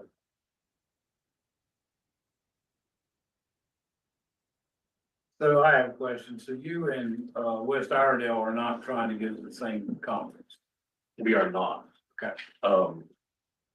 I don't think it would be bad for them to be in this conference, but I didn't want to go making more changes if they were going to do something else. We were in favor of this. Statesville was in favor of this. I said something to them about it. But they sort of had their own ideas, and I wouldn't try to talk somebody to do it. I didn't want to do. I just was looking at both of them are conference D, and they just caught my mind. It looks like different numbers, 3A, 4A, 4A, 5A. Yeah, but we're going into, or we're asking to go into a 4A, 5A. I don't think they would. I think they would benefit from being in that conference. It's the conference that we had previously when we're in that. I've heard people talk about mileage. The one we're in now, the average trip is, I think it's 42 miles. And the one that I'm proposing for us, and we're the one that's on the outside, it would be the furthest. The average trip is 37 miles. We would have one way. Yes, it would actually be closer for us. And I know I've been listening all day. I've heard the 2-hour trips. I know 37 miles isn't much, but this is actually less than what we're presently doing. Any other questions from board members? Thank you for your information, Ms. Cheryl. We will use it as we move through the day. Thank you. Thank you.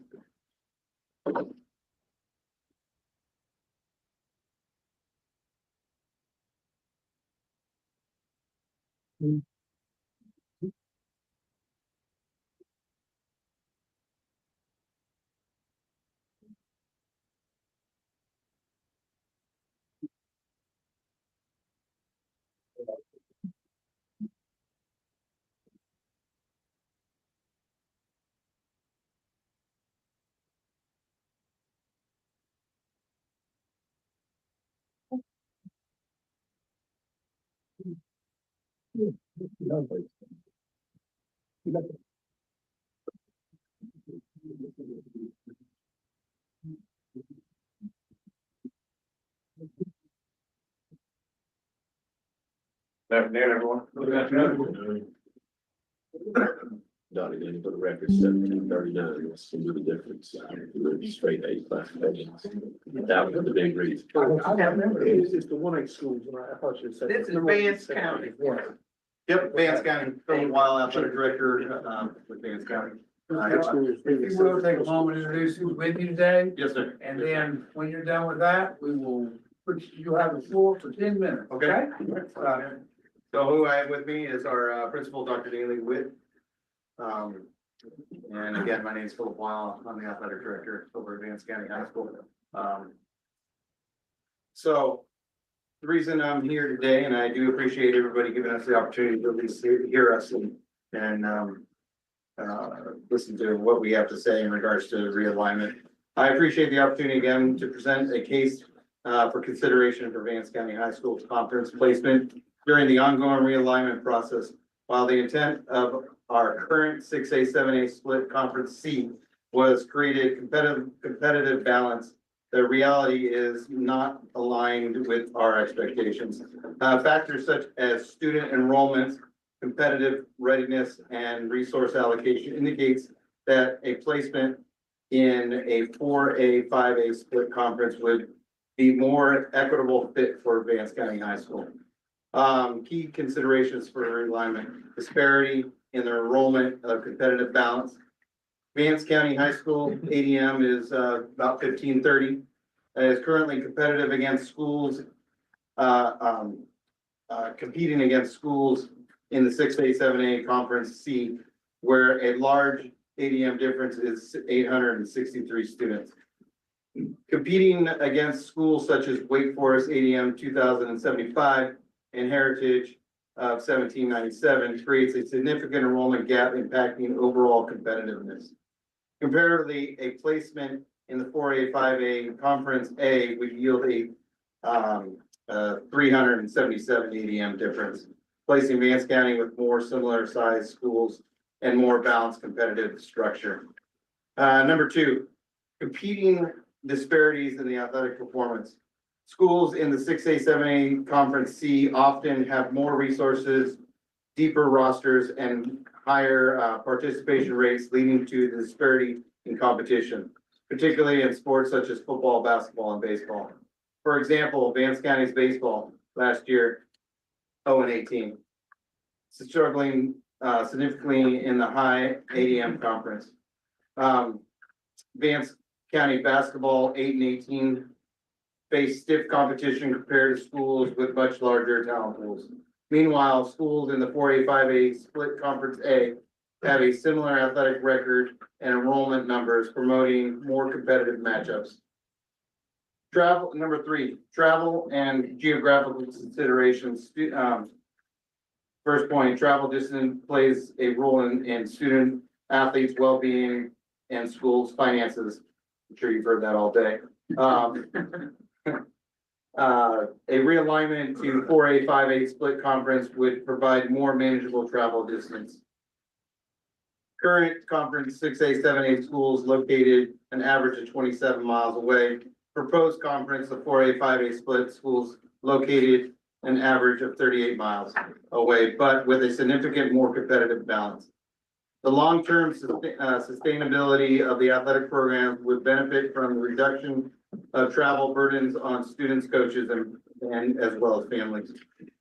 The proposed placement of the 4A, 5A split, Vance County would be a better fit in a 4A, 5A Conference A, which consists of Carrboro, most of these schools that we currently have relationships with, Cedar Ridge, Durham Schools of Arts, Orange, Seaforth, South Granville, and Webb. This proposed conference would align Vance County with more comparable schools in enrollment and athletic performance, allowing for more equitable competition and greater postseason opportunities, fostering stronger rivals and community engagements. reduce the disadvantage of competing against much larger schools. And in conclusion, Vance County Schools remains committed to fostering a competitive yet fair athletic environment for our student athletes. A transition to a 4A, 5A split conference would create an environment that is more aligned with our enrollment, talent pool, and resources. I respectfully request the realignment committee consider this proposal and evaluate the long-term benefits of a more balanced conference placement for Vance County High School. And thank you very much for allowing me to present that. Board members, see a question from Andy? What was their communication with Franklin High School? Does that kind of leave them? Right. We have communicated with them, though, again, being more of a competitive, balance, they feel that they have the competitive opportunities as the conference that they are currently in. So you're trying to get to a 4A, 5A conference. Correct. But you're not, but remain a rather large 6A school. 6A, whereas right now you currently have a conference that is Conference A, which is an example of 4A, 5A, 6A split. So you'd want to be the 1 6A in the conference, is that right? Correct. Because Not as a larger school, but as a competitor in our athletics. Whereas we compete at their level. Whereas currently we're asked to be playing up. In the 7. I guess that's where I'm confused a little bit. Because I'm looking at 4A, 5A, Conference A, which is where you say you want to go, right? From what the committee has posted, there's a 4A, 5A, 6A, Conference A, that's not where we want to go. That's the example. We're looking at the 4A, 5A conference, or Conference A. Yes, and everybody there is 5A, 1 to 4A. Right, correct. And you would come in as a 6A, and when I look down, looks like you're about 2, 4, 6, 8, 10, 12, about the 13th biggest 6A school, right? Is that right? Yeah, that's correct. But when it comes to a competitive balance, we don't have the equity as the other schools. Gotcha. And you say Franklinton will be. That's what they told us. They're fine if you are not with it. Correct. They understand. Everybody that is in the conference is looking out for the, Ask what another would work for them the best. So Franklinton's fine. What about all the Wake County schools? Everybody knows our situation. Wouldn't that create a fire? Yeah, I just It would wonder. create a 5. Yeah, that's gonna leave East Wake Heritage Night down Wake Forest in a 5-2 conference. But they know of it, but they haven't said, hey or nay, they're fine with it, right? I mean, they've reached out. I've spoken to them in regards to we are feeling our situation. And they said, okay, we're all okay with that. Just, we'll figure it out after the conference is established. If it happens, then that, yeah. Okay, board members, any other questions? Any other questions for Vance High School? Vance County High School. I printed out a couple of our proposals. Do you want a copy of that? Thank you. All right, thank you for the information. Thank you We very will much. use it as we work through the rest of the day. Thank you, sir. Thank you. Thank you, everyone.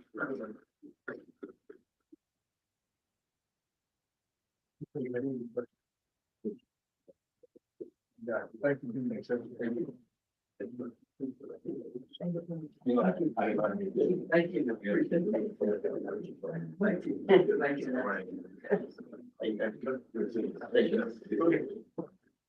All right, board members, we have one last appeal.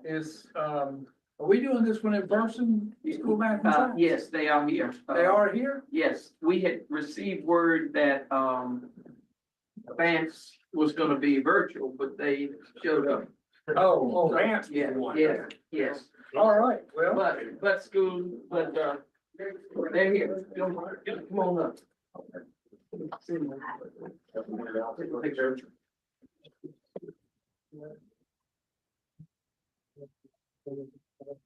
Thank you. How you doing? How you doing? Good to meet you. Yeah, no.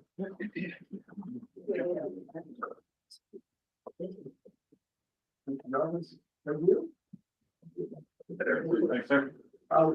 Mr. Jarvis, thank you guys for coming in. If you will, introduce anybody with you, and then we will, once you get done with that, we get papers passed out, we will give you the floor, you have 10 minutes of your presentation, okay? But let's get everything passed out so you have the board. Okay. I don't want anybody distracted.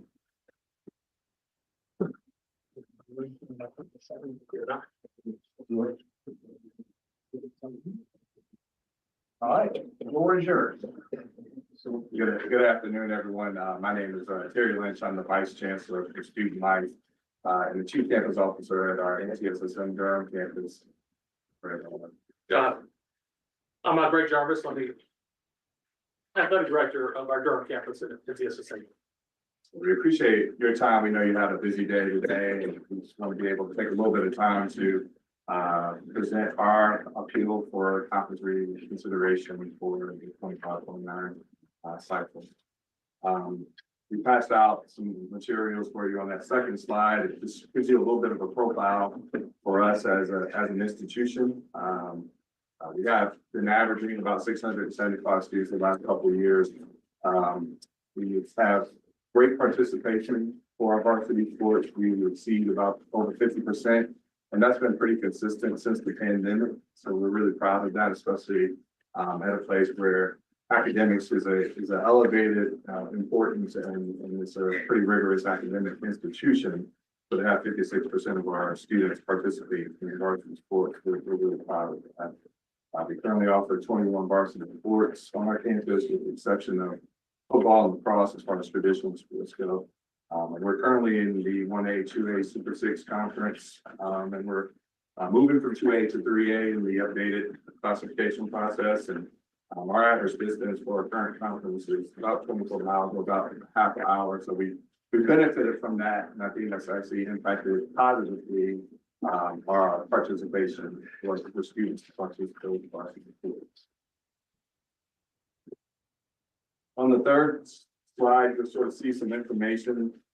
We tried to present some graphs just to show our rationale for reconsideration, and that is in large part for us related to travel and fit, for lack of a better term.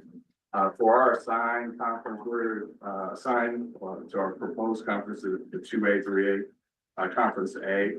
And so it does have an increased travel for us. As I mentioned before, our average travel time of conference right now is about a half hour.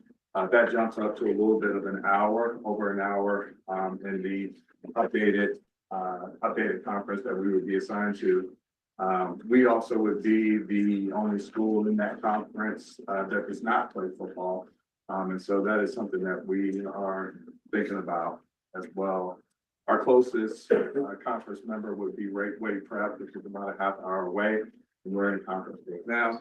The furthest member will be almost about an hour and a half for us, which is Rowan rapid. So the other big part for us as it relates to conference reconsideration is just the calendar.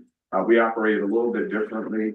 We remember the UNC system. And so as a result, our calendar is a little bit different than maybe what you would find for a traditional calendar. We have a full week out for fall break, full week out for Thanksgiving break, a longer winter break, and then a full week out for spring break, plus extended weekends where students go home because we're a residential high school. And so the conference that we're currently in is very familiar with that, our unique calendar sort of setting.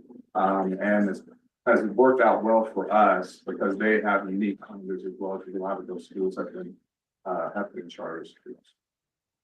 So we are seeking to go to a 1A, 2A Conference B, where the average travel time is a little bit less than what we are having for the proposed conference.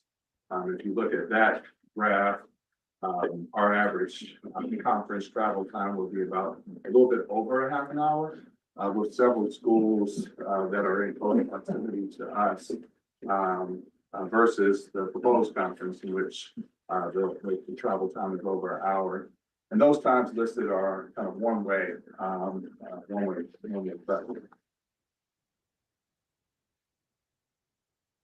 So on the, conference comparison, you'll see kind of a breakdown in regards to, the third draft alignment, and then also what we're sort of our preferred kind of preference for conference for this next 4-year cycle. And you can sort of see again, the main breakdown for us is sort of that travel and distance time. We would have several schools within close proximity to us, which is advantageous in regards to just time missed for classes, things of that nature. We would also be in a conference that we are very familiar with several schools that are currently in our conference that would be in the ones that are seeking to go to the 1A2A conference. So the rationale for us is that, again, it kind of is our best option. We don't believe that it impacts negatively other schools for the 1A2A conference fee at this particular point in time. It drops our average travel distance and time in half, which is really important for us because it keeps sort of that missed academic time to a minimum, which would hopefully continue to have really good academic performance for our student athletes. It would also drop the travel time for the 2A, 3A, 4A conference A, which we're trying to lead so that they wouldn't necessarily come in our direction in Durham. It puts the majority of our conference members within 30 miles from NCHSAA as well. We recognize that this move, if granted, will make us the only 3A member of our conference. But we also recognize that there's not a lot of 3A schools within our general geographic kind of area near us as well. So we're sort of seeking, a better fit from a geography perspective. And we feel like we found. And then on the last slide, that back slide, we provided some information as it relates to kind of our current enrollment and how that compares to the conferences as well. Through this process, and if we have time, Mr. Jarvis can elaborate, we have tried to contact conference schools on both sides, the conference that we are proposed to be in, and then the conference that we're hoping to see, to try to get some feedback as well. And so far, we have not received any objections to the proposal for us to kind of move towards the 1A, 2A conference fee. So, Greg, I don't know if you want to add anything. Yeah, I mean, I do want to stress that we have a great working relationship with, especially 4 of the schools, because we're in the same conference now. I'm the conference president of that conference, and we get along great, and scheduling is wonderful. Just trying to keep that continuity. We do have 6 of the 8 schools that we do play with regularly as well in different sports, so we have a lot of familiarity with the conference already that we're in. And I think that's the biggest thing with this realignment. I hope the committee takes in consideration is the stability. We've had, was it 34 different schools or 24? I think we're over the last 4 different conferences where we've been in. We've been in a conference with 24 different schools. So that just tells you they're just every year we either get moved west, moved east, moved south. It just keeps we can't get a continuity. This conference has been the best conference we've ever had, the Super 6, and I hope that we can stay together as much as we can. And we were all, 4 of us were already 2A schools in that conference when we were 2A. So the size is not much different as well, and we just get along great. And we have more of a like the minded. We don't have football. This works out much better for us. I would just sort of add in closing, for us being a residential school, our students are not able to have their own cars. We provide the transportation to athletic events to and from through vans and buses. We don't necessarily have a pool of drivers to sort of rely on. We're able to make it work, but it is a challenge. It would be a greater challenge for us to try to manage that if we are averaging, essentially 1 hour more travel for all of our different athletic activities and events within our conference. I have a question. Since y'all are in 11th and 12th grade school, do y'all continuously stay at the same enrollment? When you have your seniors graduate, y'all accept the same number of juniors coming in, so your enrollment will always stay roughly the same? Our enrollment on our Durham campus and Morganton is pretty much locked in until we're able to build a new residential dorms. And so, we have about 675 students on the Durham campus. And that will sort of, whatever our graduating class is, it's usually somewhere between 335 and 350. When we start in August, we're gonna be at 675. So yeah, we always keep our enrollment is the same for the last 20 years or whatever it's been.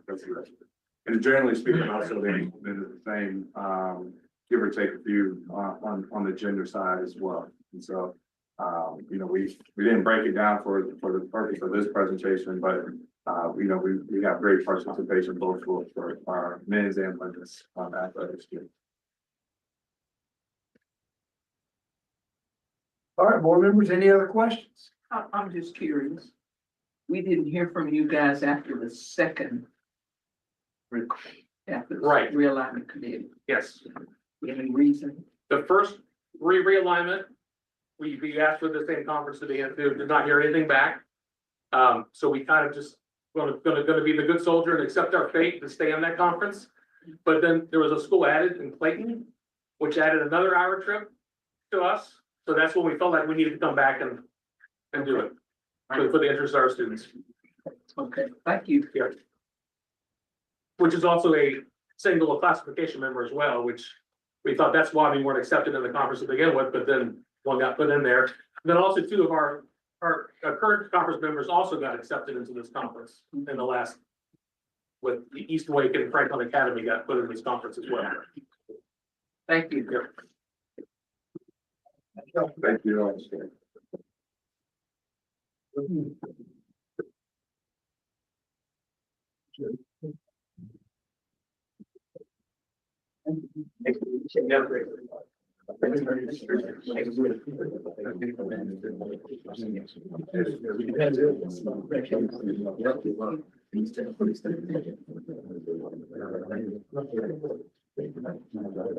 We're ready to go.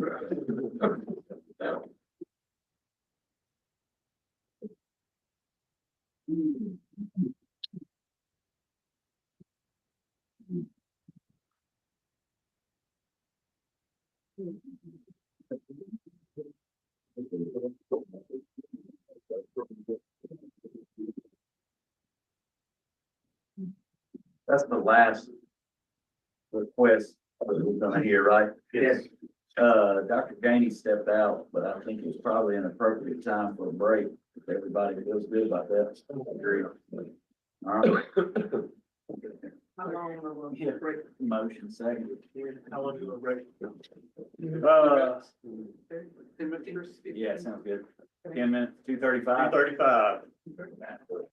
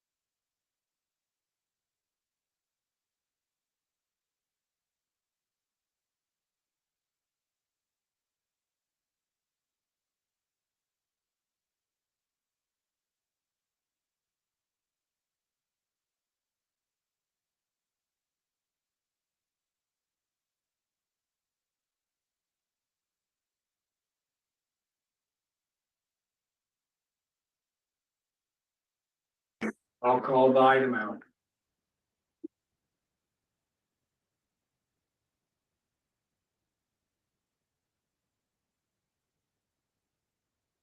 Good, we on? Okay, I want to welcome everybody back who's on the live stream. We've had a productive day so far. We have some more work to do as a board. So for those of you who've been following us today, just we'll share with you what I've shared with the board. Just as we come back to live stream, we are going to go down the list, school by school, or item by item. There are some issues that were brought forward today that involve multiple schools, and we will discuss each school situation and make an appropriate motion so we can move forward with that. So we want to make you aware of that. Also want to make you aware that there will be some discussion among board members. Stuff that they have heard today as we've been working through all these appeals. So bear with us. Those of you who are watching, this could take a long time. Also want to remind everybody watching that this realignment has involved roughly 450 schools. So, you know, the idea that this realignment final plan could make every single person happy is not realistic. But I will tell you this, been around the board a long time now, been around this association a long time now. No one is going to make a decision on this board of directors that's intentionally meant to upset somebody. We're going to do the best we can because yes, adults are involved, but the real reason we're all involved in this is because we're trying to make it best for kids for the next 4 years or however long this realignment lasts. So just want to put that out there. 450 schools, approximately 450 member schools have been involved in this realignment. As we get ready to embark on the 8 classification plan. So I'm going to open it up and we're going to start right down the list. So here we go, board members. We want to start with, we started the morning at 8:30 with Cardinal Gibbons with their request. And I'll open the floor for any feedback that any board member wants to offer. Staff, I will ask that you if you can keep notes on the action, who makes the motion and what the vote actually is. Board members, if you will, please make sure you have your paddles. We're going to use paddles for our voting. We do during our regular meetings. So Cardinal Gibbons, if I remember right, board members, correct if I'm wrong, Cardinal Gibbons wanted to move from, they wanted to go from 6A to 7A. Is that correct? Does board members remember that? And so I'll open the floor for discussion and then we'll take action on that item. Can we be reminded what the MOU states for ADM, just so that we can make sure we have that clear? The wording. The memorandum of understanding says that it would be based primarily on ADM. And the bylaws say that when we're classifying schools, it would be based solely on. And I think the reason that that bylaw was crafted, or that amendment was crafted that way, was to get us out of the factors that we've used in this current realignment. The one we're finishing up, if you all remember, we had multiple factors. And that I don't think people wanted that. And so that was one of the reasons that that language was put in the bylaw itself. But then, of course, the memorandum of understanding says primarily with the idea that it would give this board some latitude necessary. And we have, and just so that you all as board members know, I did reach out to our attorney back when Cardinal Gibbons they requested to appear before the realignment committee. Well, at that time, we had already classified schools. And so they were wanting to change class at that time, which the realignment committee didn't have the authority to address. And so I reached out to attorney, and it was indicated that obviously this board had the authority, if it so chose, to allow a school to play up. And then, of course, you know, if there were mitigating factors and you wanted to allow someone to play down, then certainly that was an option, but you know, just that as a board, you want to be careful doing that. So that's why we then punted their request, so to speak, to appear before you guys, because it was about classification, changing their class, and obviously theirs involved moving up as opposed to moving down.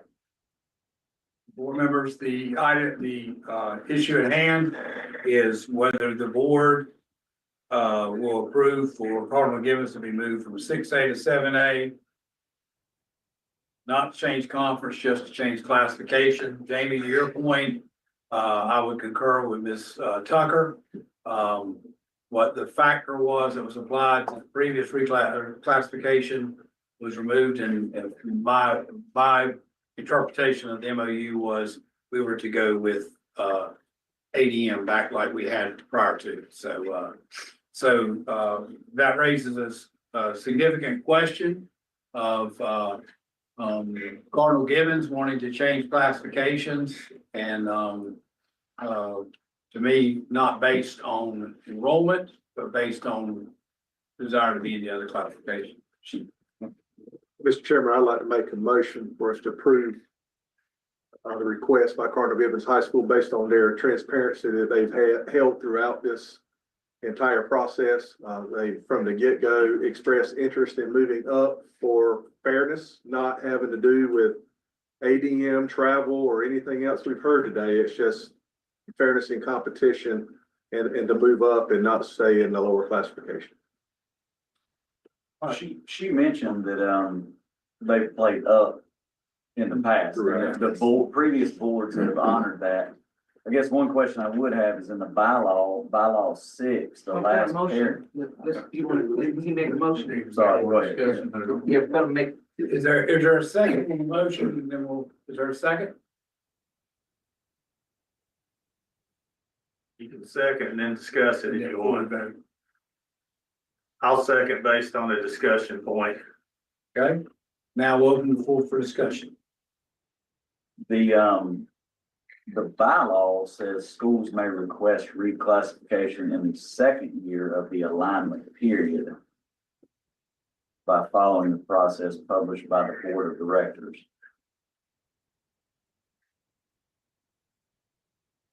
So I guess my concern there would be that honoring that request might go against what the bylaw is.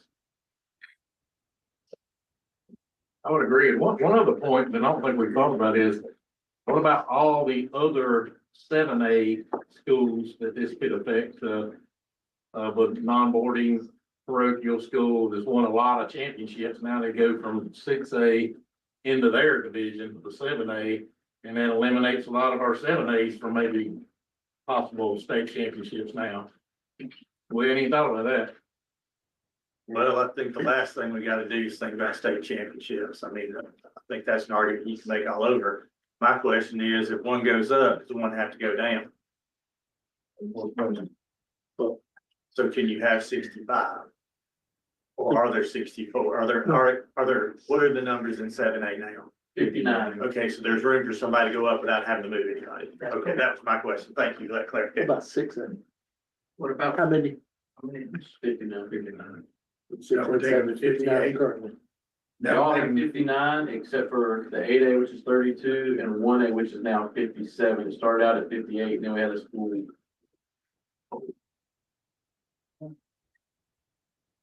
The solution they proposed also had a second part to it. I just want to make sure that we're voting or not voting on that. It said to swap classifications with North Brunswick High School. So we're just talking about just the Cardinal Gibbons part and not. Yeah, let's go to North Brunswick when they get to, when their school comes up, because that's what they essentially double back on that, so. Don, that's why I asked my question. Is there room to move somebody in without having to move somebody out? And it could be that they put that in there thinking that in order to, that there needed to be an even exchange. Yeah, it looks like we talked about people doing their homework. You know, if you talk to the conference members, and to me, I took it as they did their homework when they brought that to us. So we'll get that done when we come back around to North Brunswick. All right, any other discussion? Okay, all in favor, raise your paddle.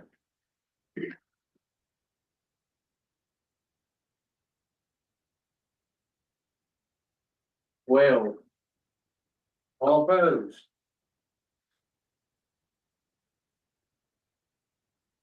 Six. All right, motion passes. Okay, now we have, the next item up is North Rowan. The staff, we're probably gonna need some.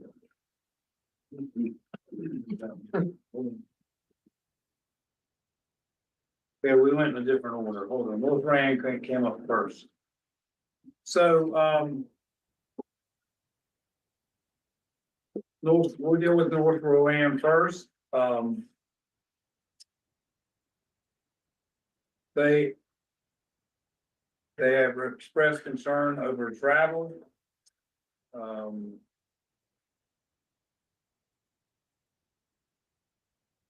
They had several requests. So does anybody want to make a motion about anything North Rowan presented?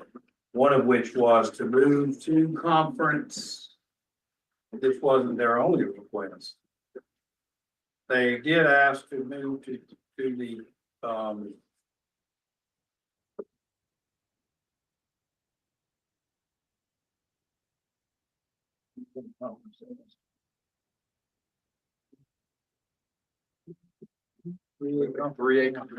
one of their requests was to move to 3A Conference 1. That was, I don't remember, formula request. There it is right there. 1A, 2A, 3A Conference 1. So, they offered some other information. They wanted to stay. They mentioned Mount Island Charter and Thomas Jefferson Classical. But their request in their conference request was, they wanted to go to 1A, 2A, 3A conference, or no, to 3A conference 1. That's what they asked. Anybody want to make a motion on their request? Can I make a point of clarification? Yes. Since they're all together, they're, when we vote for one, are we voting for all of them, or are we breaking them out school by school on every single one? Because it's, thought they came in together for the same proposal. Am I wrong in that? No, because I'm looking at, Mountain Island wanted, 2A, 3A, 4A conference B.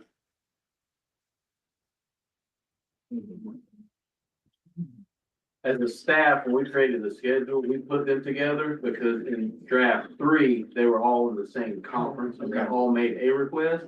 That way that you were hearing them together. That's why they were together, not because there was alignment of what they were all asking. That's right. So I guess to simplify my question, which I know the answer is now no, a vote for or against North Rowan has no effect necessarily on the other schools. That's correct. Very individual. So, North Rowan again has asked to be moved from 1A, 2A, 3A conference A to 3A conference 1. Is there a motion on the table either way?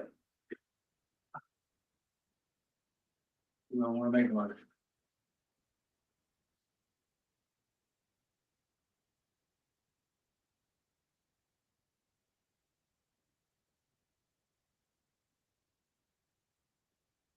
And if that would involve, because North Rowan is a 2A school. And 3A Conference 1 is a straight 3A. So they were requesting to be the lone 2A school in Conference 1. 3A Conference 1, that's rare.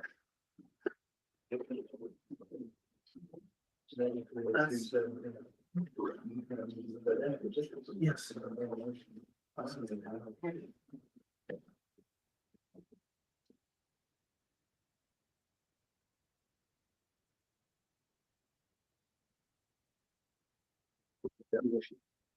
Make a motion to approve? Yes. I'll second. Is there a second? I'll second. Is there any discussion on that? I will share that, that is not, well received by at least 3 members of that conference. And very, based on feedback I have, very little communication about that to a hidden table. Not well received by which one of the conferences, The one they're trying to go to, one they're trying to go to. when they're trying to go to. Yes. How many football playing schools are in the current conference that they're in, that they're placed in presently for the realignment? All of them are 3 of them are. 3 of them are football only. But all of them play football. Right.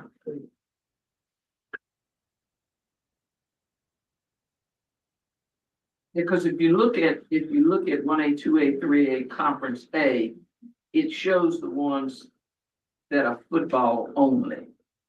I'm sorry, those 3, they're non-football playing schools in that conference. The rest of them all play football in 1A, 2A, 3A conference. No, football only. Oh, they're in this, that's what it says, yeah. Yes, that's right. They are in 2, 3, 4B. Right. For all sports except football, and then those 3 schools are in 1, 2, 3A for football only. What, and name those 3 for me again. Mountain Island Charter, Bonnie Cone, and Thomas Jefferson. This is the first time we've heard anything about this move into 3A Conference 1. And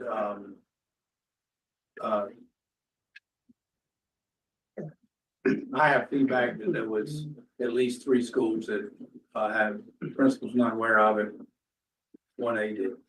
Am I reading this correctly? If they were to get out, that would leave 5 teams and everything but football in that league?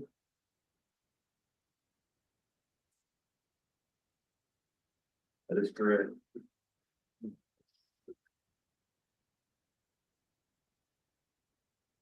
No, we got considerations from Mountain Island Charter, Thomas Jefferson coming up later about distance.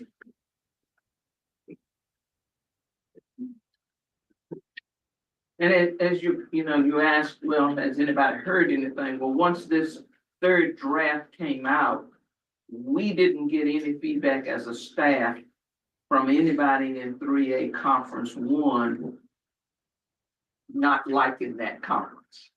Not that conference hadn't changed. Yeah. On any one of the 3 drafts. Right, so we haven't received any. Not one single. They, all of those schools like that conference, basically.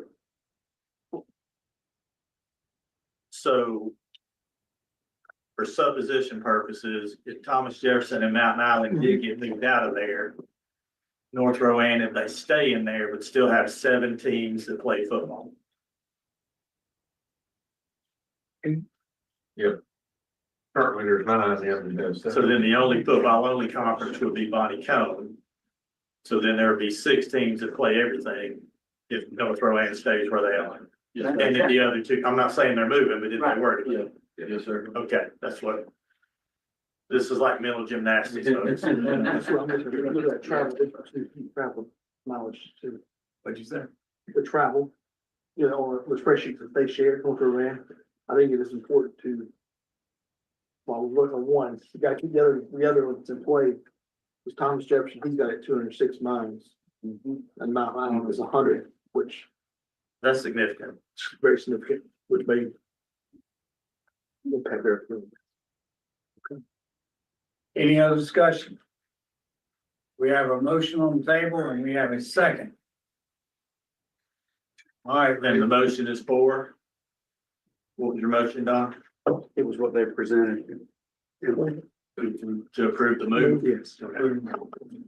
Second, so, all right, all in favor of that motion, raise your paddle.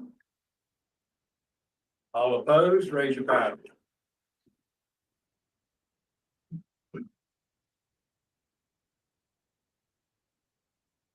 Right, I'll make 14, I will recuse myself because my school's right there. 14-2, 14-2 and 1. Okay. All right, I think these next couple are gonna be a little, difficult. Mountain Island Charter. Mountain Island Charter is the next one on the list. And they wanted to, their request was to move to 2A, 3A, 4A Conference B.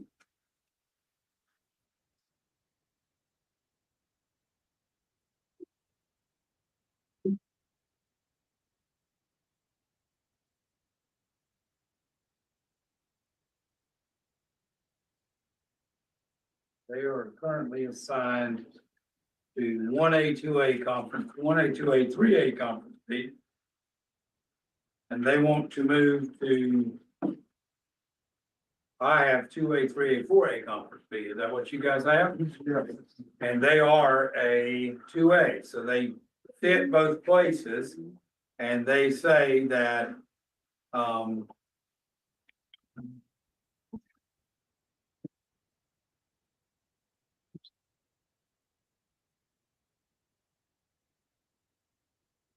they have travel distance of 286 miles. So this is one of their requests was travel. And, anybody have any feedback on that? I have travel time is the issue with them. I have a question. Okay. In their proposal, I'm just guessing this is be the case. If they were to move to the 2A, 3A, 4A Conference B, they would be completely removed from 1, 2, 3A, A and B, correct? And they would just be solely in that 2, 3, 4, is that correct? Because they were in one for football only. Will they remove from both conferences into this one conference? Yeah, I think if they all play football, then. I believe that was the one they said everybody was gonna be playing this year, or next school year. So the motion would need to be, they go completely in 2A, 3A, 4A Conference B. And they don't say anything in here about, they just say, we strongly urge the Board of Directors to correct this misalignment back into the 2A, 3A, 4A Conference B. They don't say any pieces, so you read what they have and what I got from their, what I got from their comments today, that's what I have, so they're sold. They're also mentioned later to be in a different conference as well. Cherryville's proposal.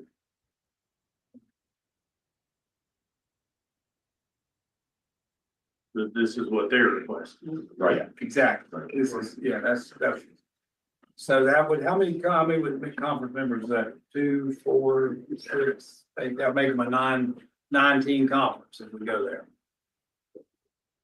Is there a motion motion regarding the request from Mountain Highland Charter School?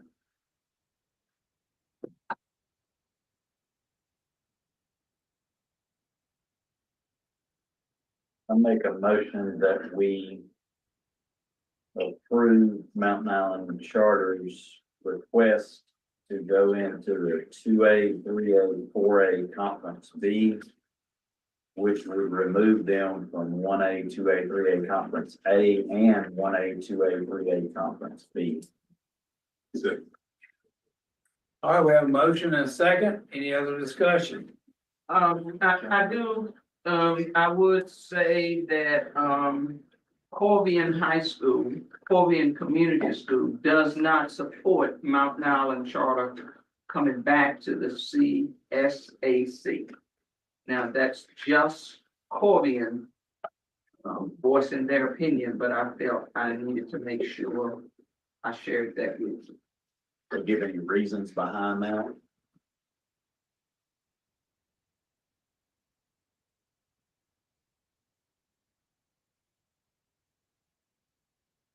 No, it does not have a reason. It just basically says, just wanted to be sure that whatever documents, information that was sent to the committee were correct and had clear intentions of the CSAC schools.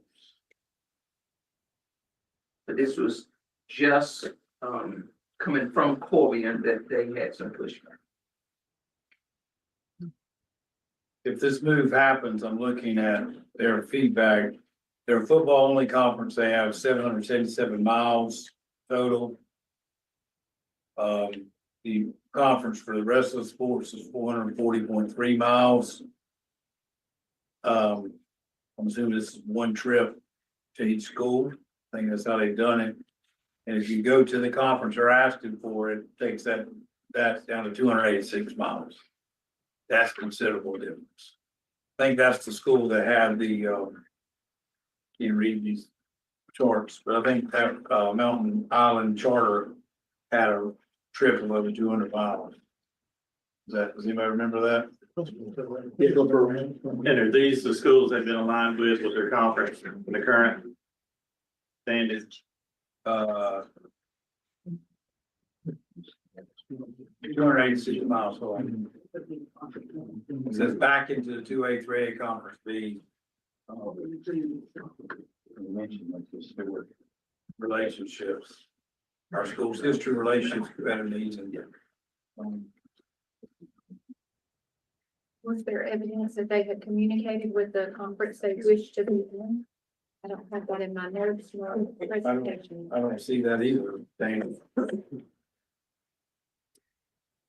Currently, Brad, Chrysler, King, Corrigan, Cody, Lime Tree Charter, Mountain Island Charter, CS, Davidson, Lincoln Charter, and Thailand. Which is basically where. And Dana, they do have it. We have strong consensus from 2A, 3A, and 4A conference being athletic directors to return recognizing the value we bring. It's on that second page, that half page. President Gaines, we're checking also too, in that 1A, 2A, 3A conference A. I know that we got some football only schools in there, 3 of them, counting Mountain Island Charter, but also looking back at it, Greystone Day does not play football. And Union Academy, I don't think did, but they may be starting back this year. I'm not sure. Now you're down to Albemarle, South Stanley, North Rowan, North Stanley playing football, we know, right? Well, And we're checking on that. I'm not quite so sure on that. Anybody know? Union Academy? Greystone does not. They right up the road from us. So you got Albemarle, North Rowan, South Stanley, North Stanley, we know play football. Right. Correct. Union Academy does. Union Academy does now. Yes, sir. That's five football teams. That's probably why.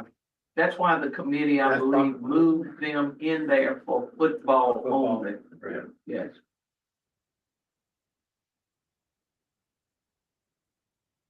Then the question is, it's football only, so it's, for that conference, for their membership in that conference, football only.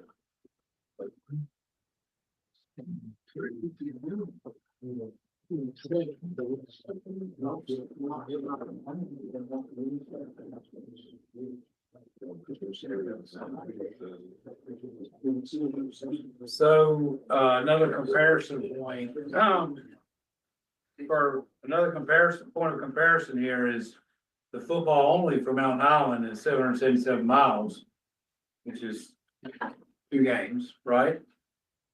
But then when you say to the conference they're currently in, if you leave them for all the other sports, that drops considerably down 337 miles to 440.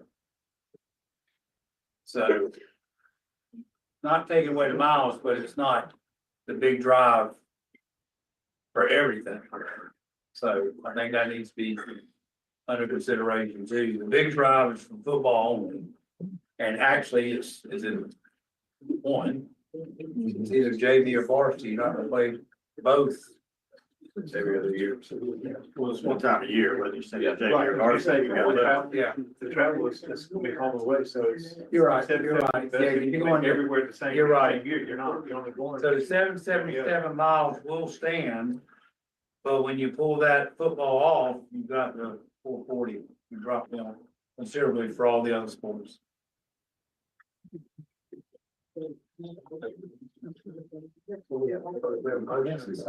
So say what you said again. I'm looking at their chart.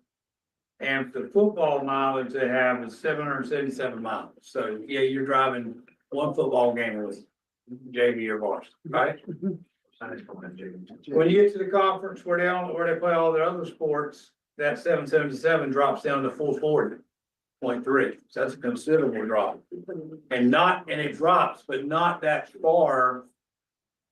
It's not that, well, it's 160 miles bigger than the 2A, 3A, 4A conference B. I only say that because now the concern is being raised about if they come out of where they are from football only, if we change them from what they have, now we've created a football issue in that conference they're in for football only, or possibly have. Well, you may need to get to the end because that average on the other is if you got a proposal for science and math, Morganton to move, you got a proposal for Thomas Jefferson to move, which will drop that conference that they're in for everything but football down even more if those two were to move. Not saying they are, but if they were to move. Cause that's 2 hours and 13 minutes and 2 hours and 28 minutes and for the travel time for those two schools. Mr. President, would it be appropriate to table this in the short term and circle back? That's what I would like. I think we should table the next three and keep going down the list and come back. I do agree with that. So somebody, let's remember, we hadn't finished the 845, the last three.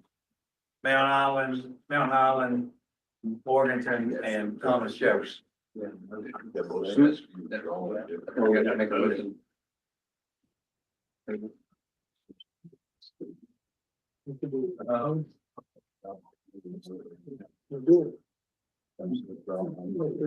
Yeah, withdraw your motion. Okay, with that new information, I would like to withdraw the motion that. I'm trying to remember exactly that we allow Mountain Island Charter to move to the 2A, 3A, 4A Conference B and come out of 1A, 2A, 3A conferences A and B. I'd like to withdraw that motion. I'd like to make a motion that we table this conversation and move on to the next. It involved all of those schools. Is there a second? Second. All in favor?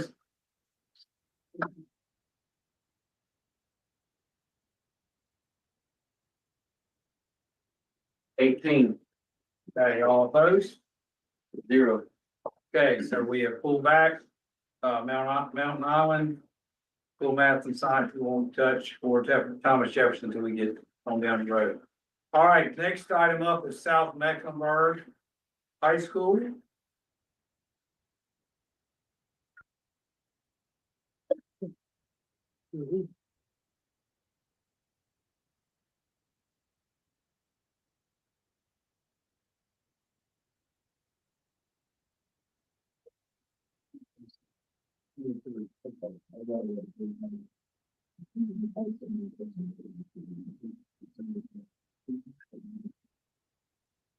Okay, South Mecklenburg High School.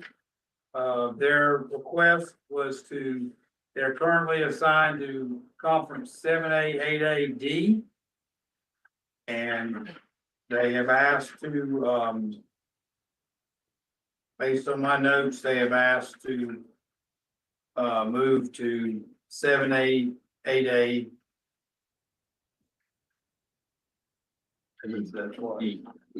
E. They want to go to 7A, 8A, E. Any discussion on that? And they has to switch with East Mac. Yes, sir. They did. East Mecklenburg does not agree with. They want to switch East Meck and 7A, 8A, D. Is that where they are?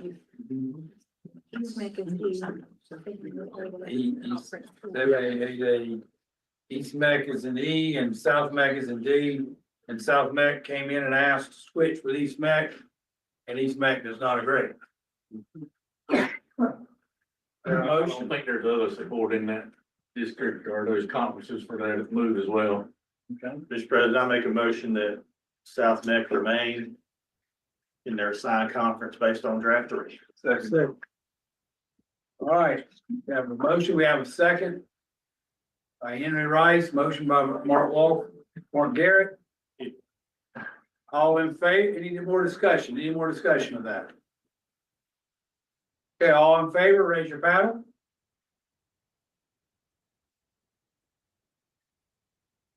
$18. Okay, all opposed? Raise your paddle. Okay. All right, here we go, Cherryville High School.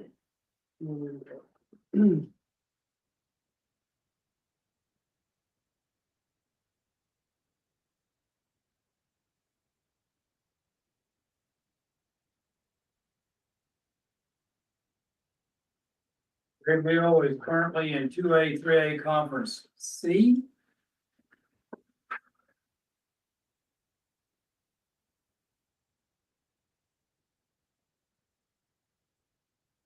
And they won't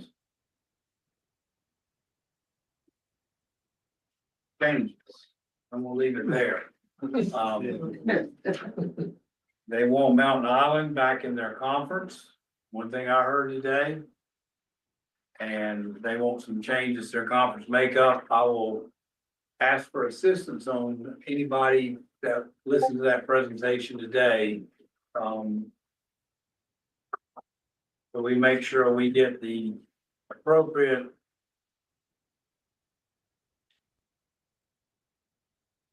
they've given us a bunch of options. Consider. If I look right, I have 4 options, excuse me.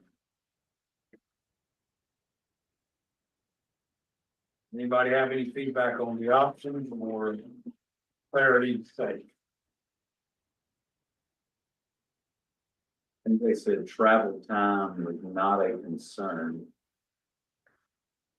in their current, where they're currently placed in draft 3. But their biggest concern is balance. They didn't want the 2 school, or they didn't want the 3 4A teams in the conference, I believe.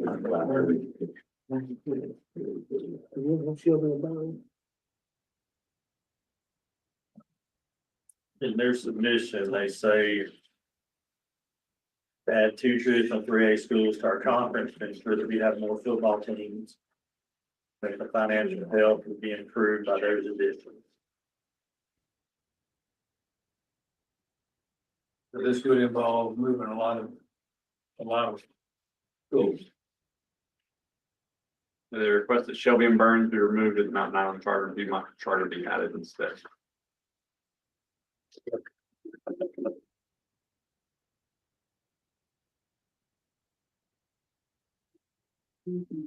So they did want the 3 4A teams, but Shelby's a 3A team. So they didn't want Burns, East Aston, Stuart Kramer, or Shelby. Well, they said to leave Stuart Kramer and East Aston. Okay, so they just didn't want Burns and Shelby. They didn't want the 2 Cleveland counties. Yes. Right, and they're Correct. adding the County West. Replacement. We didn't hear. I know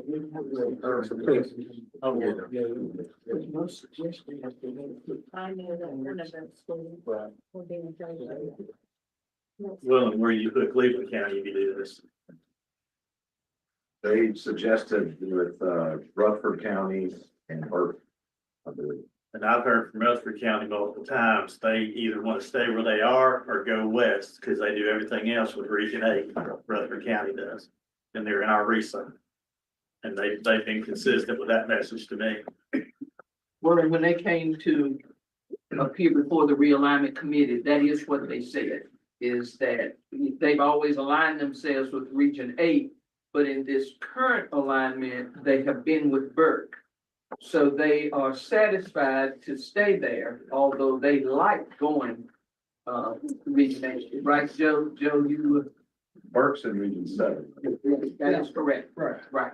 Yeah, there's a lot of bleed over 7 and 8 right there. That's right. Because McDowell's actually Region 7, but they do everything with Region 8. They realigned a few years ago to match up the DOT regions and everything else with the education regions. So technically Yancey, Mitchell, and McDowell are in Region 7, but they don't do much with Region 7. They do RESA with Region 8 because it's closer. Based on the feedback I've heard, I agree. I don't think Rutherford County is gonna be in favor of moving the two Cleveland County teams to be with them.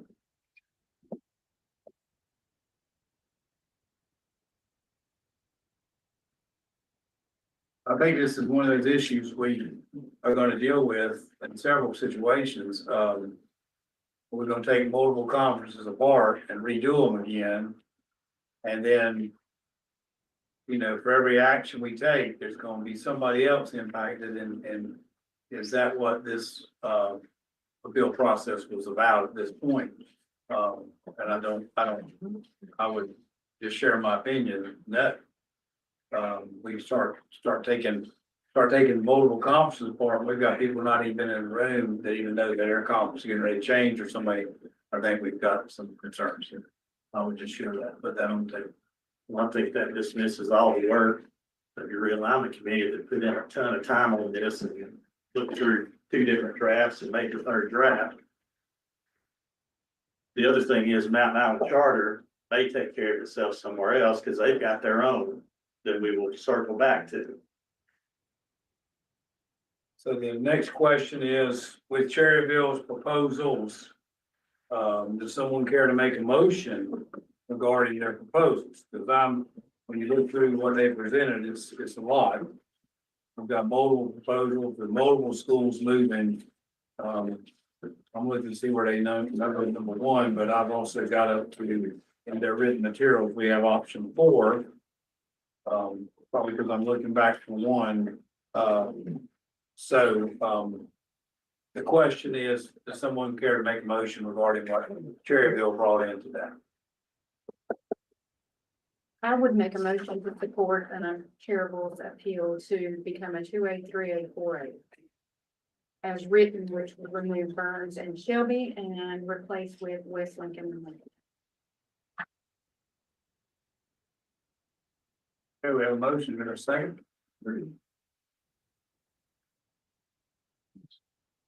That motion was to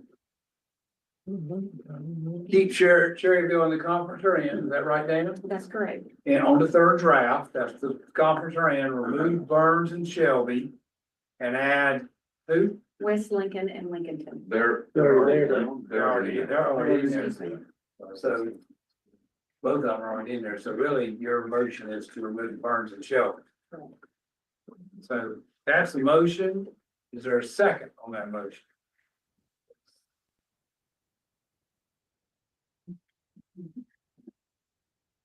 There is no second motion ends, okay? All right, is there another motion on the Cherryville presentation somebody would like to put on the table? Motion to deny the request.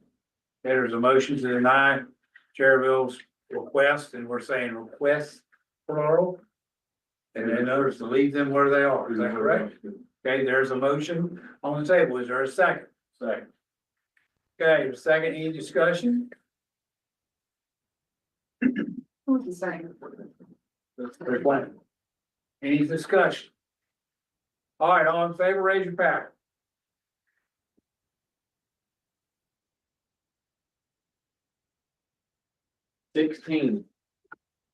All opposed, raise your paddle. 2. All right, Norman Durham.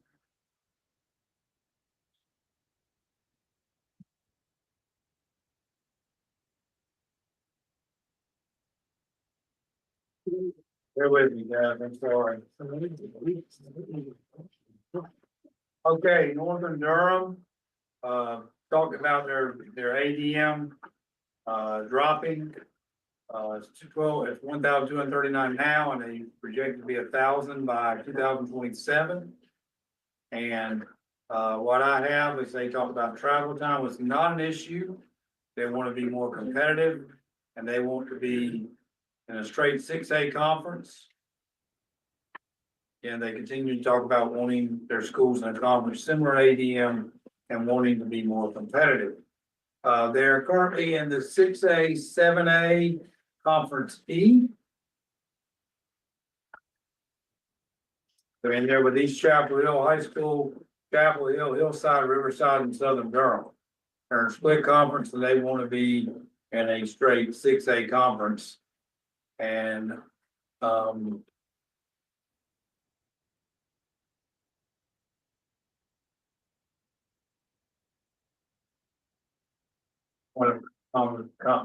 point of a comment, I don't see, or as a comment, I don't see one that does not create a lot of travel for them. And I see an 8 conference, 6A conference 1, which is a considerable distance from Northern Durham. I don't see another straight 6A conference anywhere. Am I missing one? I don't see another straight 6A conference other than 6A conference 1. So I don't, and they did not, I don't remember them naming a specific conference. There again, they brought proposals, if I remember right, to creating a 5-6 block, split or a, straight 6A with pulling, East Chapel Hill and schools from multiple conferences. Looks like some of the, I see this, the 6A they're referencing could be schools from 6A 6A 7AD, 6A 7AC, 6A 7AE, if I'm reading this correct. I see at least 3 schools noted there, some other schools from those conferences as well. So this again would be kind of taking a group of schools and now putting them back in a recreation of conferences. That would also place the 6A, 7A Conference E down to just 5 schools. Durham was removed. Yes, and to that, Dana, also, they are saying that they wanted East Chapel Hill, if I'm looking, East Chapel Hill will be on the move with them. So it's a lot of reconfiguring, and again, it's a lot of reconfiguration, so. Anybody want to make a motion on this one? I'll make the motion to deny the request for Northern Durham. Is there a second? Second. All right, any other discussion? All right, all in favor, raise your paddles.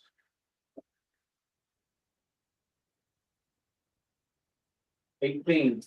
All opposed. 18 is number 0. 18 voters in the room. Okay, I'll try to quit saying all opposed if we get 18, but if I don't, just ignore me, okay? So for clarity, we might want to just restate what happens, just to make sure everybody's hearing. So that was to deny the request from Northern Durham. Yes. Okay. So to this point, we've denied, we have, it's a little summary, Ms. Tucker, just so we go. I have that we approved request for Cardinal Gibbons. We denied Rowan's request. We take. No, we did. The other 3 are tabled. The other 3 on that list. South Mecklenburg was denied, Cherryville was denied, and Northern Durham was denied. And if I remember right, everybody had one request other than Cherryville. The motion was plural request because there was multiple things in their presentation. So now we move on to Wilson Fike High School. Wilson Fike, if I'm there, Fike wants no 6A school in their conference. see what conference Wilson Fike's in. Let me get my boundaries here. Wilson Fike is right in a conference now with 1-6A and all other 5As. Their request was not to have a 6A in their conference. And, they asked for the 6A to be removed. And, it's a 5A, 6A conference A. Let's see. They not, again, they don't want anybody at 6A in their conference. And if Northern Nash is not moved, they want to be in 4A conference 1. Yeah, so they not want one 6A. They don't want just 1 6A. If that was denied, they want to be the one. They- 4A. So if they want to be, yes, they are, what's their current conference? 5A, 6AA. So they want to be, Fike is 5A. They don't want a 6A in their conference. If that doesn't work, they want to be the only 5A in all 4A conference, which is 4A1. Complain about it on Wednesday, but then you Want to do it on the other side. And as we look, they say travel is not an issue. I'm gonna guess, and I may be off just a little bit here. But Fike to West Craven is a pretty good ride. That's that 4A, all 4A conference they would join. I think that's probably their outlier, I might be wrong, but I think that is.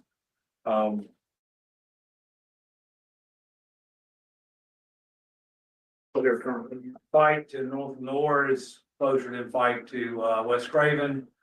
Probably Fike to North Johnson, all those, there's probably West Craven. Somebody said that. I'm only referencing that because somebody said something about that today.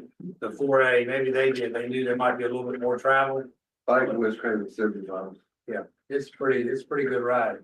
We gotta get to cancellation. Yeah, that was my question. The league they're currently in, they're in with Wayne County, CBA Cock and Southern Wayne and Nash County, Northern Nash, Southern Nash, and Rocky Mount and Hunt, which were in Wilson County.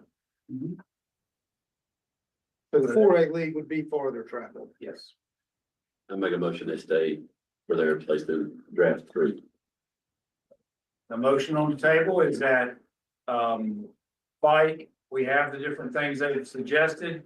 The motion on the table is that Wilson Fike High School stay where they are in draft 3. Can I, and does that also include Northern Nash staying where they are too? Well, I mean, Maybe the motion needs to be decline the request for consideration. I restated, the motion would be to decline their motion to not have Northern Nash in their conference or not to move to the other conference, be the largest 5, the only 5A. Their request for consideration, the board has been, that's the motion, to decline their request for consideration. Had 2 parts there. Thank you, Larry. Anybody want to make a second? Second. All right, any more discussion on the Wilson Fike proposal request? So for educational purposes, for a Western guy, where would Northern Nash even fit? If you didn't put it in that conference? I can't see you, you're on these papers. In draft 2, they were in the conference with like Wake Forest High School, Heritage High School, East Wake. They were with Franklinton, Vance County, who we heard from earlier. That's where they were after draft 2. In draft 3, they were placed into the current conference we're in now. Yeah, they'd have to go back into, if they moved, Northern Nash got moved. Yes. I think you'd have to get them into that 6A, 7AC or 6A, 7AD to even come close to having not just big travel distances for Northern Nash. So, one of the things I'd say to anybody watching is one of our responsibilities was or 2 responsibilities were, school size, ADM, and also trying to work on geography as much as we could. You start moving northern Ash, I don't know where else they could go. But up into the Raleigh area, there's a lot of stuff going on there that they could go to. But, Yeah, they were with, in draft 2, they were with. And so they came and made a request to the committee to move out of that conference. And so the committee then moved them into this current conference. And what was their request based on?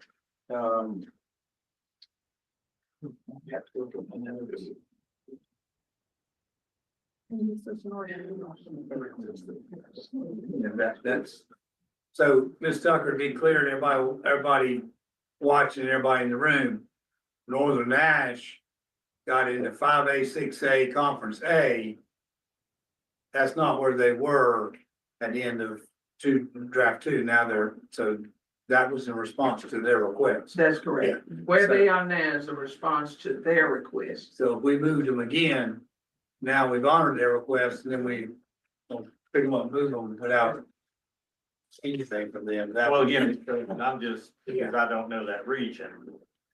Having one outlier there is unique, as we all know. Presents a difficult situation sometimes. So I just want to know that for clarification purposes. Yep.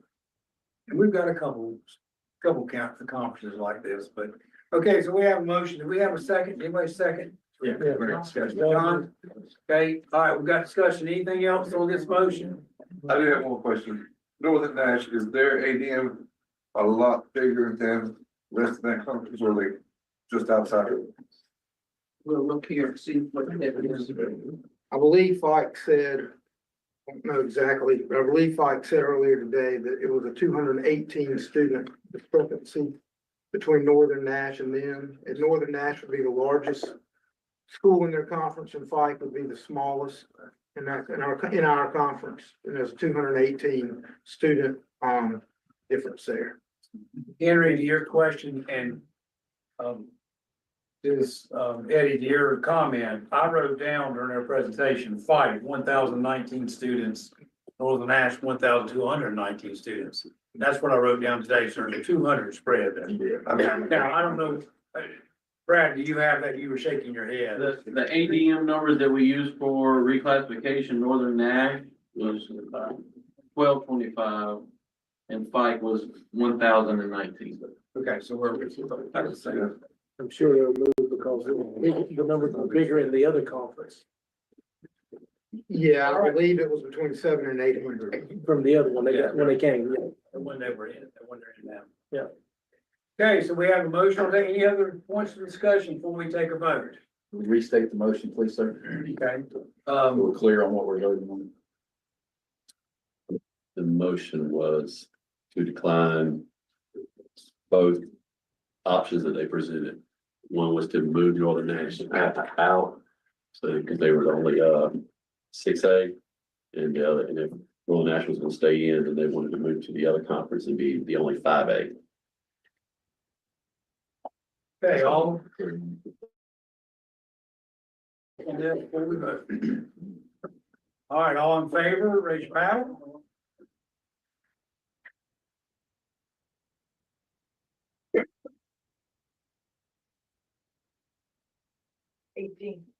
Okay.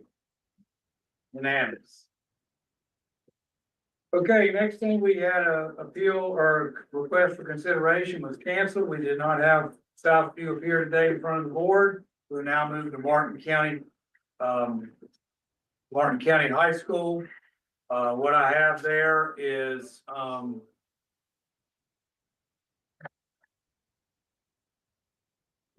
they had 5 options on the table. They asked, option A was to move Martin County to the 2A, 3A Conference A. That would be. That conference right now has Tarboro, third draft, Aiden Griffin, Bendingfield, Farmville Central, Green Central, and Kinston. So it currently is a 16 conference. That will make him a 17, to make him a 17 conference. And,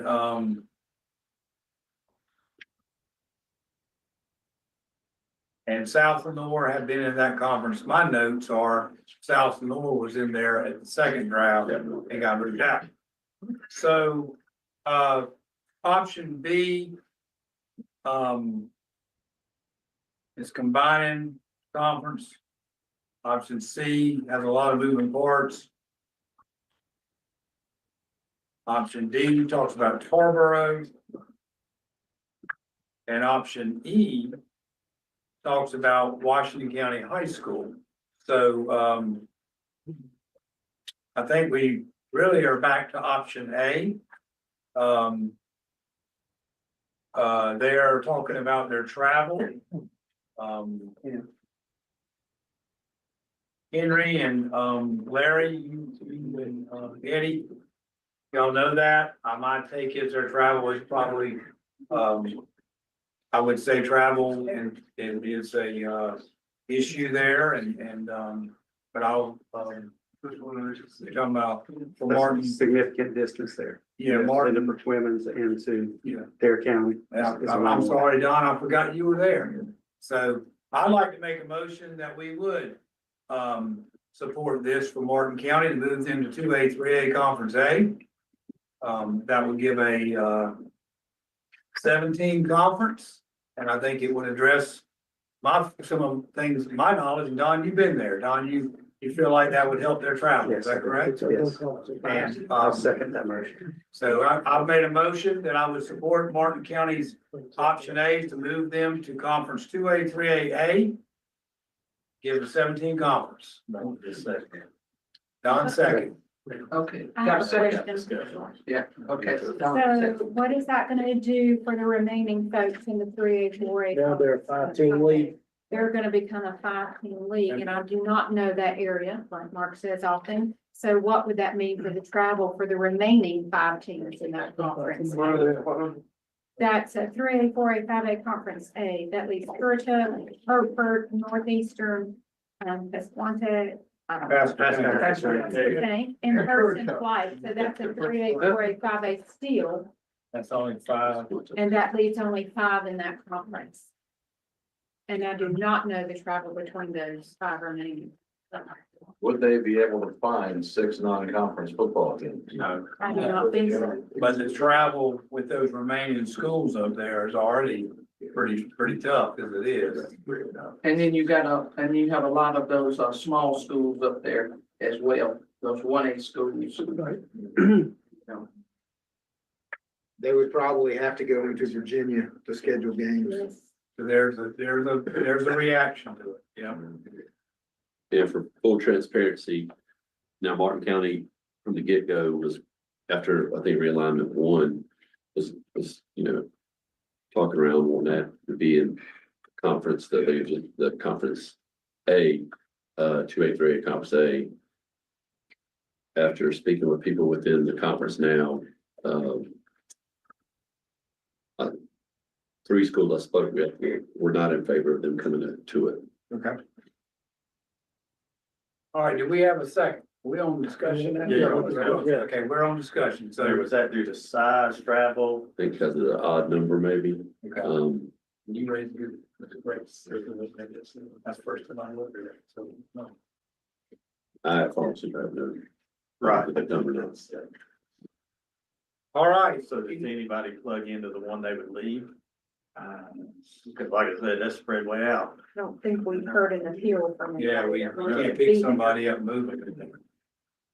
And I don't know who else should move up there, you guys up there, Don, I don't know who you could move in there to make it 16. I mean, we got a lot of counties in that area, but they are smaller schools. Yeah. Yeah. And then you start talking about moving somebody who I was didn't gonna say. even put themselves out there to Right. be moved, so. Well, I'm not advocating for that. Yeah, all right, any other discussions? We'd say Alan. Blame it on. No, it just, nobody going their spot. It's tough to have a 5-team league Yeah, it will. and you're spread out the way you are. All right, all in favor? Raise your paddle, Restate the motion. to move Martin to 2A, 3A Conference A. That's the motion on the table. All in favor, raise your paddle. All opposed, raise your paddle. Motion failed.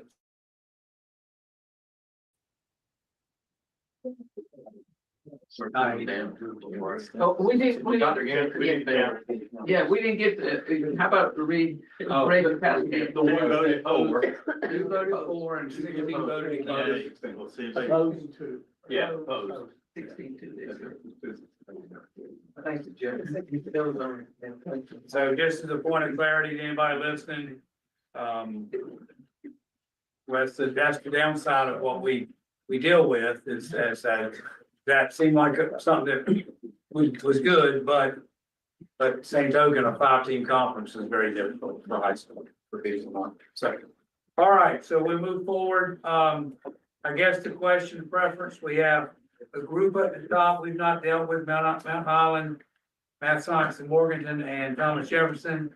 We have West Oaks, Wilkes, Wilkes Central, North Wilkes, West Wilkes, and Ashe County. Do we want to work through that now or save that to the end? I don't know. Because we've already decided to save one of the others to the end. We want to keep going to some of the other. Big discussion, and we're gonna have to be, all right. Next one up is Allegheny. They're connected. Oh, that's right. They just came in separate, okay, so we're gonna hold that one out. So next one is Swansboro. Swansboro, we get there, hold on, guys.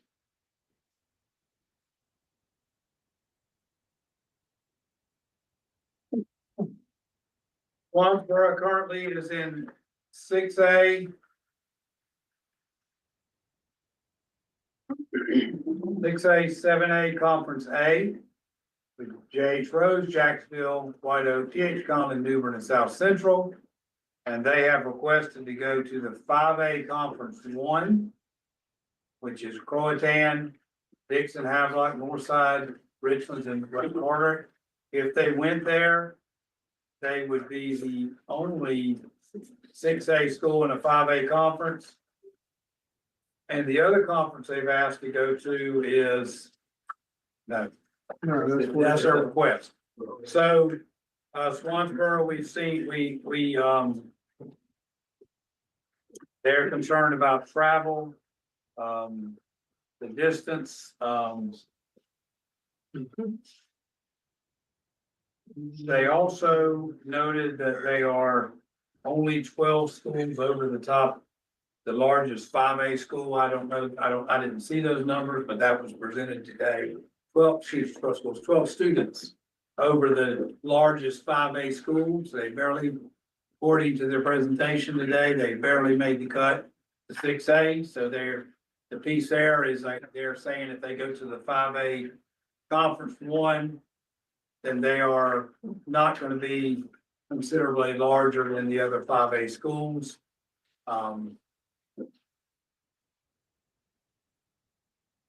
Correct me if I'm wrong, board members, they're talking about their ride, travel, particularly to, from Swansboro, I would say J.H. Rose is the farthest drive. Obviously, D.H. Conley and South Central are right up in the Greenville area. White Oak and Jacksonville right near them, so they're in the same, they're right there, same county. The New Bern's in between Greenville and Swansboro, so so they would like to go to the 5A Conference 1 as the only 6A school.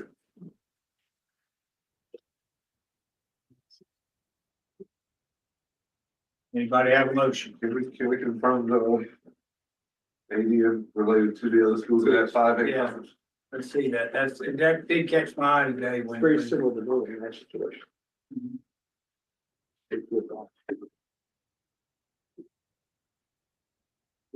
One of our ADMs, 1228 was their ADM. They said they were only 12 higher than the 12 kids larger than the,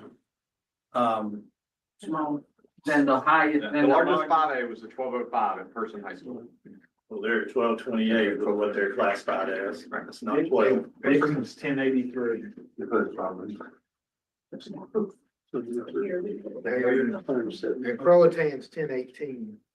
So it looks like Croatan is the smallest 5A school really, in that conference. oh, in that conference. Yeah. I'm just making sure. Yeah. So you're looking at a 210 student difference. A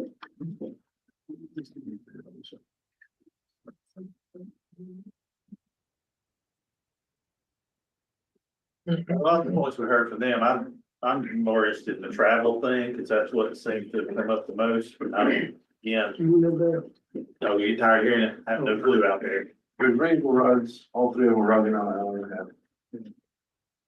That's the longest. And what they're asking to go to, what's that traffic? It's considerably shorter, probably the farthest ride they'll make is Havelock or West Carter. From Swansboro, that's, I have to kind of look at Dixon, Richland's the north side maybe, but I don't think they're farther away from Swansboro High School than West Carter, West about Carter. 35, 40 minutes, the rest of 40. Yeah. But it's, you know, So making notes about the conference they want to go to, where they want to, yeah, where they, I don't remember that. When we talked about the conference, they're asking to go in, being receptive.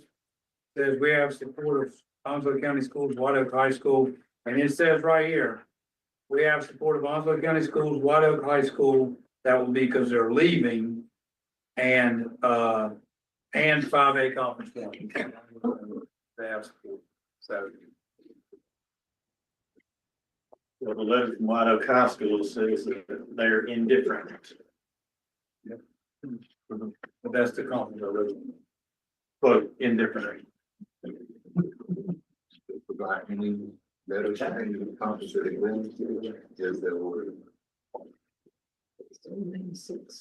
she put it in writing, principal did, that we have support of conference, 5A conference one.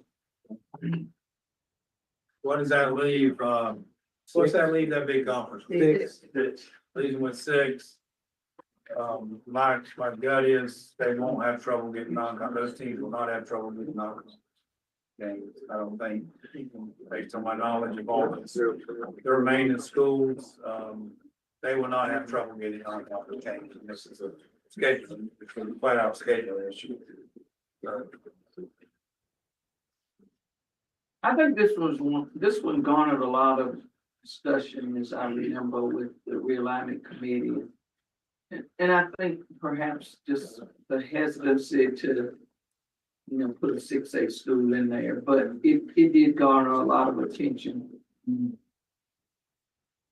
I don't know that any of them would have any real heartburn because of just the location where they're located.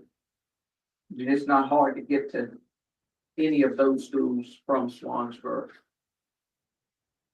in that time. And certainly the distance is better. Not as far. I would venture to guess that, Swansboro probably is not, unless she mentioned their plans and their growth projections. What I've seen is, it seems to be growing on the other end of Onslow. I may be off, that appears to be. There's not many motions to approve. Okay, there's a second. There's one motion on the table to send Swansboro to 5A conference 1. Second. Second. All right, any other discussion? That leaves 2, 4, 6, 16 conference with 6A, 7A conference A. If this was to go through, so we have a motion and a second. Any other discussion? Swansboro to go to 5A conference 1 is the only 6A member. All in favor, raise your ballot.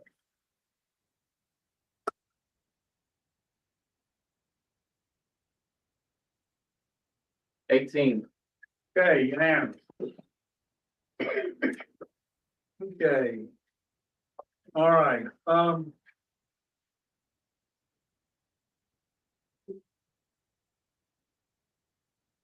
we have now Inca and North Funkin. Mr. President, for obvious reasons, I will recuse myself, but I will be happy to answer any questions that the board may have of me, of the situation involving Inca and North Markham. Thank you, Brian. Brian Carver, board member, has recused himself from this upcoming vote. So a lot of things please help me if I'm missing this. North Buncombe proposed that Inca and the two of them would move from 5A. We're doing Inca first, okay? Let's do Inca first, see if we can separate. Inca, North Buncombe mentioned they would move with Inca from 5A, 6A, Conference F.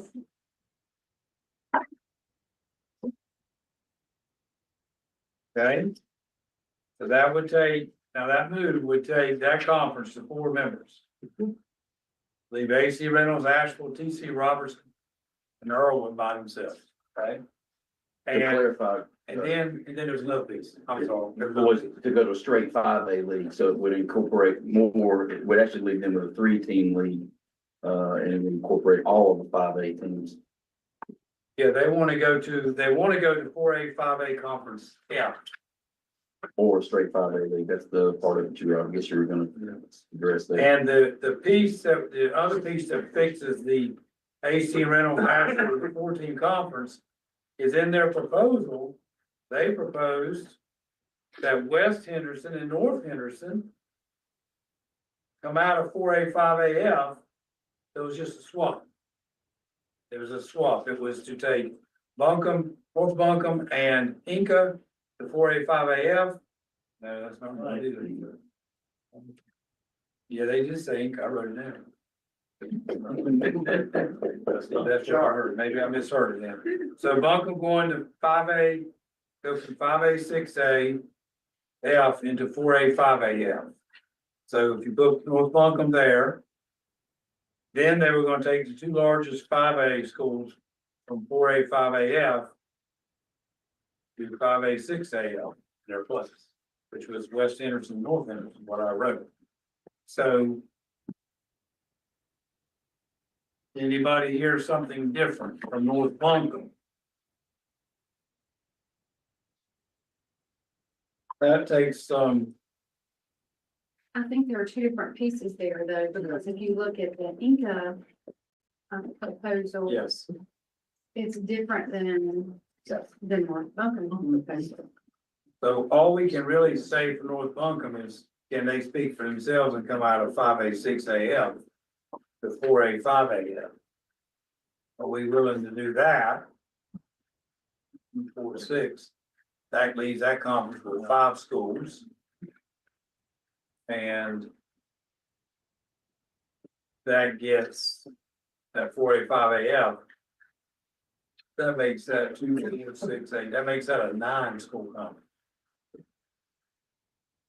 And those schools, correct me if I'm wrong, Brian, they play it all over there.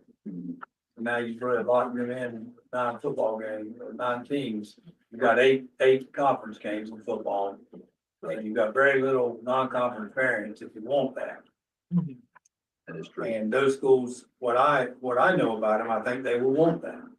But remember, North Buncombe's proposal had 2 teams coming out. 2 teams coming out, 7 teams. but we don't know if those 2 teams want to come out, do we? They don't. There's their Okay. superintendent. That's right. They don't. Yeah, all right. They don't. All right, sorry. Sure. They don't. You took my paper a minute ago. I was wondering, I'm doing this. Listen. All from memory. That's one part of the state I know. Okay. So. You have that. All right. No, they don't. They prefer the draft 3. And as a county, that's what we prefer because of, that puts my schools at 2 conferences instead of 3. And I know from my point with Smoky Mountain High School, we in Jackson County as well as Macon County, we are singletons. and, football, and we are comfortable with draft 3 also. And you're in that. Yep. 4A, 5A conference. So I think that the thing to do at this point is let's take up North Buncombe. You know, does anybody, did I miss anything about what North Buncombe brought in here today? They wanted that, and now we'll get to the Inca representation in a minute. So,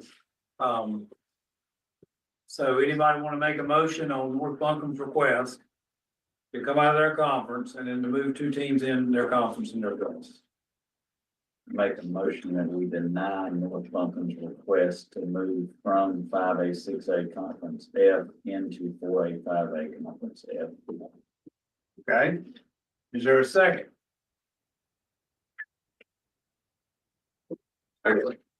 Second by John. All right, any more discussion? Was that? All right. Either my eyesight, either my ears are going bad or hearing, or my eyesight, I don't know which one. So, I just heard that from the direction I. All right. So, all right, so here we go. All the hair. We'll start. I ain't combed my hair in about 5 years, and had to. All right, so here we go. We've got a motion and a second. Any other discussion? All right, all in favor that we decline the request from North Buncombe, raise your power.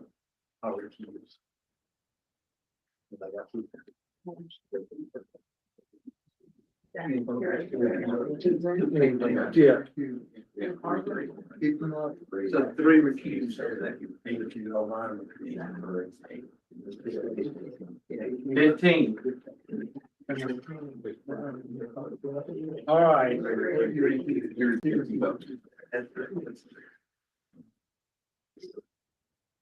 Okay, now we're on to English.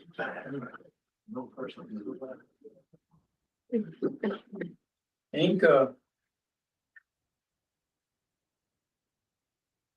One of the things I heard was Inca was the second lowest 7A school in the state.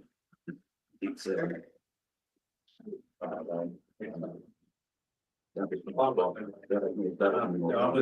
looking over. Sorry, I turned in the page. All right, Brian, I'm gonna let you describe what they're. Let's see what's going on.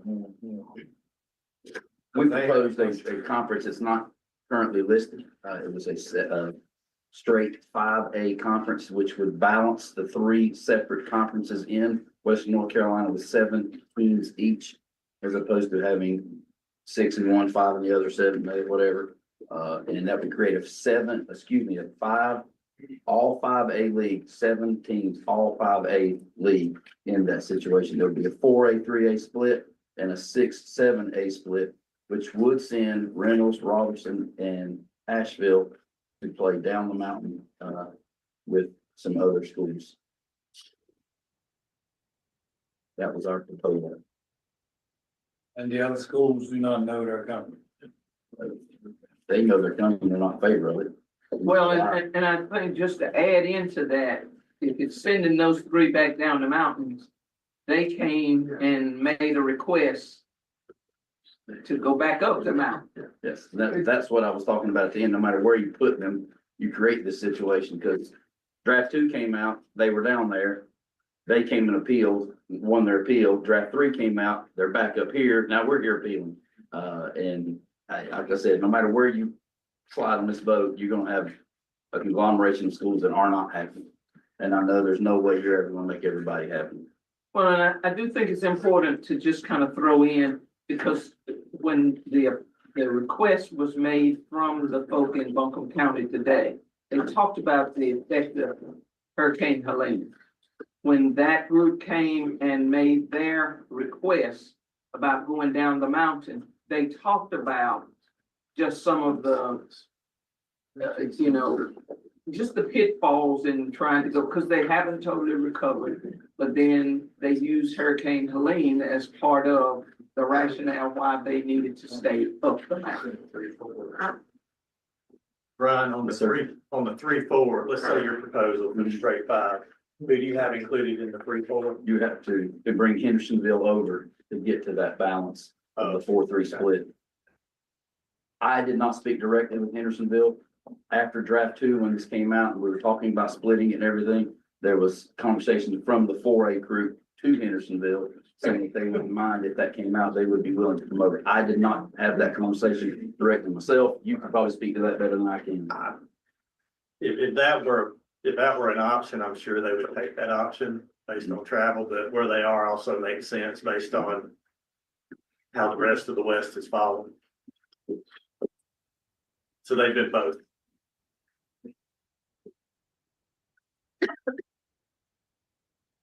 So AC, Asheville, and TC would go into 6A, 7A conference play, right? Yes, sir. That is, How far east does that go? well, it's McDowell, Woodard, St. Stephen, South Caldwell, Freedom, and Alexander, and I can say for sure that that group does not want that to happen. That's correct. that would make that a 19 numbers. Well, yeah, unless some more jumbling on the board, which I'm not sure you're gonna wanna tackle, but we were actually proposing for them to go back to what was in draft 2, which was not Alexander Central and, St. Stephen, but they were in a different one in Iredell, right, somewhere in that area, so. And have we heard from AC Asheville about what they wish, or if they had any feedback on draft, any of the drafts? Yeah, they heard from on draft 2. So they're satisfied with draft 3? They are satisfied. Yes, with we draft haven't heard anything to the contrary.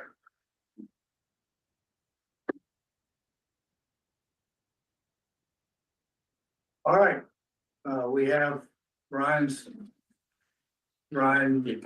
description from, Inca's proposal, the, Ryan said 3 conferences and more balance. So that's the Inca presentation. So do we have a motion?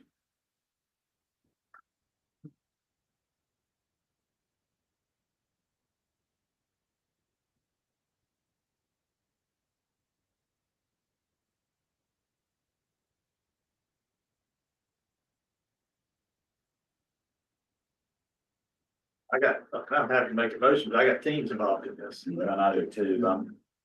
I make a motion, we deny the request for Nico. Is there a second? There's a motion to deny. Is there a second? Second. Okay. All right, I have a second. Any more discussion? I'm recusing myself on this. I am too. You still have. You got 18 voters, we gotta have, Yeah, that'd be enough. we gotta have 10. Okay, so we have a motion, we have a second, we have 4 people recused, right? 1, 2, 3, 4, 5.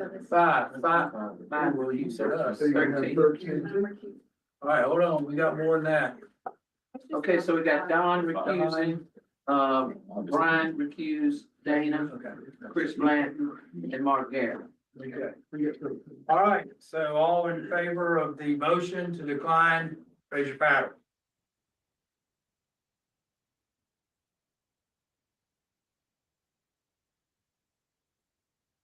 Thirteen, all opposed?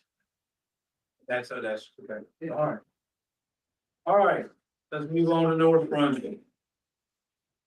Motion bears.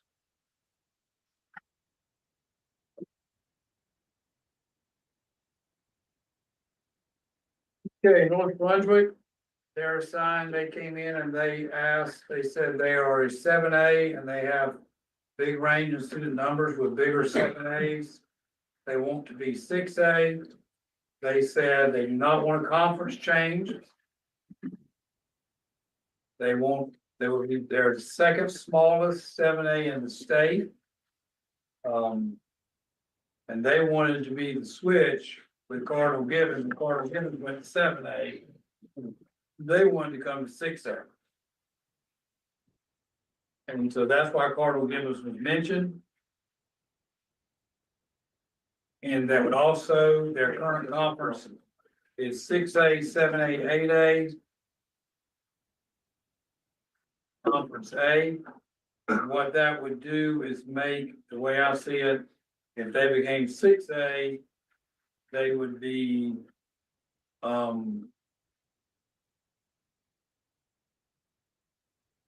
Two 6As in that would be the second 6A in their conference, yeah.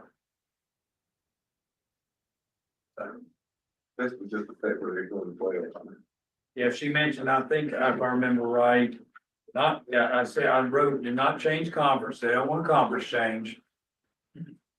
And she also mentioned they're continual losing students, and if I remember right, they said they would eventually line up, I'm looking at that in y'all's memory eventually, but the question is, I guess one of the questions on my mind, will we ever let anybody play down? Yeah, where is that, what's the precedent on that, Commissioner Tucker? At the beginning of realignment, Play down. go down in the classification. Yeah, it's been, the board voted. I can't remember how many realignments ago to not allow schools to play down. That was one of the, and so I don't think we've had anybody play down in the last 2 to 3 realignment cycles. When I first came on board, the board would entertain that, and then finally, and sometimes you would have it where you allowed them to play down, but their ADM numbers were such that then those schools that they were playing down with, they complained that you're allowing these students to play down, and their ADM numbers suggest that, they should be where they were. But we haven't done that in the last so many. We're creating the bigger schools on top, I mean, we're creating the opportunity for that to happen. Mr. President, I make a motion, we deny the request. Second. Okay, all in favor? I have a question. Yes. So for playoffs and a split conference, the first place team in each division gets a playoff. We don't know that yet. Okay. Yeah, see, and that will come, once this alignment is approved by you guys, then that's the next step. How do you get into the playoffs? What does the playoff structure look like? Is it gonna be 32, 48, 64 teams? And then if whatever that is, then how do you get in? And that's kind of, some of the discussion has been ongoing. And I don't think it'll be that long before there will be some recommendation as to, about all of that. Well, the big piece of my motion is based on, Smithfield's right below them. Yes. Rural areas are losing kids. You lose kids across the year. St. Stephen's is the smallest 6A right now, according to the realignment. That's just the nature of the beast. If you're going to gain and lose ADM, we can't guess what that's going to be. And they have an opportunity later, if they do lose significantly, to come back before this board. And we've already heard from Smithfield Settlement, as they were listening, they said, if this is allowed. Us too. Yeah, then we should be the one, if you're gonna allow anybody to move, we should be the ones moving, because we're the. Yeah, understand. How does the Cardinal Gibbons piece fit in there, since we've already let them go up? It doesn't, because they're there for them to move. That's why I asked that question. Because with 59 teams, you had certain that it was up. Yeah. You didn't have to make it. That's why I asked that question earlier, is you don't have to make a swap to allow them to play up. And playing up has been done several times across NCHSAA. Okay, we have a motion on the table to deny North Brunswick's request to move to a 6A. Is there a second? Do we have a second? Larry's got a second. Any more discussion? Okay, all in favor of denying the request? Raise your pattern. 18. Okay, motion carries. Unanimous. Okay, next school up is Piedmont. And Piedmont High School, they're in 6A, 7A, G. Where they've been placed in the third draft. And they are asking to, go to 6A, 7A, H.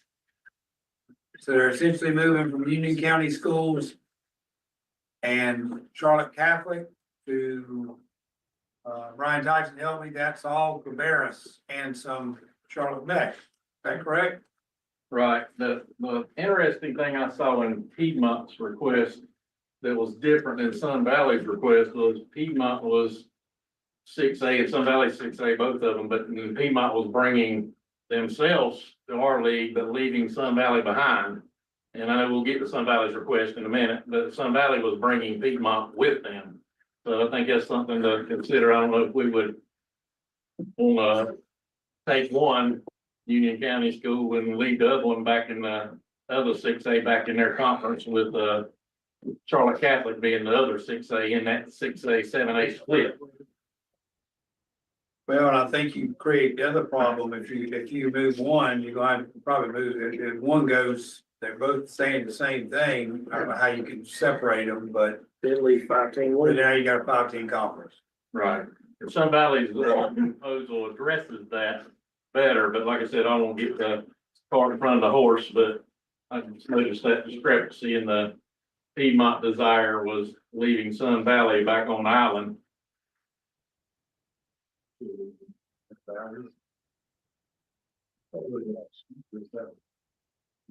Brian, if you could clarify on something here, it wasn't lost on me. I've heard in Mr. Stamey's presentation from Piedmont. He had mentioned that in the mid-year realignment that we're currently in, they appealed to be put into this current conference they're in. Yeah, they're not in a conference with us, but remember, we did hear their appeal at the. And we accepted that appeal, approved that appeal to go into a conference. This current third draft puts them in the old conference that we appealed them out of, and they're now appealing essentially again to go back to the conference that we allowed them to go to at the mid-year realignment. I probably said that really screwed up, but it made sense to me. Yeah. Well, not exactly. We did let them come down. You know, we approved them to come down from 4A to 3A into another conference, but it wasn't the one with Cabarrus County. Okay. Hold on, I'm looking right now, Brian. Okay. Give me 1 second, I gotta get mine.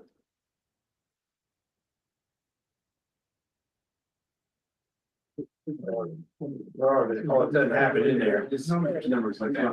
Where are they at right now?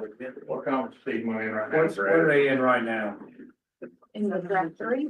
No, right now. That's what they appealed into 2 years ago. They're in Rocky River 2A. That's right. Rocky River, 2A. Central Academy, Parkwood, Piedmont, Anson, Forest Hills, Monroe, West Stanley. So they did get in there with one of our schools. Well, no, Mount Pleasant left the Rocky River in the game. So to your point, Brian Carter. Yeah. You gotta wait to see where they want for any of the.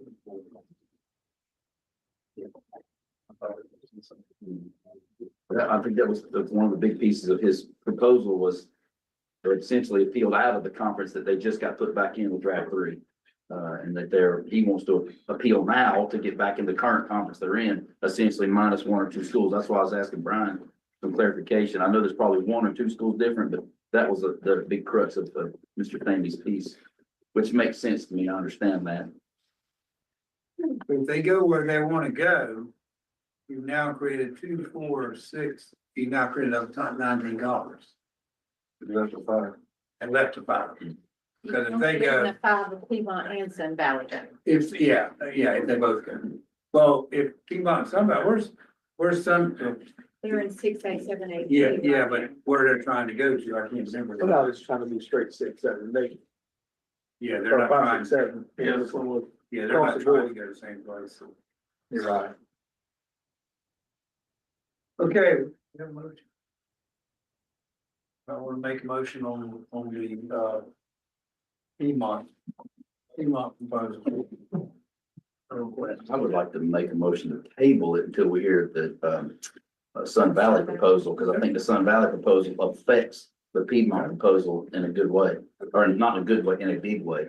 All right, so your motion to table it.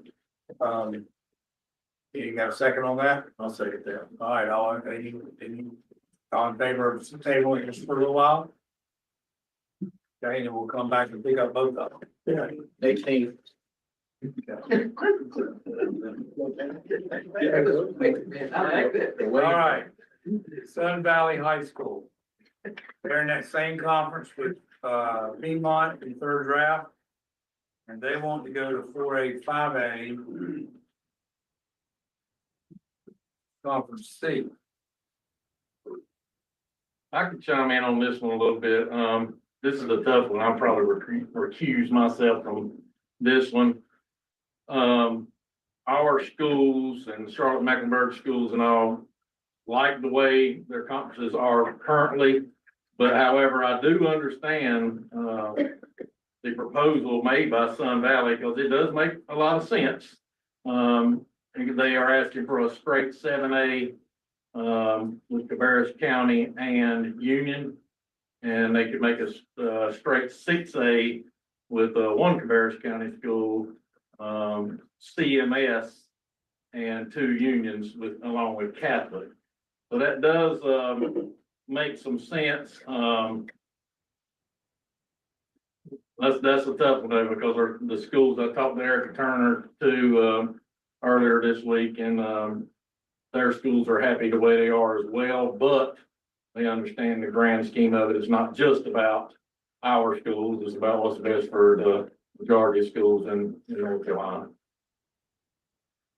So What's the travel difference? I know it's all right there. They talk about 45 and all that. Is there any significant difference? not really. I mean, you talk about us and Union and CMS, not a big discrepancy. The main thing I would say is from a Union County administrative from their administrative district, is I think I will speak for everybody, but I would think most school districts want their schools to stay together in a league like the third proposal has. So this would split up some of that. But there will be less discrepancy in ADM numbers too when you come to fairness and competition. So I get either way in all transparency and fairness.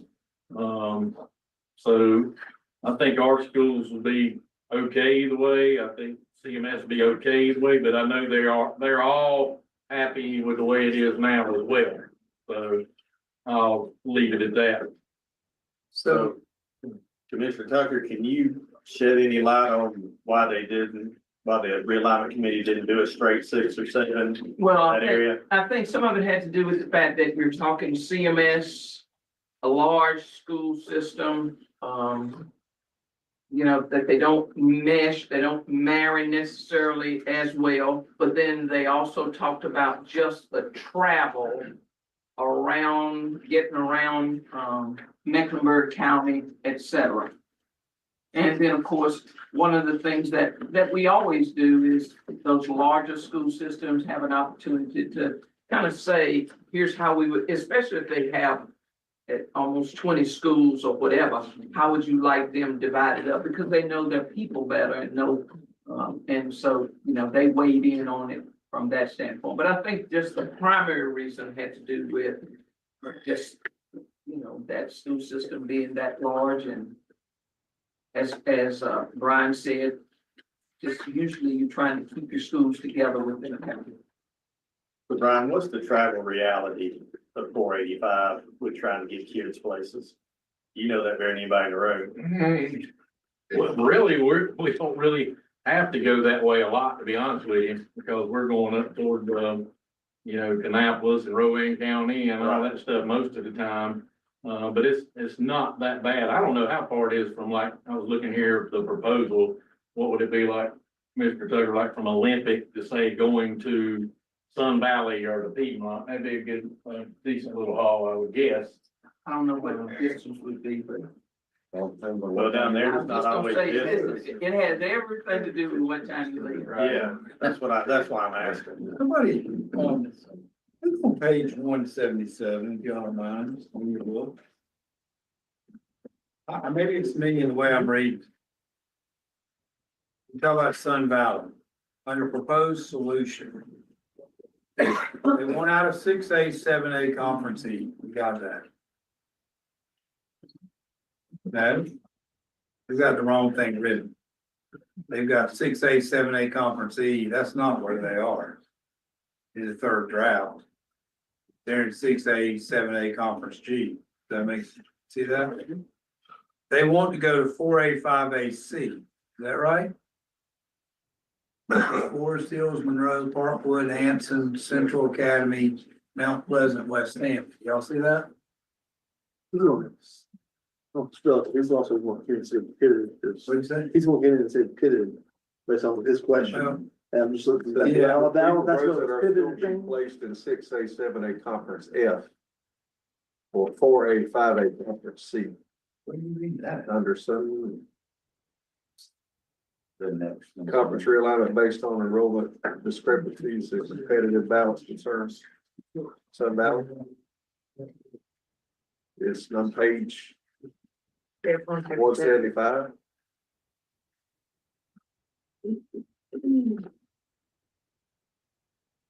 Six A, 7A. You're right about it. Yeah.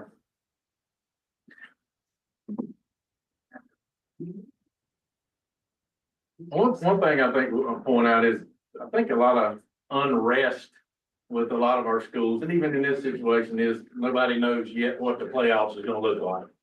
I think if everybody thought that we were gonna go a 48, or we were gonna go, everybody in, all 59, I think it would ease some minds, but when people have in the back of their mind that, oh, well, maybe only 32 out of the 59 are gonna make it, well, then they're sitting there in a split league with 2 or 3 different classifications. Well, I get it. That's worrisome.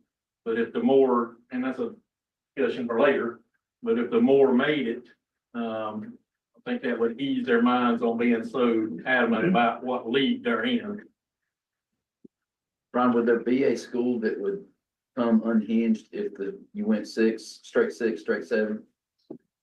The only one that would probably come unhinged from my standpoint would probably be Central Cabarrus, you know, and a lot of it, I mean, just complete transparency, is the non-boarding parochial school of Catholic being in there.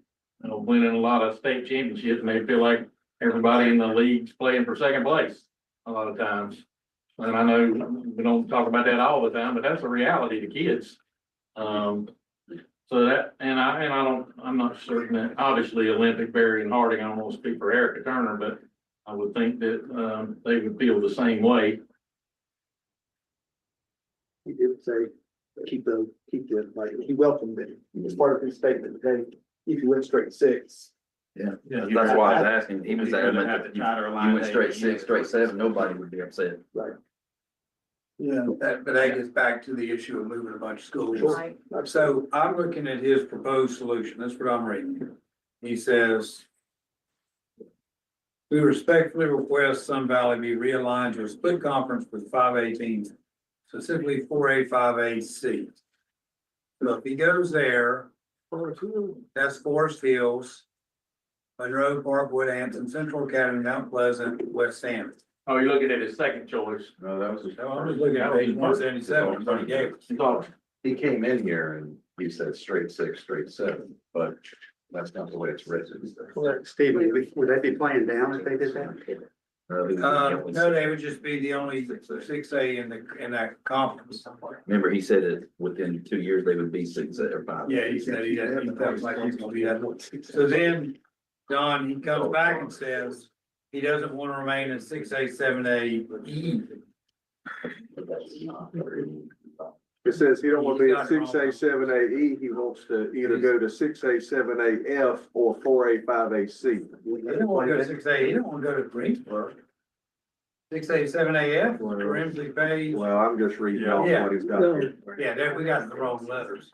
I think his packet today was the same one as from the time before, so his conference names may have changed. Maybe look at the school names instead. So the question is, do we move, they both have been asked to move. But let's just talk Sun Valley first. We have no idea 4A, 5A, C, which seems to be aligned with what he's got here. We have no idea whether Forest Hill, Monroe, Parkwood, Anson, Central, and Mount Pleasant, West Stanley are amenable to that. that also makes them an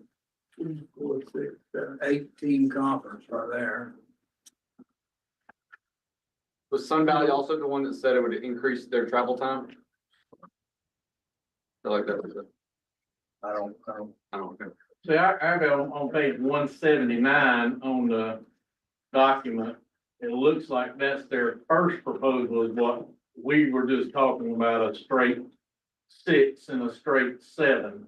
And then as I scroll down on page 180, then that's the other option that they have there as far as going into the 4A, 5A, 6A split. So when I'm reading that, I would say the first one, the straights, 6 and straight 7 would be the first priority. Is that not the way y'all took it? Yes. So if it goes straight 70s, the only Correct. 6A school. If he goes straight 7, he's in the 6th league. He's a 6. Yeah, he comes out, I'm saying that. Piedmont and Sun Valley are 6. Mr. Chairman, I just don't feel like we came in here today to make some decisions to blindside a bunch of schools. Yes. That we're not expecting something out of today. You just start moving people around, yeah. I agree, and I don't think you can move one without the other, because they're dead on the same size, asking for the same thing, the same considerations. Correct. And they do it, would if they're both decreasing enrollment, which I think we heard that both places, right? And that is. All right, let's handle Sun Valley first. Have a motion on Sun Valley. Motion to deny. Motion denied. Is there a second? Second. All right, any more discussion about Sun Valley?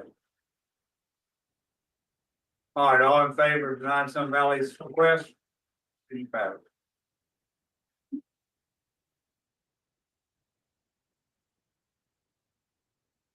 $15. 15. All opposed? 2 and 1 abstention. 2 opposed. I abstain. Abstain. Okay. All right, now let's go back to Piedmont. Make a motion, we deny the request. All right, your motion on the table, is there a second? Second. Okay, any more discussion about Piedmont? There's a motion to deny, there's a second, any other discussion? All right, all in favor of denying, let it pass.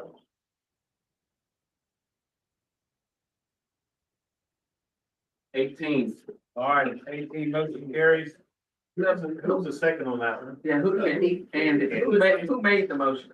I did. Jamie. I did. Jamie. All right, let's move to West Iredell.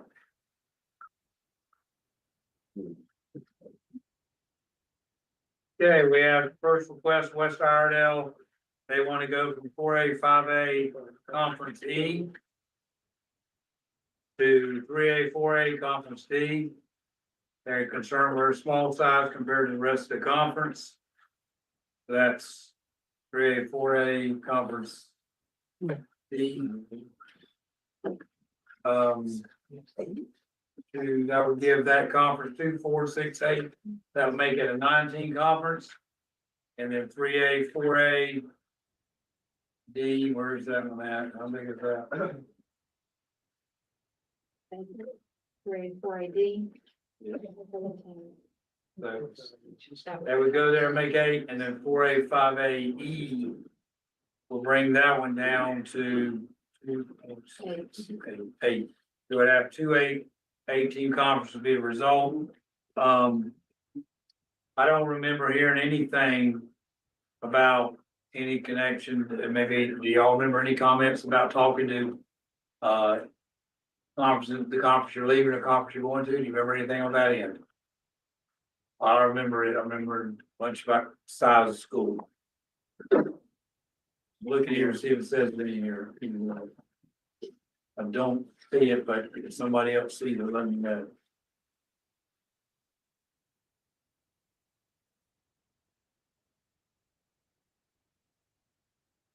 Brian, do you have any conversation with you? I see several of your schools listed in his proposals. New 6A, 7A. 6-5, 6A, 5A conference, page 203. Yeah, our schools were not in favor of any of that. In West Iredell or North Iredell or any of that. They weren't even given the proposal. They'd asked to see the proposals, but weren't even given the proposals while other leagues were. All righty. Increasing hours for them as well. We talked about 20 raises. Is there any way that the West Iredell situation fits in with Stokes, Wilkes? Any of that? I mean, is there anything? Hard to answer that without a vote. I would say when we look at the proposal, and I would have. The only concern, or the biggest concern you hear from that is, I think, in some of the schools, that 6 league conference, it would just leave 6 teams. And West Iredell would fit into that within an hour drive to most schools, but I don't know what. You gotta make one before you make the other, so I want to be careful how I'm speaking with. I don't know what's gonna happen. And they didn't ask. So I mean, you could be within an hour drive with a 3-4 conference. They didn't specifically ask for that, and I might be wrong about this, but I'm wanting to think that they said that they were looking for relief in some way. Which I know we have to be very careful about that, I understand that, but. Do I remember from hearing the conversation in the realignment committee that there was some desire on their part to do something with West Iredell? There was, yes, If, there was, and. but it's a tough spot. It is a tough spot because you have those 3 large schools, Hickory and. Yeah, yes. And so as the committee was trying to provide relief for West Iredell, they didn't know what to do with those 3 large schools. So if you removed them, where would you remove, where would they go? And there just wasn't, without it just disrupting a lot of other stuff. Cause they had when they came and presented to the realignment committee, I mean, it was very compelling. In terms of how they shared and what they shared, but it was just not knowing how to. Right. So they're just one of those anomalies that just kind of stuck based on where they are and their size. That's correct. And have the 3 drafts been very different for West Iredell's placement? I'm looking at draft 3. I can go back to the prior 2. 2 was about the same.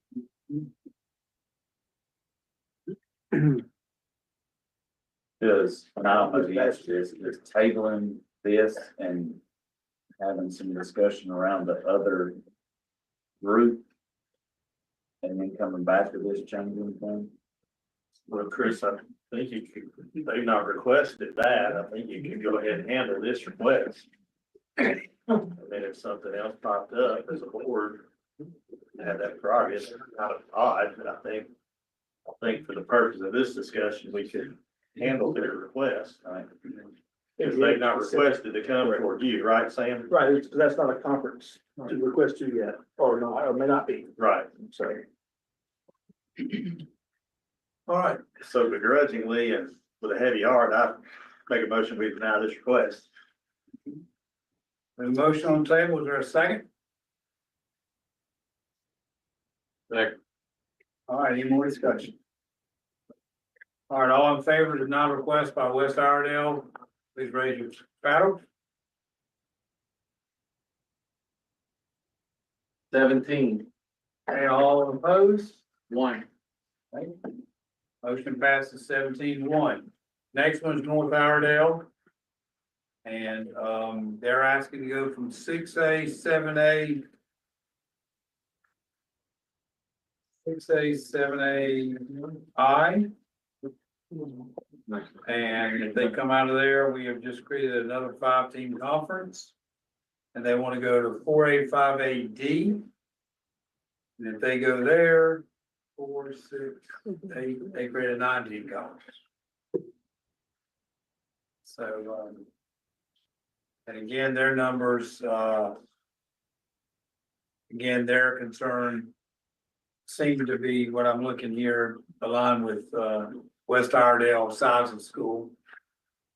Well, it changes other conferences as well on, you look on, page 194. I mean, it affects 4 conferences and all.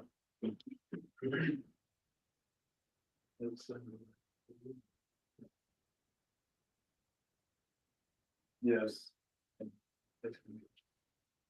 Yeah, then they would be the highest ADM in that 4A, 5A, 6A conference.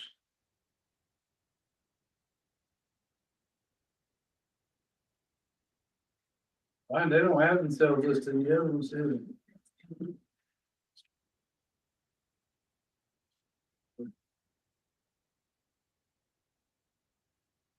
What was that, President Gaines? And there's conferences on the back side.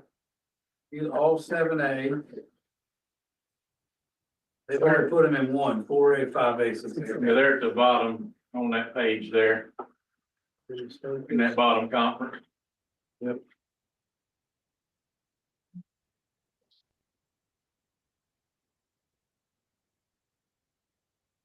That totally changes the 3 conferences above that. Yep. Well, the domino effect there. Okay. Motion for North Iredell request.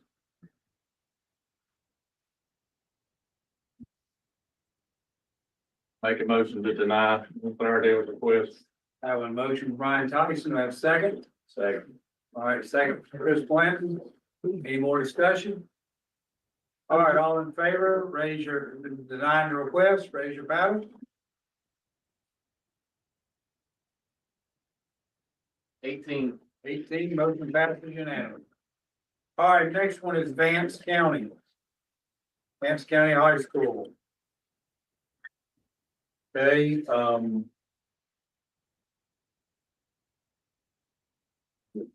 they are currently assigned to 6A, 7A Conference C.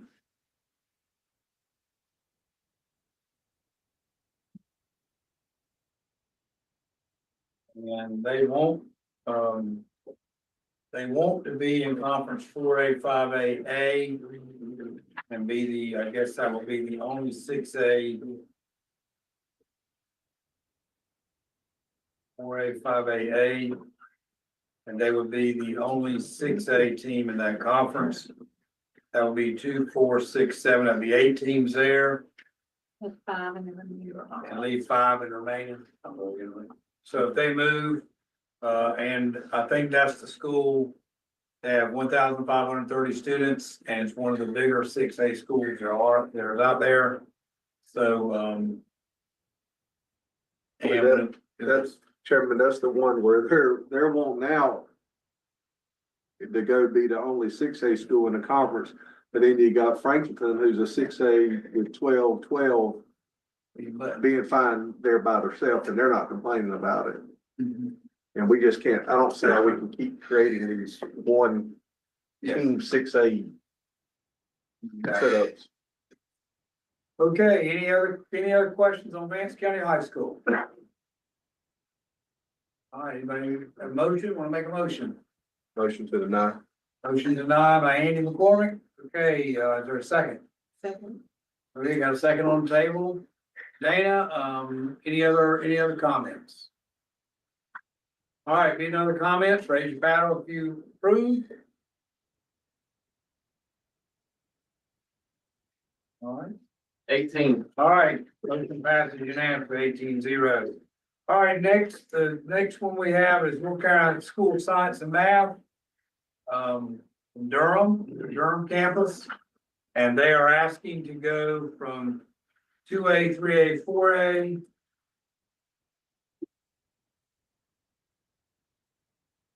Conference A. Which if they come out, there's 2, 4, 6 schools left. And they're asking to go to, and they are currently 3A, that are asking to go to 1A, 2A, D. Which will make that a 2, 4, 6, 8, 9 team conference. I don't think anybody plays football in that conference. Is it? Did anybody play in 1A, 2AD?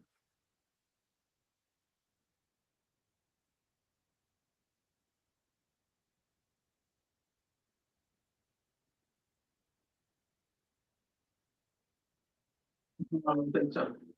Okay, and, they mentioned, if I remember right, they have relationships with this conference.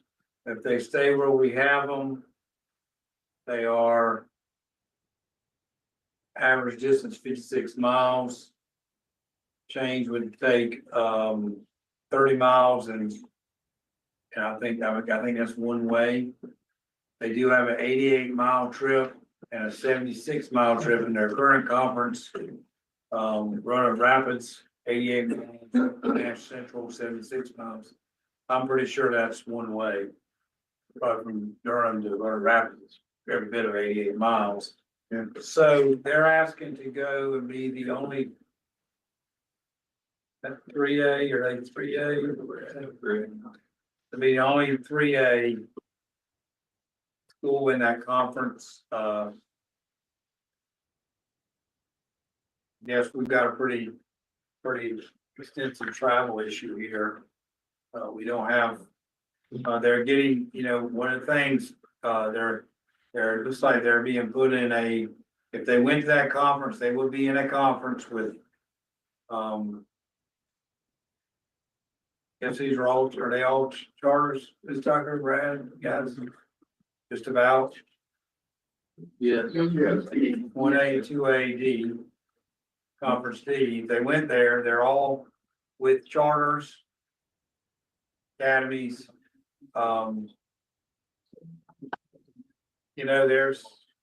There's something that's come up, public listening, there's something that's come up about charters being I mean, that's a natural development there, not something we've taken action on, but it's a natural development right there.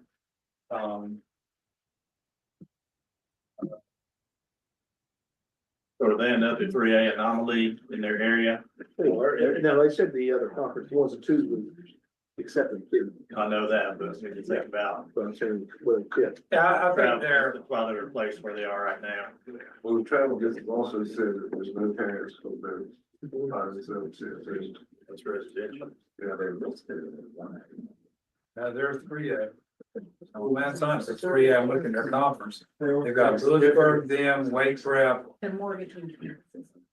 American Leadership, Bun, Nash Central, Rowan Rapids. So if they came out of there, they're not a football playing school. But Lewisburg's still there, Bun, Nash Central, Rowan Rapids. That conference area would come out of already has its challenges with football, even if school math science stays.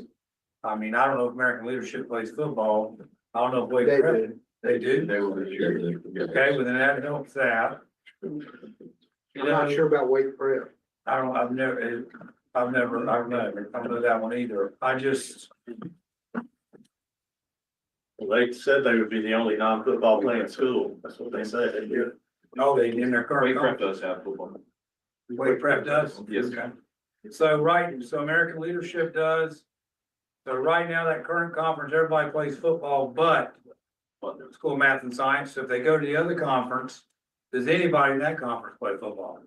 No. So now we just created a conference with, we would create a conference with basically charter and nobody with the pressures of having to deal with a football schedule. And we would also help a school out with travel, geography. Because those are two pretty good trips, 76 miles and 88 miles. Not taking away from anybody else who's driving that, for anybody listening, but I would have an opportunity to take away some big trips for them. I make a motion for North Carolina School of Science and Math, move to the 1A, 2A conference. So Eddie has said he's making a motion to move North Carolina School of Science and Math to the 1A, 2A Conference D. Is there a second?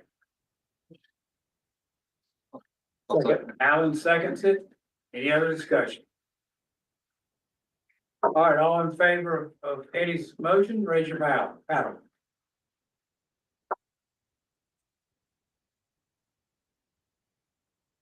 $17. All right, all disagree? One. Okay, motion passes 17-1. Now, here we go. Let's go back up. We've got two big things to deal with, I think. Brad or whoever's taking notes, the other end of the room, please help me here. It looks like we have the Mountain Island, Full Mountain Science Morgan and Thomas Jefferson to deal with. We've got the Wilkes, Stokes, Ash and Allegheny scenario to deal with, okay? Here we go. Let's go back to the top. Let's go to Mountain Island, School Math and Science, Thomas Jefferson. Let's go back up there and let's get this one. What page is that? I don't know. Hold on. 16-ish. Thomas Jefferson, 1122. 12. Thomas Jefferson's 22. Now, it's 12, 13. And School Math and Science, Morgan 17, Brian. Not in on the what page on the, In the. in the document. 12. Well, Mount Island School. School Math Science 17. And Thomas Jefferson is 22. Okay. Let's figure out what we're doing.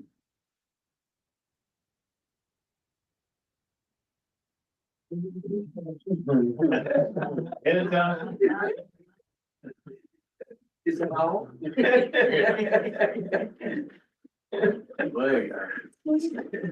Okay. Mountain Islands is 1A, 2A, 3A, B.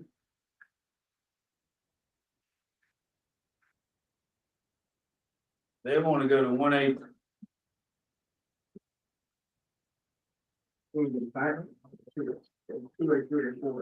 They want to go back to 2A, 3A, 4A. Yeah.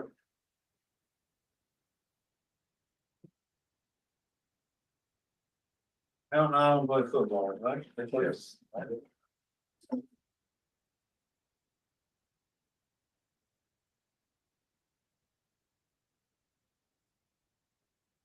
Two-way. They're talking about travel. School Math and Science. Wants 2A, 3A. Let's just kind of get our heads wrapped around what all is being asked here.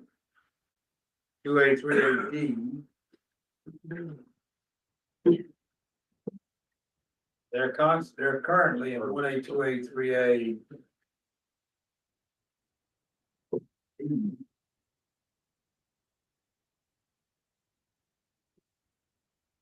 So if Mountain Island comes out and School Math and Science comes out, that leaves a conference of 2, 4, 5, 7 left. But then we got Thomas Jefferson wants to go somewhere. Thomas Jefferson wants 2A, 3A, D. Thomas Jefferson wants to go with School Math and Science. So Thomas Jefferson, two different conferences, one for football only. Alright, So it's Mountain Island. Vegas Mountain Island, are they requesting completely to move to one clear conference and still not be split? I would think that's what we need to do. They just said they wanted 2A, 3A. So basically, Thomas Jefferson and Math and Science want to go to the same place, okay? Correct. And Mountain Island, they're all three in the same conference right now for other than football. The schools, Math and Science don't play football. Mountain Island wants to go somewhere different. So they want to go to? They want to go to 2A, 3A, 4A conference B, right? Yeah, That's where Mountain Island wants to go. From my understanding, like, Mr. Douglas said, Corbian had said they are opposed to that, but I've also have some information earlier this week of, there were some other schools that really weren't for Mountain Island Charter coming in as well in that current conference B. So I don't know if they were reached out to or not. Yeah, they're trying to resolve a travel issue. They got a 280 mile travel. Is that the one we were looking at earlier? Yes.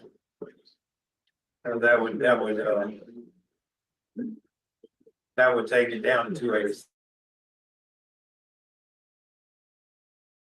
Mountain Island and Thomas Jefferson are the same places. They're in a regular conference. Then they play football only in a different conference. Okay. And then all three of these schools are in that one regular conference together because school math science. Right.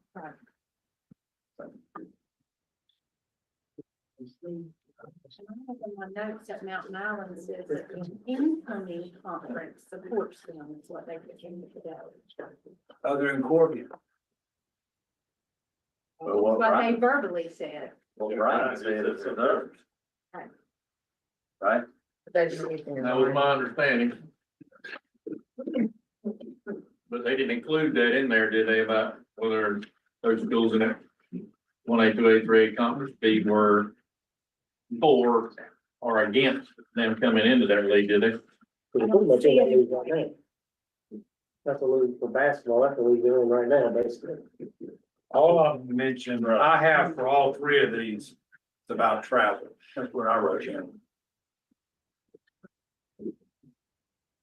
There's a couple of travel things on there that is concerning. You look at it just based on knowledge.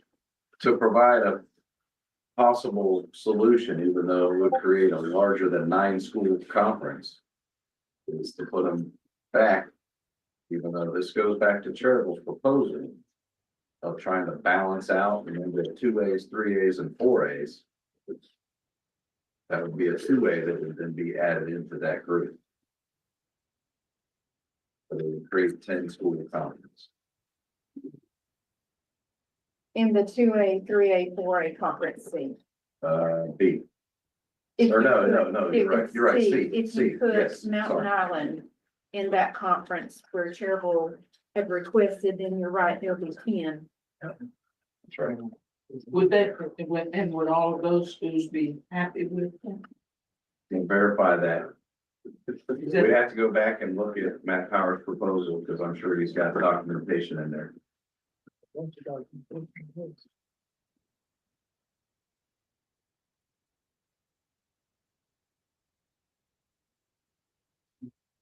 The two of the three aren't asking for the same place Right. that Mountain Island wants to go. The other two, school math science and Thomas Jefferson, want to go down with Avery, Mitchell, Henderson, Mountain Heritage, Rowan, and Poland.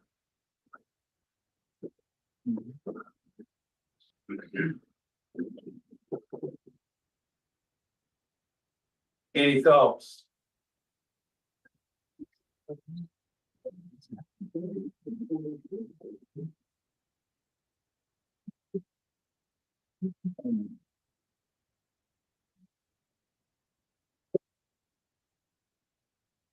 We got a bunch of people moving and we got a bunch of schools that have no idea they would be on the list.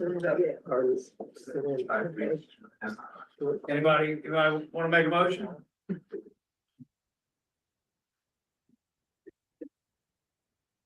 I think you got about 15 schools involved here, and I think we also had to be cognizant of this. Working ever since that first draft came out on possibilities of non-conference schedules. We go ahead and hand a conference, 3 teams or 2 teams that they didn't know were coming. Some issues, and Brian, we talked about that with people getting the conference out. Maybe some North Carolina team. And that you and I talked about it. Yeah. So, So You want to listen to one, or all three, or? I think we can make a motion for all three. If we make a motion for, make sure we put all the schools in there. Motion to deny.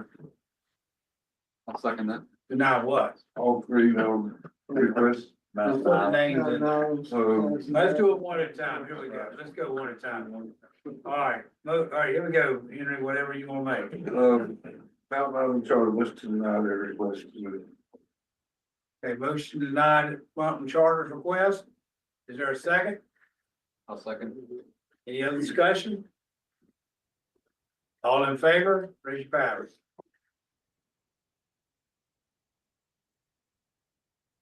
All opposed?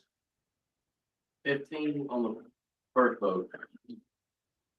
2, we're down to 17. Okay. All right, next one, school of math and science in Morganton. Anybody have any thoughts or want to make a motion?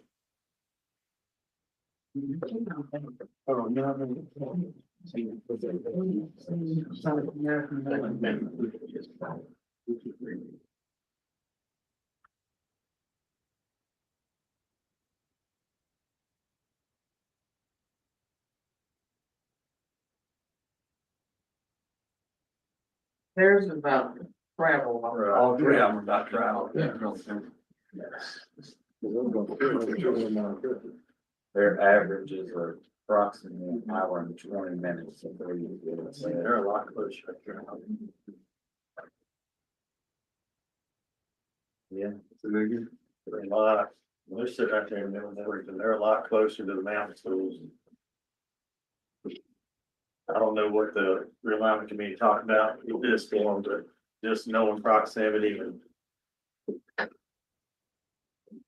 travel time, it's more sense to send them up the mountain. And I know that other folks in that conference probably aren't going to do that, but. Okay, we have a motion. School of math and science, Morgan. Is that what they're requesting, correct, to go to Their what I request call Western Highlands? I don't know what you want to call it, but they're getting to 2A, 3A, D. That's where they wanted to go. I got a school. With Hendersonville? What do you say? With Hendersonville, that's somewhere that's. Yeah, that's the conference. It will be Avery, Mitchell, Hendersonville, Madison, Mountain Heritage, Owen, and Bowles.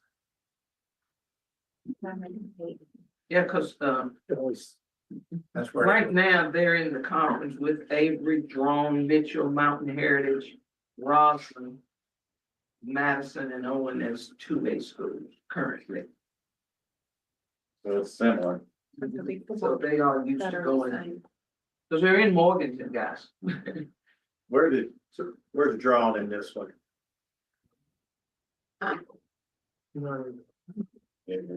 They're in the 3A, 4A conference B.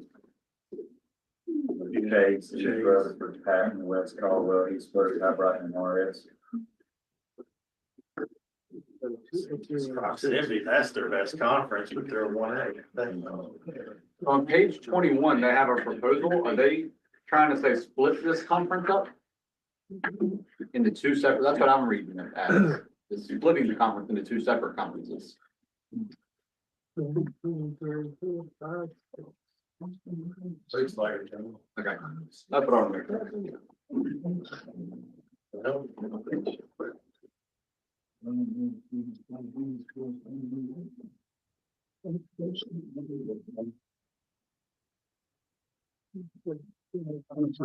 Have they talked to any of the gas schools? I don't know. I'm sorry, I don't know that for sure. Really think that. I'm sure Matt Powers, I'm sure it's talked about. Is that in any of his? That's, we have to go back and watch.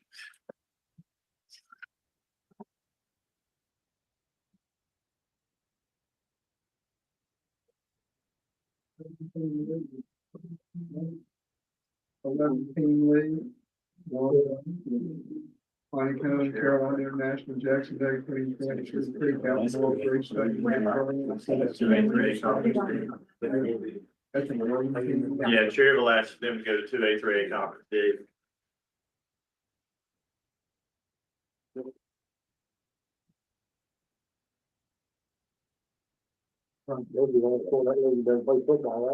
I think it makes more sense to like David.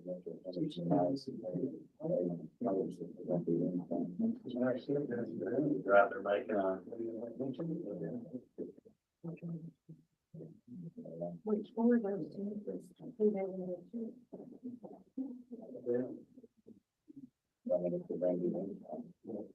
That's where they want to go. They want to go back to 2A, 3A, B. Yeah. We don't know if there's any support. Yeah, no idea. So it's not Brunswick anymore. right. Well, I won't tell you, they're not gonna love it. The incoming expenses. Not gonna go in.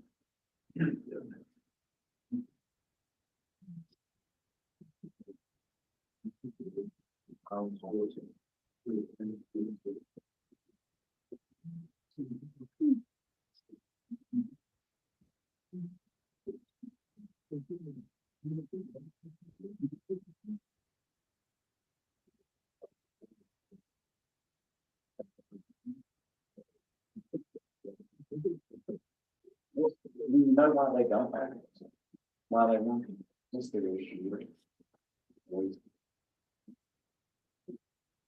It's not. It's a residential school. With juniors, let's say. So there's the rest of the thing builds that way. Yeah. It's not their fault here. That's what you're saying. Oh, really? And I think there is some indication, Cherryville, from the Cherryville AD. And at some point in time during the whole process, he had reached out and received some verbal or some written.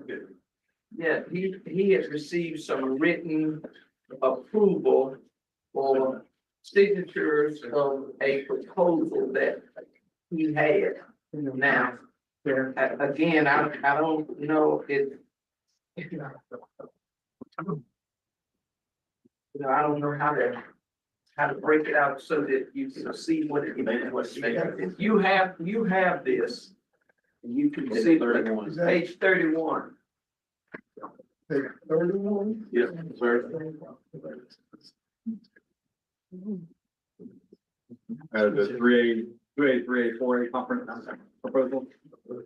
It goes to page 58. Yeah, 2, 3, 4, C.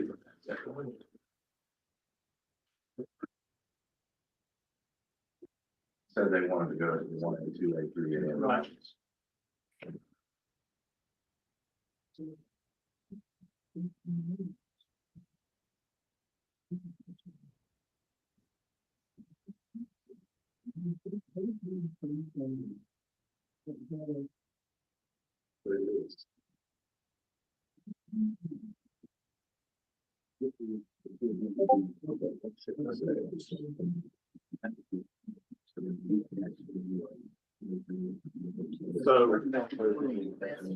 So putting them in that one back up the mountain. They're far, I've not mapped them all, but just from Morganton to Marshall, which is Madison County High School, is 76 miles. That's an hour and 19 minutes one way. Right now, the longest one they've got listed is a 65-minute travel time. Actually, the football was 2 hours, 200, go throw in. Come out, sign. I was talking about science and Oh, math. my bad, wrong school. Science and math Morganton. Going up to that conference, because I know that conference well. Marshall is where Madison High School is, Madison County. That's 76 miles.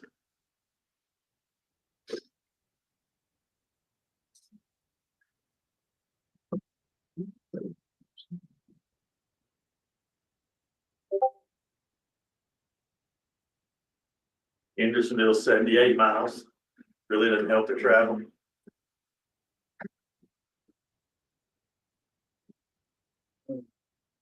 I know we haven't gotten there yet, but the ASH proposal that we tabled. This would also help address that, because it places some other schools. I know it's very comprehensive and it changes a lot, but might be worth paying attention to even more than what we've already done.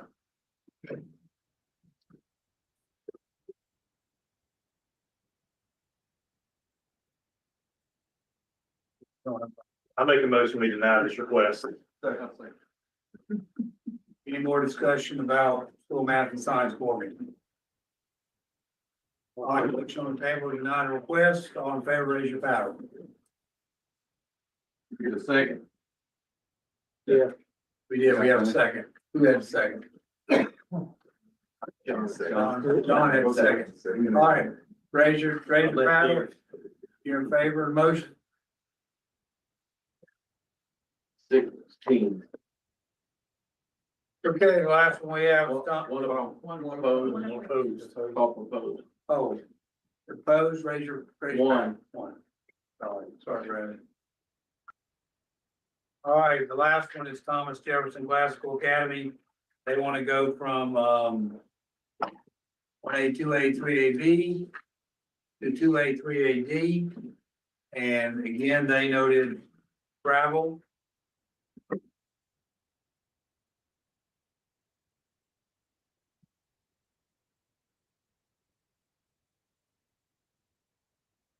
William Gainey, I make a motion that we deny this request. Good, got a motion to deny, is there a second? Second. All right, we have a motion and a second. Any more discussion on Thomas Jefferson Classical Academy?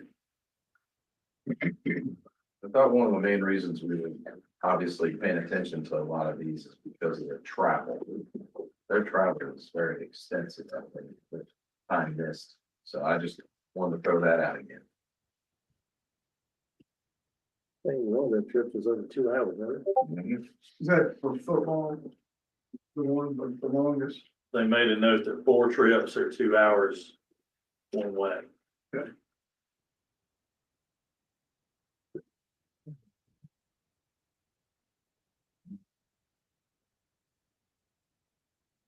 All right, any other discussion? Thomas Jefferson.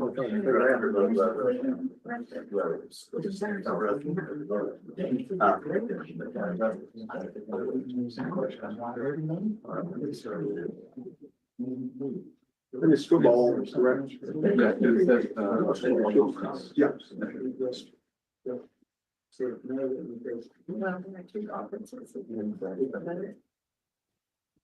Yeah, if they come out of one, they got. Yeah. Those sports. Just they get it all school, yeah.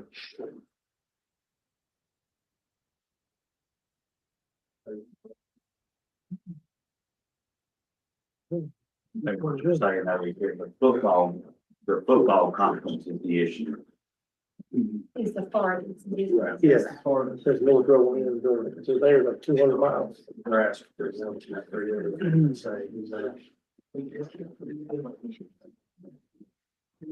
Two A, three A, they're asking 2A conference, 2A, 3A conference D. That's Avery Mitchell, Henderson, Bill Madison.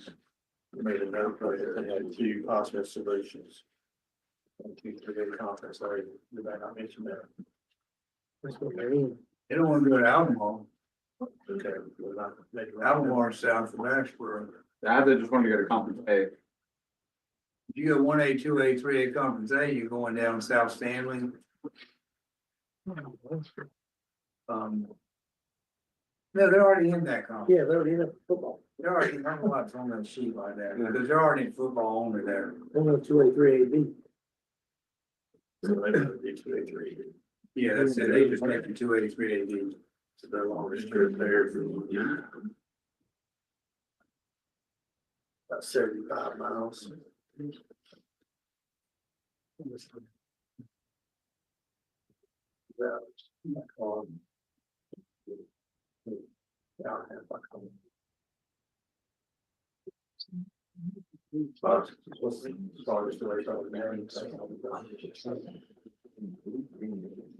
I think the first one is Rowan. The football, It's only football. yeah, Right. only Friday. Or Thursday, yeah. Thursday or Friday. Yeah. 30 minutes farther than their farthest should be in the 2A3A. Yeah, 30 minutes farther. That's car, which means it's over 2 hours of bus. Look from Brunswick to Madison County High School is going to be 2 hours on bus. That'd be for everything.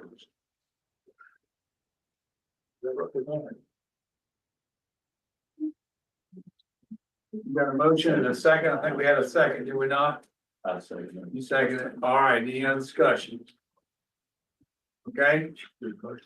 Motion is to deny Thomas Jefferson, Classical Academy's, request for consideration. All in favor, raise your paddle.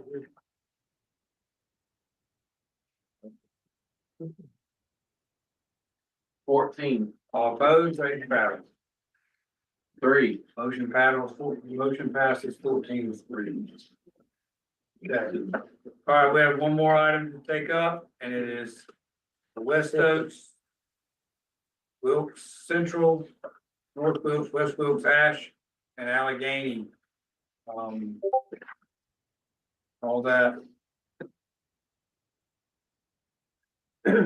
So, You heard from Ash first.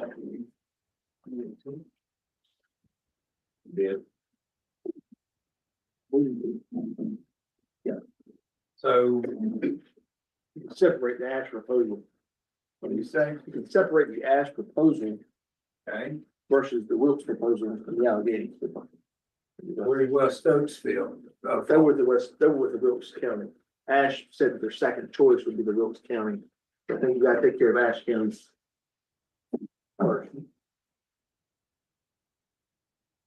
Ash County is currently in 3A, 4A, Conference C.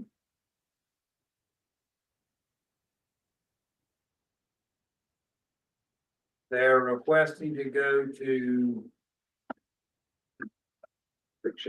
1A, 2A, Conference F. That's what the moving parts. That's all right.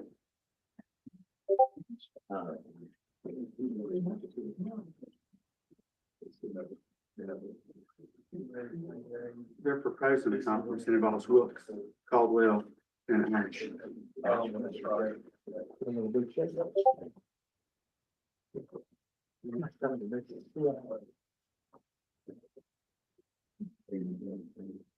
Did Ash ever mention going back to the 3A, 4A conference? Yeah. I was looking for that page. 3A, 4A Conference F.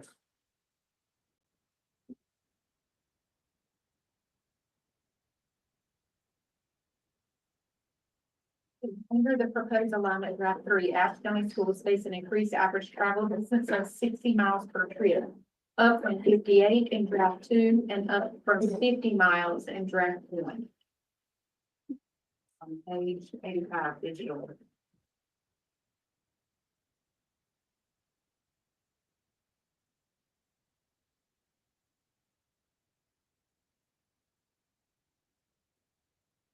They're proposing 316 conferences. Then remember, I asked them if they would consider, if they could be amenable to a conference, if Forbush and West Stokes were not in that conference, and would Wilkes County be amenable to that? And I thought they all said yes. Again, that's the Wilkes County proposal for Wilkes. Yes, okay, give me those conferences so I can get them in my head, my eyes. And Ash was in the room and I asked them that and they said yes. So what conference is that? Sam. 3, 4A, 3A, 4AC. North Wilkes, Surrey Central, West Wilkes, Ash, Bush, North Surrey, West Oaks, Wilkes Central. And you said what, Miss? I asked them if Bush and West Stokes were not in that conference, would all of them be satisfied? And they said yes. Now, what that obviously means is then you'd have to move Bush and West Stokes into a different conference. And that's when I reference the second draft, maybe, or another draft, where I believe West Stokes was with the Surrey County Schools. The reason why I said two separate ones, Ash walked in with one, with I think 3 different themes, and this, Dr. Batch, please correct me if I misspeak here. But that's what Ash walked in with, and then through the conversation, because we're all connected to the same conference, that's when the commissioner said, would you accept the Wilkes County proposal essentially? But and then Bush coming in over to Stokes and Surrey. And essentially on draft 1 that came out, my understanding is draft 1, except for Bush is now in there. And I don't know, I would have to let Dr. Badgett speak probably, or whoever's on the realignment. I don't know that if anybody opposed that or not, or fielded it or not. I don't know. I don't know how Surrey County feels on that or not. The only appeal that we got to draft 1 was East Wilkes, and that's what Coach Call and you were mentioned. Everything else in draft 1 was the Wilkes County Schools, Ash, Elkin, Starmount, and then Surrey County Schools, West Oaks, Bush would move in instead of Walkertown. You would still have, right now, there's 6 and 8, and you still have that 6 and 8 as well. It's all the same schools. Same schools, there's only realistically 1 school that's getting it. Yes. No, whoa, From- now say that again. So it's pretty much the same conferences as Which draft draft? 1. No, it's not. Because Mount Airy, Surrey Central, East Surrey, and North Surrey were together in draft 1. Correct. In draft 2 and draft 3 were not. Right. Because East Surrey and Mount Airy are the smaller 3A. And then you've got, North Wilkes, Surrey. Is that right? North Wilkes, Surrey Central, West Wilkes and us, No, sir. well, no, we're 4A. North Wilkes, Surrey Central and West Wilkes are the larger 3A, and that was the split during the second draft and the third draft. Correct. So in Yeah. draft 1, it would just be cut down the travel ones. It would put North Surrey, West Oaks, Surrey Central, Mount Airy, East Surrey, all like they were in draft 1. And nobody appealed that. Draft 1 had Ash County, Wilkes, Allegheny, East, Elkin, Starmount, North Wilkes, and West Wilkes. Correct. And that's what Allegheny and Elton, That's what, Starmount, all 3 go back to. They all want that. They all want draft 1s. All your smaller schools requested to go back to that one. And we had a North Surrey, West Oaks, East Surrey, Mount Airy, Surrey Central, and Walkertown. so Walkertown's out in another conference. So the closest thing, that's what Coach Call was referring to, would be Bush. They're at 4A as well, and they would just take that Walkertown spot. So you would still have a 16 and an 18. And I But think if we do that, then everything that Andy said with the other 3 times he said it today, he said, well, we're going against what the committee said. Don't mean to put any wolf spot on me to point, but he did say it 3 I times. understand, but why, at the end of the day, why, if it's still a 3A and the smaller schools are wanting to go to it, if it's still a 3-4 split, then what's the issue? I mean, clearly there's something. What does Bush want to do? I guess it's hard to argue the track, that's all I'm trying to say. And so there's a reason why, and so. Well, what's that Bush reason? wants to stay with draft 3, and I can tell you that when this was, they couldn't decide when we were meeting in person. So when we had the last Zoom meeting and the committee was looking at this again, the question was asked for Bush, would you be willing to move? And no real, it was almost like, well, no real response. So the committee just left it as we have it right here. So I mean, at some point in time, we even asked, is there the feeling that Bush and Starmount need to be together because they're both in Yadkin County? And they said, well, years ago that was probably true, but no longer is that true. So it didn't matter if Bush and Starmount were separate conferences. Who's Starmount now on draft 3, guys? Well, I can tell you that Bush does not want to go back to, draft 1. I know East Surrey does not want to go back to draft 1. I know Surrey Central does not, I know North Surrey does not. But one of the so as they were trying to figure out, as the committee was trying to figure this out, there was even a suggestion that West Stokes to fix it, because right now the outlier is West Stokes. When you look at Ashe County and you look at West Stokes. So the recommendation was, or the suggestion was, well, let's send West Stokes down to be in a conference with a Montgomery County school. Well, you could do that. So that's kind of where it just kind of stagnated. Like, there's not a great answer that everybody's going to want. Surrey County does not want it. As Asia said. But at the West Oaks perception, or for us, and I'm going to confuse myself, obviously, when the vote is, if the 2 A's and the 3 A's, it's still a 3-4 conference. And we play all of them non-conference. And so if playing them all non-conference, they still travel to us. That's where somebody just said, I don't know why. What's the reason? And it's hard to tell our people, what's the reason? Why? Is it because of the competition level? Somebody might not want to play some of the schools. That's probably part of it. I mean, That's always part of it. I mean, that's. You guys and Ash, y'all in Florida? Yes, we're 2 outliers, and that's About actually, 85 that's miles. like 2 hours and 10 minutes around the place. You're going through one. You're going past this.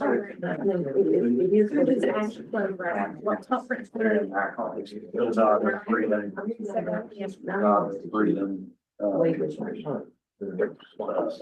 South Caldwell, Alexander. Hi, Brian. But at the end of the day, geography says that Stokes County backs up. It borders Surrey County. So I even suggested to the Realignment Committee that I asked, if Sam, if he wanted to go back into the conference with Reedsville. And so he said he would gladly go, but then the outlier there was Bartlett Yancey, and you know, that's. There's just not, there's a 2 hours, no matter where you go. Yeah, exactly. And that's at the So end why of the not look at moving Ash to that, conference that they were in for the second draft, which is the 3A, 4A conference F, and then keep draft 3. Because if you change it up, there's others that will not have an opportunity to appeal. The same. Page, what did you say, Ms. Ash, 3A, 4A, F? For this, where they were for the second draft, yes, sir. I think, wait a minute, hang on a second. 3A, 4A conference F. Second, In the second draft is where they were. But you all, so were you all fine with draft 1? No, we were not. But nobody came to appear before the committee. They should have turned in something. But it was the second draft. Second draft. Nobody's here. Yeah. Nobody. Yeah, I don't even remember that. It was only for the first or second series. It was more than they thought to. So what if we go back to the conversation a few minutes ago where the issue was people not wanting to play? Because that's not really something that we've ever said we were gonna take into consideration. I didn't say take the consideration. I just feel like that's why That's the reason. people don't want draft 3 is because of that. The people that have appealed. The people that are in, hang on 2 seconds. People that would be in conference 2A through the 2A, 3A conference C. And the 3A, 4A conference, see, those are the 2 issues. That's the whole group of people, right? Whole group of schools. There's 8 schools and you said a minute ago there's 6. 14 schools in 2 conferences. And But now Ash said travel is the issue, West Wilkes says travel is the issue. And Allegheny says travel is the issue. so the issue is where? Stokes, West Stokes? Yeah.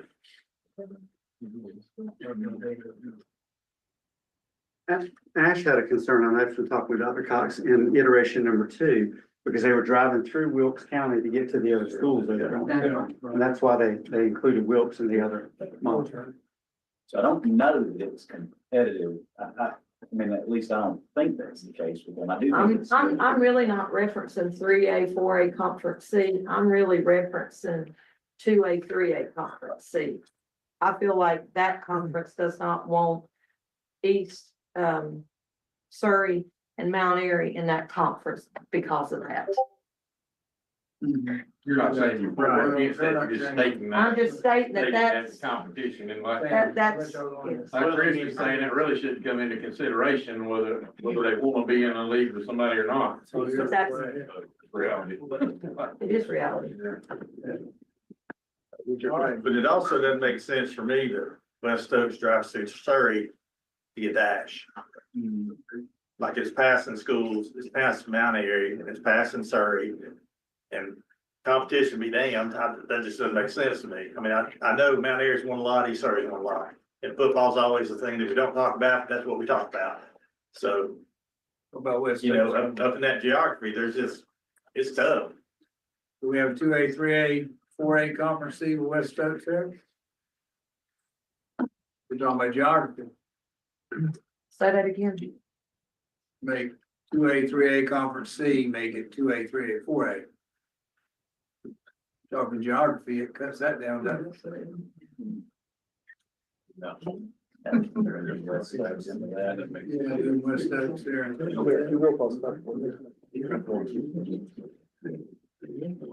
Yeah, that's the geography thing, I mean, if you want to address that. Otherwise, I don't think we have much we can do. I don't think all right, anything else on this, on the, because I mean, yes, we're right here with Allegheny and, all this is combined, is that correct, Sam? Yeah, Allegheny, Starmount, Elton. Stormont wasn't on the list, but. They're probably the letter, sorry. There was no letter. Okay, anything else to add on this? Any other options we have not seen? Ellen, you got There are two Ash proposals. The first proposal was the one that created multiple 16 conferences. yes. And they said if that didn't work, then the other would be Plan B.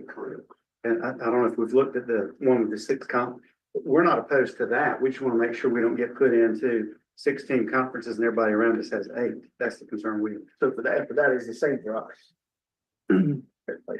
Everybody's conference proposals for us, the same. That's free, so it doesn't really have any impact on us. Does the change to the request to reflect people that aren't involved in this motion? Because if it does, I don't think you should include anything, because there's no more chance for them to review, just like we had some other ones earlier. We have the Surrey County schools that are here, 2, or three of the 14 that have not voiced their.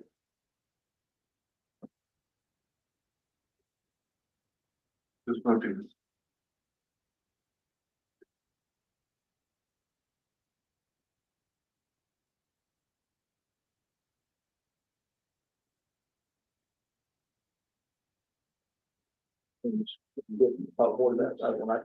Back to your guy. Once it gets to I think we're in the same spot we were with some other scenarios that we, multiple. I mean, we wind up, with 14, I think it's 14 schools and,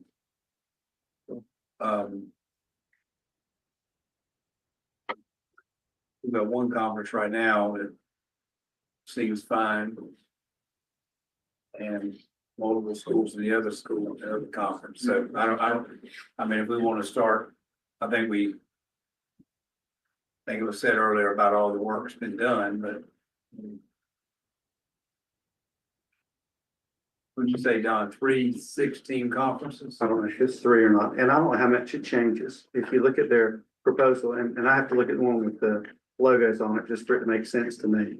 This Ash, Wilkes Central, High Brighton, West Wilkes, North Wilkes, and West Caldwell. So that's a 16 conference.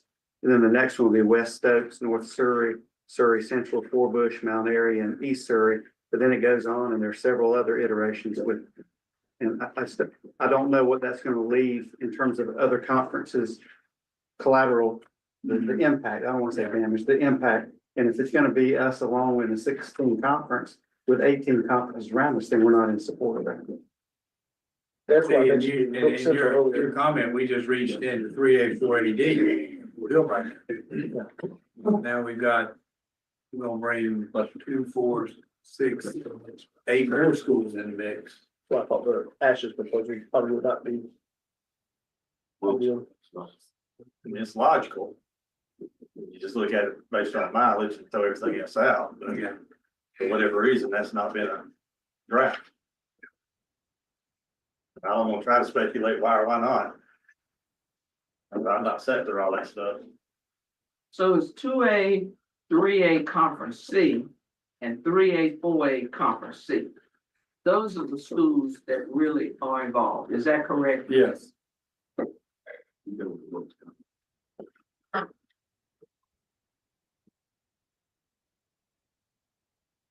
See, I think those are the schools that we ought to be considering, not anybody else. Right.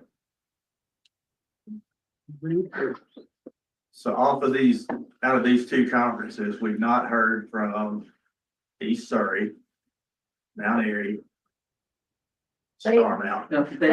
Those 2, East Surrey and Mount Airy, have reached out through me. And they said they are, not in favor of draft. They like what it is. They like the way, draft 2 or 3. Elkin, and we've not heard anything. Elkin ones. Got it, you know. Elkin, Star Mountain. What about East Wilkes? They said they were indifferent, but they. Yeah. Okay. And then down here.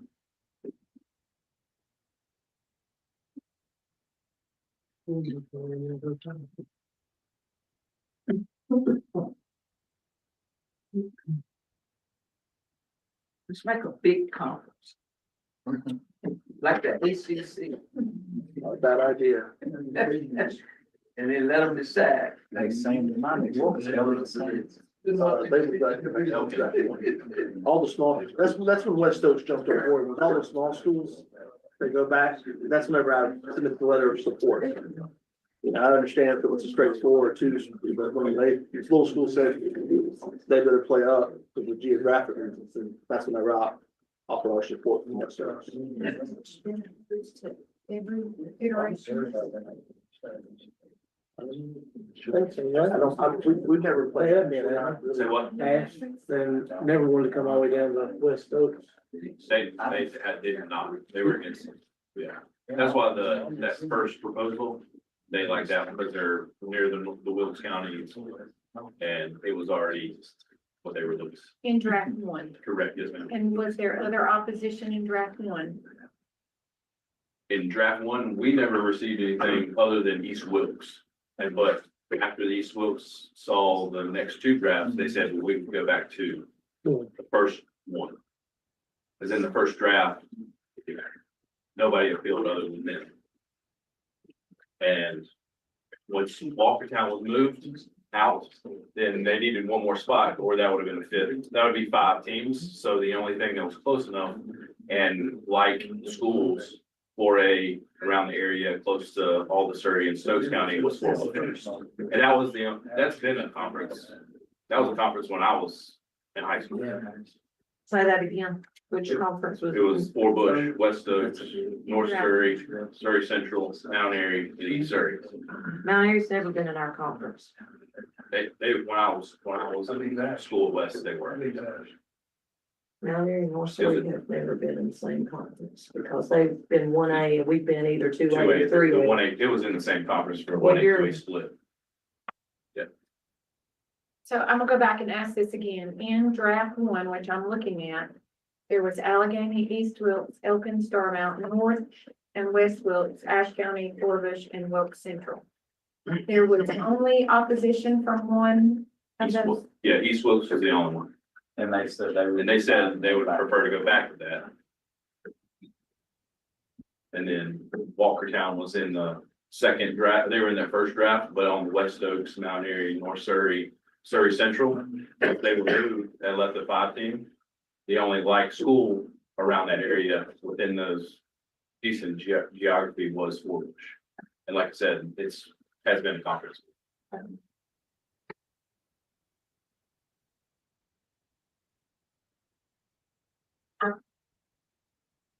that's less movement. One school can move from that one draft. However, we've had a couple other drafts, so people are gonna be indifferent like that just because of, but that it was just I was just curious why there was no other appeals at that point. Right. I don't think we should be going back to draft 1 anyway. We've got draft 2 and draft 3 and that's what's on the table. Well, one thing that you could do, and it's not what she asked, but how, just look at this right here, and it's gonna look odd, but might solve one thing with travel, but, don't throw anything at her, but, well, if you move dash 2A, 3A, made it 2A, 3A, 4A. That takes the Ash to Stokes. You're gonna ask you, sir, there's 7 mile difference. What, compared to going to your place? Yeah. Us and Easter about 7 miles. Okay. You're right, 2011, I didn't know that. 2012. Yes, sir. I didn't know that. Didn't know I'm that. fact checking. I You're right. that was our run. I remember playing all. My money was cool.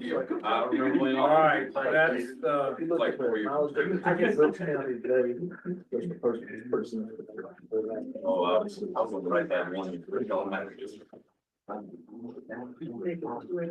I was in middle school those years. True statement. True high school, middle school. What middle school? Did you come up with something else, Danny? No, they told me that it won't work pushing forward because it's only a 7 mile difference for Ash.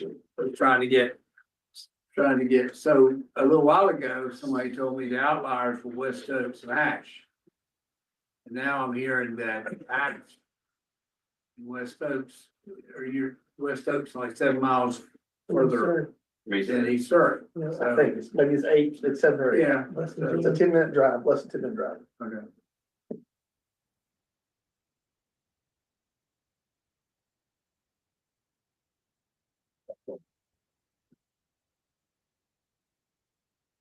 But then, since we got 3s and 4s together and 2s and 3s together, can somebody help me understand why East Surrey and West Oaks didn't get put together? Because East Surrey is one of the smaller ones. East Surrey and, Mount Airy. And West Oaks is 4A, larger. What's your idea? Seven, they're college. And East Surrey is 3A, right? West Oaks is 4A. Or if you move 4 Bush and West Oaks, the 4 Bush doesn't know where you're talking about. Unless they're watching and they're probably not. 4 Bush to which conference? 2A, 3A conference. Along with West, thank you. Yes. Made it 2, 3, 4. 2, 4, 18. 2, 4A, 4, 2A, 2, 3A, 2, 4A. Say that again, please. 4 Bush and West Oaks from 3A, 4A Conference C to 2A, 3A Conference C, which make it a three-tier conference. 16 conference. That puts, well, we could kick, I know you can't. Keep Allegheny where they are because they have appealed as well. So you, like West Oaks to Allegheny, how do you get? How do you get there? Helicopter. West Virginia. I guess. Galax. Yeah. There you go. Go to Galax and come down. We don't play them, we don't play defense. So that's how we end up. You go up there. How do you go? What's your thought about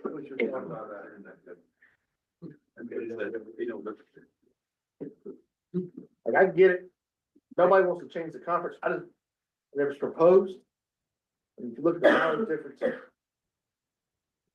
I mean, at the end of the day, people don't want to change. Some people don't want to play us, and that's fine. It is what it is, that's why. I don't have a problem playing I'm this. not talking to you, we play you in everything, Yeah, not a but conference. that's, And so, I mean, I get, we play a lot of these teams in non-conferences, but it's tough to look at it and say, what's the solution? And we have all these proposals of saying, let's go to the original, and then you look at the mileage differences. And that's where that's my stakeholders. and it's also, And that's what they're gonna view is, they play them in non-conference, we play them here, if you look at the mileage differences. So that's what I'm advocating on, and that's why I stayed out of it, and I told Paige last time, I was staying out of it until the 2 days, they're fine with less travel. And that's whenever we hopped on board to say, it makes sense, if the 2 days and play enough for geographic, then it made sense for us to advocate for play closer as well. Still a 3A there conference. Yeah. True.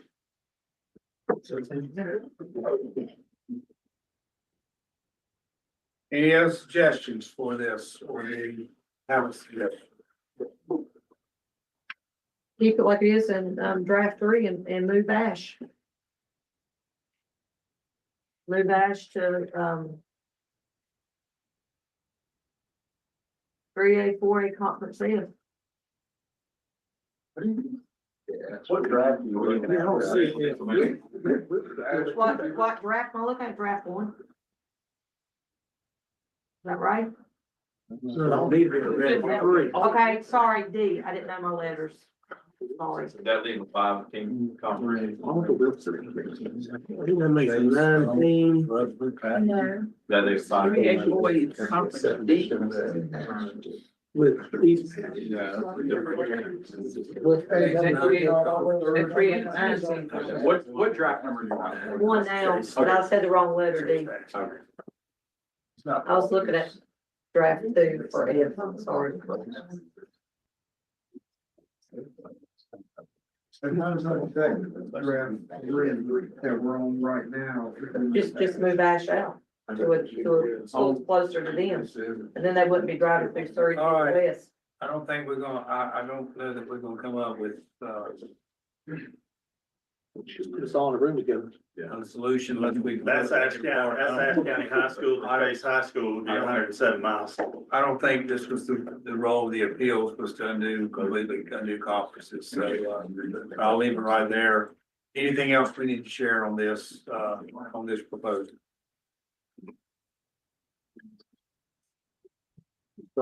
We take 14 teams apart and start reorganizing. We've really gone backwards on what we were doing today, and the goal today. Again, I'll go back to my comments. I don't know that we can make everybody happy.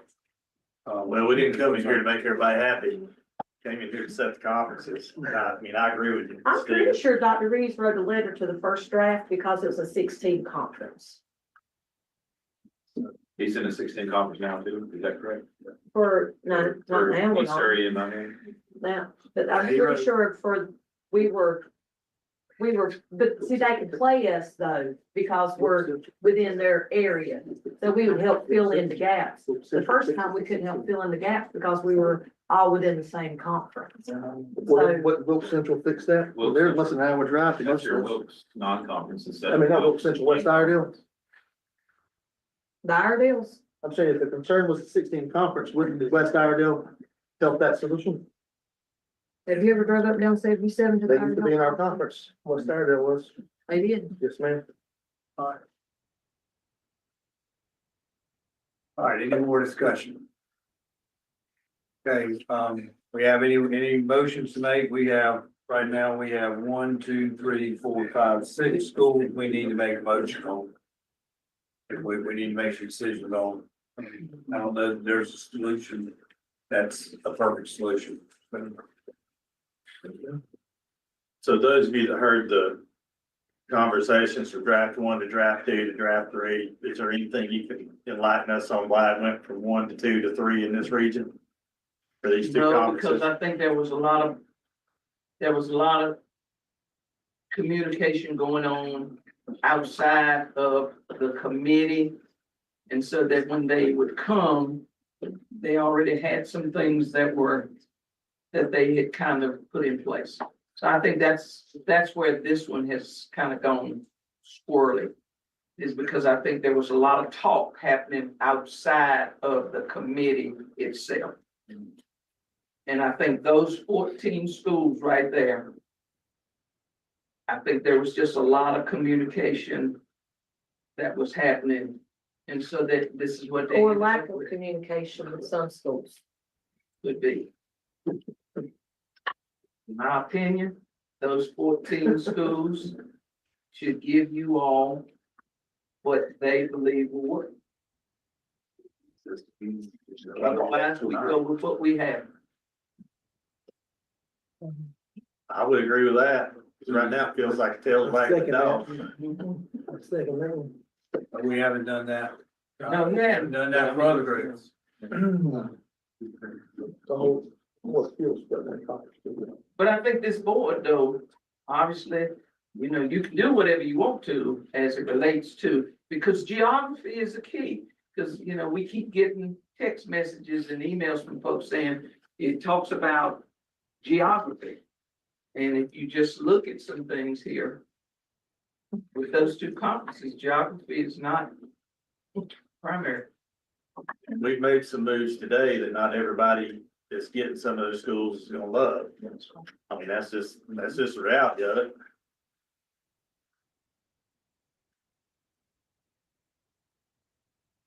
I don't know that we have compelling justification to overturn what the realignment committee has recommended. I agree.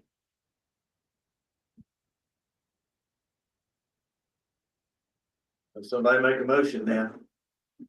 Because I don't necessarily agree with all of it, but the power is the body corporate. All right, we want to take them all at one motion, or do we want to do it separate? I think we've done the other ones separate, so I would suggest we do these separate as well. Anybody want to make a motion on West Stokes? Motion to deny. Is there a second? Second. Okay, any other discussion? All in favor, raise your paddle.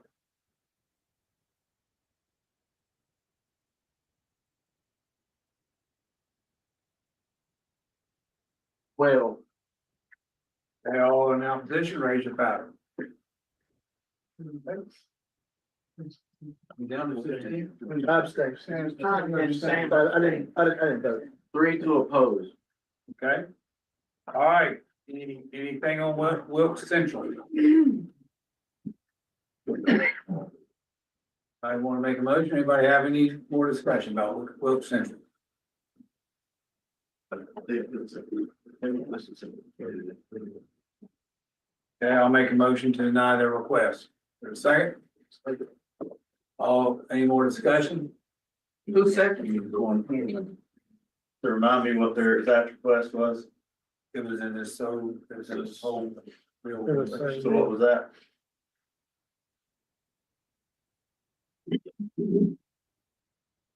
Draft, it was going back to draft 1. Go back to draft. Yeah, for Bush moving over to that. Yeah, return the draft. All the Wilkes County schools, they're separate, but they all wanted that. To return to draft 1. Yeah, and Ash and Allegheny.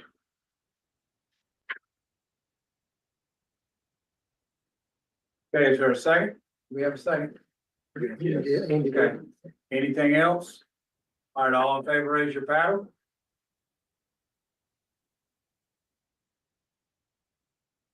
10. All opposed, raise your hand. 5. All right. Who abstained? Same proposal. It is the first time too. All right, North Wilkes. Have a motion to, motion on North Wilkes.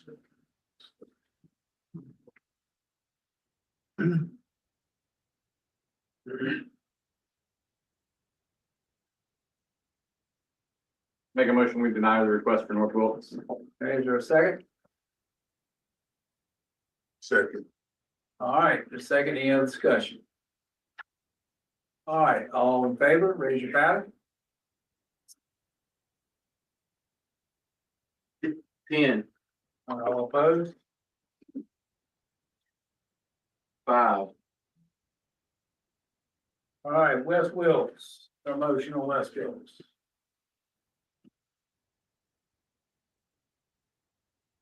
I make a motion to accept West Wilkes' recommendation. Okay, the motion to accept West Wilkes' recommendation. Is there a second? Second. Okay, any more discussion? What was West Wilkes? This was one I've got written down, the West Wilkes. That Ash was okay with it, that West Oaks was okay with it. On this West Wilkes. I don't think I wrote it down wrong, but it may not have been your first deal, but. It's the same The one. West- The whole Wilkes County. The whole Wilkes County. The whole Wilkes. Yeah. Yeah. Okay. So my purpose for the motion is when we consider all the teams that are sitting here and looking at a majority or almost a majority, we've got letters of majority of those 14 teams that we're talking to that have asked for something.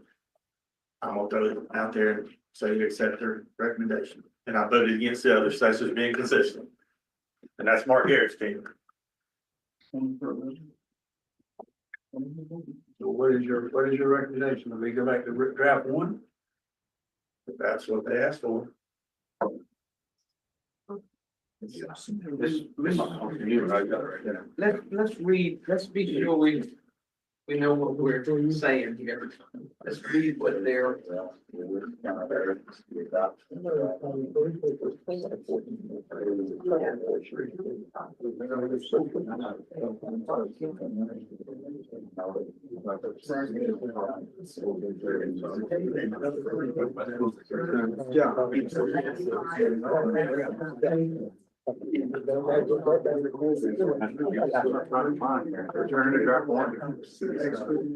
So it's got West Wilkes High School and Wilkes County Schools strongly advocate for return to draft 1 with 4 Bush transitioning from the original 2A, 3A, 4A conference A to the 3A, 4A conference D.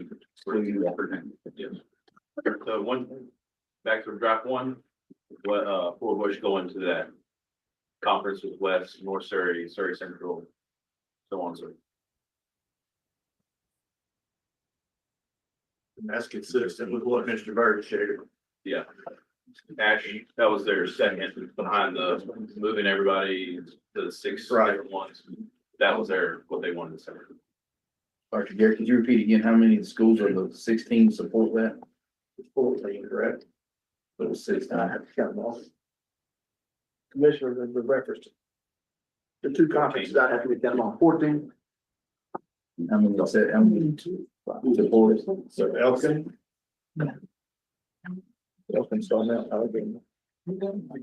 Elkin started. Is it easier to say how many? Ash, and Stowe. So how does that make these conferences look compared to draft 3? It's moving. So is it based on their proposed conferences?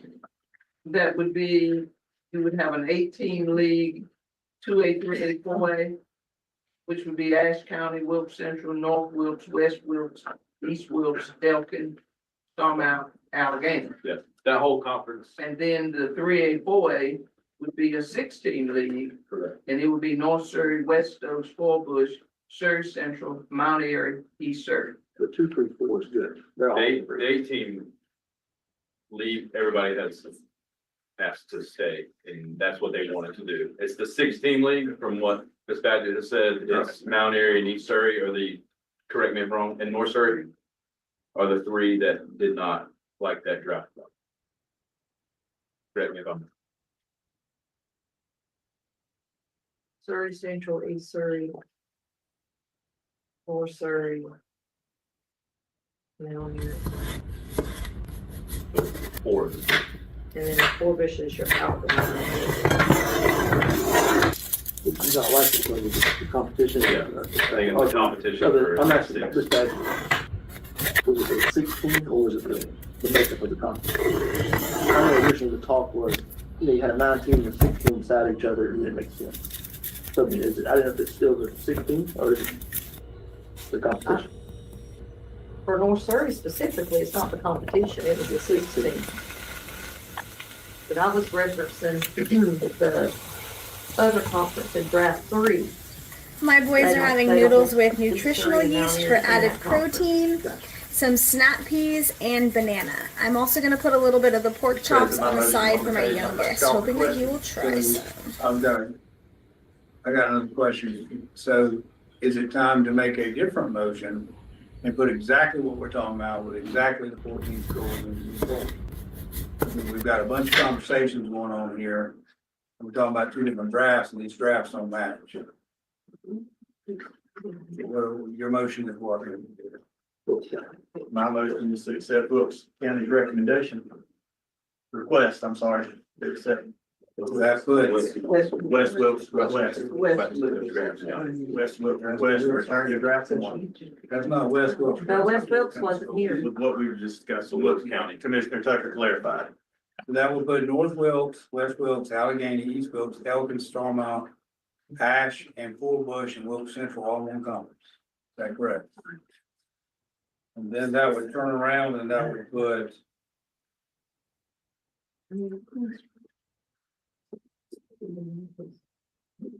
Surrey County schools. You're looking at one. Somebody tell me where they were. You're looking at one. They were in 3A, 4A, D. 3A, 4A, B. D. East Surrey, Mount Airy, Surrey Central, Walkertown, North Surrey, West Stokes. Their request is to take Walkertown out, which has already happened. Where's Walkertown going?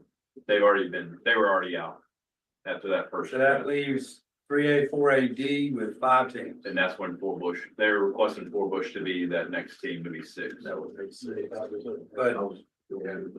But I just want to make sure anybody watching knows that's not what draft 1 says. Draft 1 has Forbush in 2A, 3A, 4A conference A. So if there's going to be a motion, that's what we're going to vote on, then we need to spell that out. Correct, Mr. President.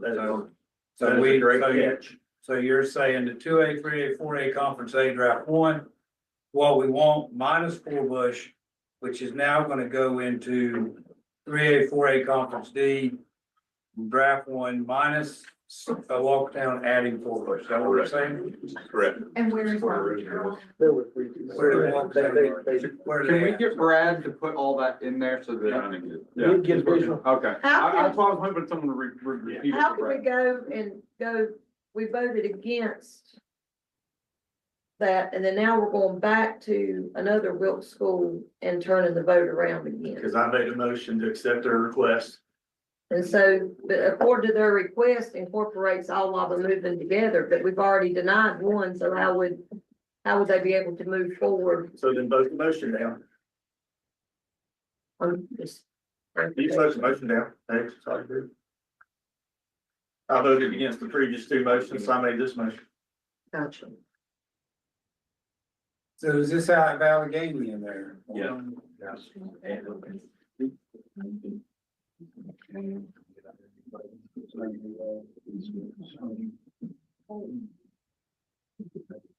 So the question I asked for the whole group is, does this address, I mean, we've got West Stokes, where's West Stokes at actually?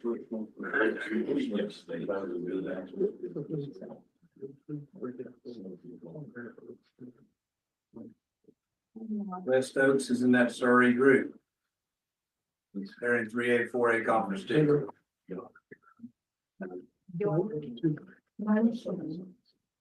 Brad, you got East twice. You got East twice, you got East twice. These are.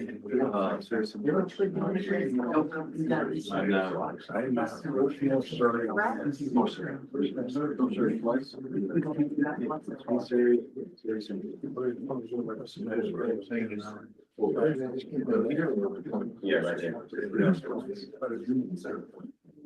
Take that one, Surrey.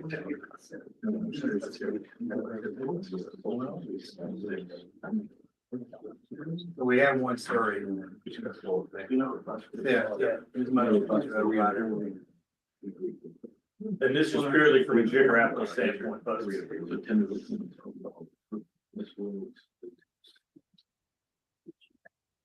Brad, are you writing this? Yeah, Yes, sir. he's trying to put them up there so you can see. Surrey Central's in both, right? They said Surrey Central. What about Ash? That's where. You gotta ask them. Which one? Right here? Surrey Central's on the.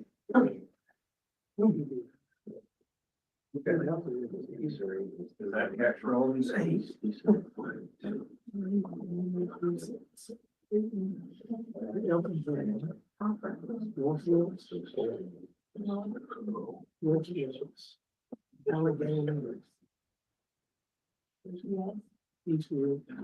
We got them on. So the motion that Mr. Garrett made is what's Brad's putting up there right now, which is West Wilkes, North Wilkes, Wilkes Central, Ash, Allegheny, Elgin, Star Mountain, and East Wilkes together. And then the others, Surrey Central, East Surrey, North Surrey, Mount Airy, West Oaks, and Forbush. That's consistent with what West Wilkes Elkins too.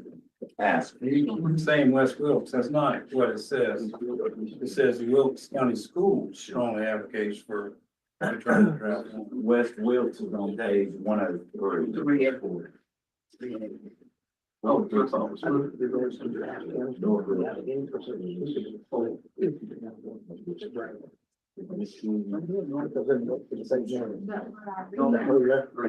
Wilkes is that this is a coordinated response. Correct. Well, this Wilkes, North Wilkes, and Wilkes Central. And the presentation was made by the county secretary. West Wilkes and Wilkes can be around on that. We're going to go out for Bush transitioning. Correct. So we vote, yes, we vote for this. And basically, the two previous votes that we have had will be, their wishes will be met.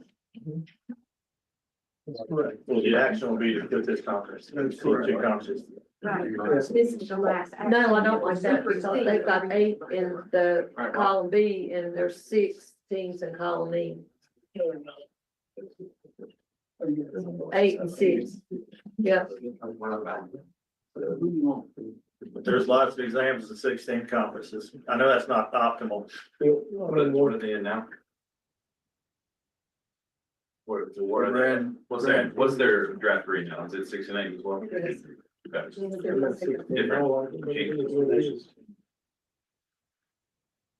Brad, you ready? Based on the motion, make sure what's on the screen is correct for visual. I guess would just be my. Should be North Wilkes, West Wilkes, Allegheny, East Wilkes, Elkin, Starmont, Mount Ash, and Wilkes Central should be in the bigger one, 2A, 3A, 4A. Okay? Yep.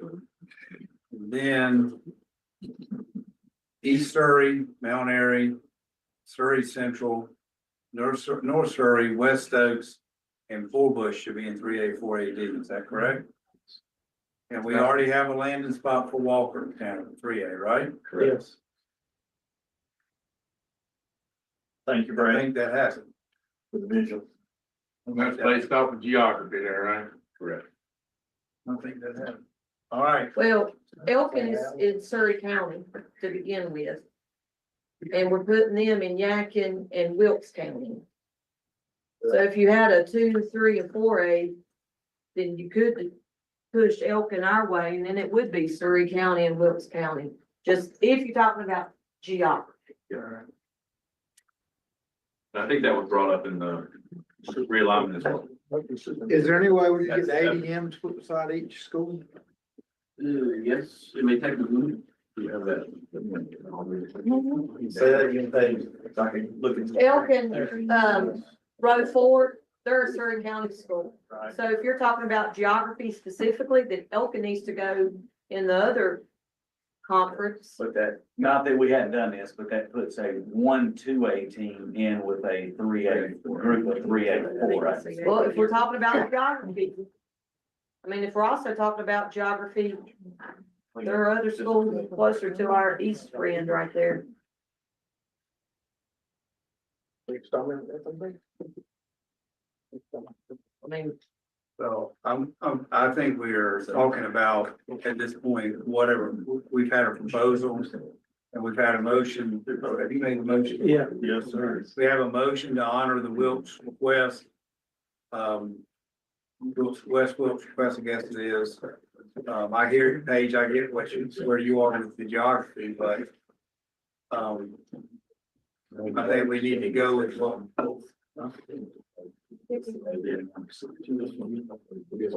yeah, go ahead and throw the ADM up there and you'll see that East Surrey Mount area are pretty close to them too.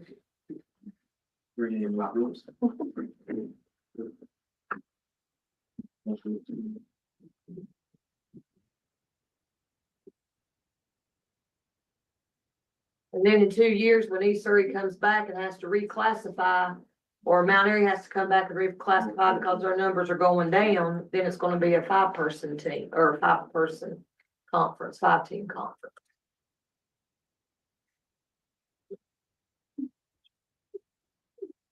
I don't necessarily disagree with that. I think we may run into that.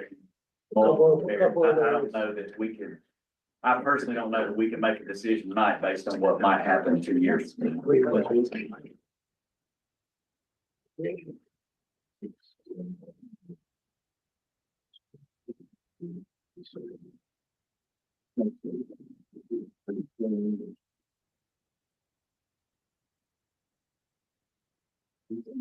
Allegheny was asking me.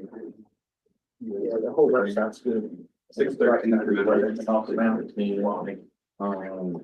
Actually, the best way I'm for 4-H.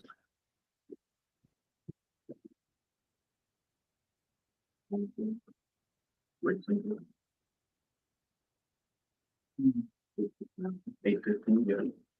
Forward.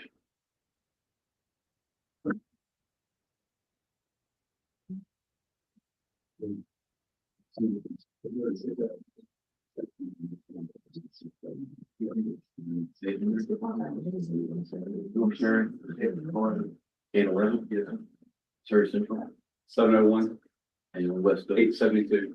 872, got it, thank you. Thanks, team.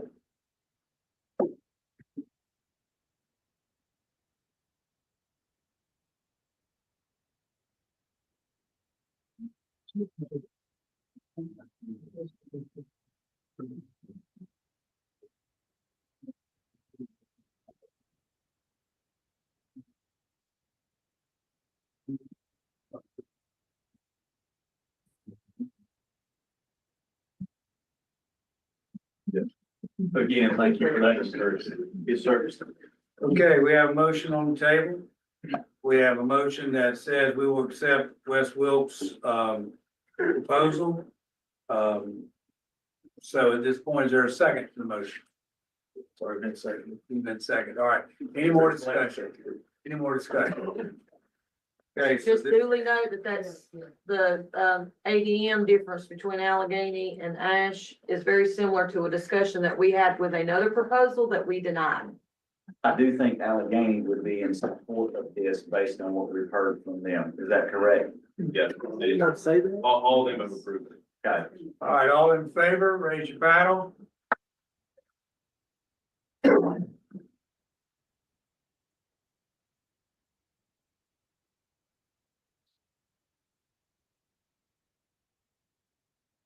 Ken, All right, all opposed, raise your paddle. Six. All right, you know, when I look at this now, I don't,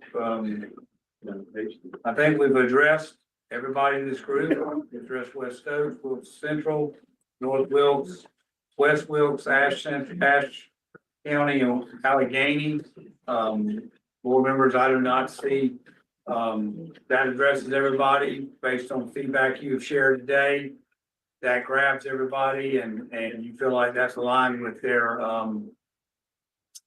request. I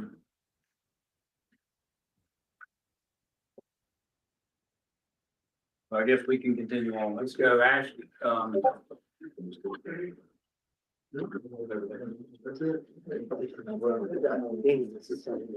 You have voted for Allegheny, but you voted for everybody else and you denied some, and then you went back and added it to West Wilkes. So technically you just approved it. We've not voted on Ash County either. But You've already approved it.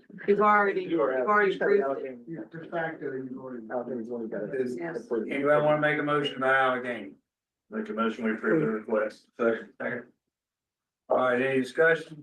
All right, all in favor, raise your paddle. Yeah. All opposed? Hold on a second, go back to the. Hold on. I'll start over. Approved? Yeah, we need to see the approved votes again. 11. Hey, can I make a motion or just a point of clarification? Oh. In their proposal is a different thing than what we're voting on. So I want to be very clear. In their proposal, it says a 16 conference, but that is not what we had up on the screen a minute ago. What's your statement? Just for point of clarification. Then I will draw my motion. So their proposal here says the 16 My conference. motion was incorrect. I will draw my motion. Then we don't have to draw your motion. We are voting on, your motion on Allegheny. Yep.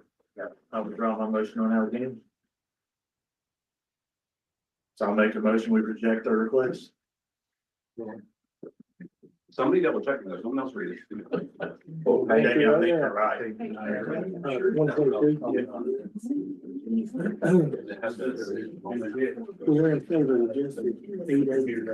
Okay, you make a motion. What was your motion?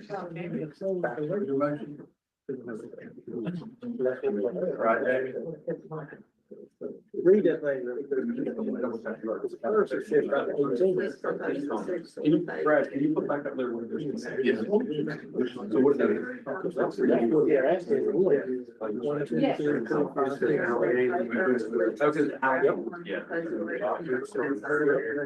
I apologize, President Gainey. Allegheny's presenting it, so they're presenting it as the 16 conference with them included, and they count themselves. We're So good. the original. It's eight, The it's original. eight. Yeah. Eight, so Yeah, it's still- yeah, the original was up there. You were right. So then, You're good. you're good. Yes. Okay, we did. Everybody approved the motion, raise your hand. Allegheny? So approve Allegheny. And should be 11.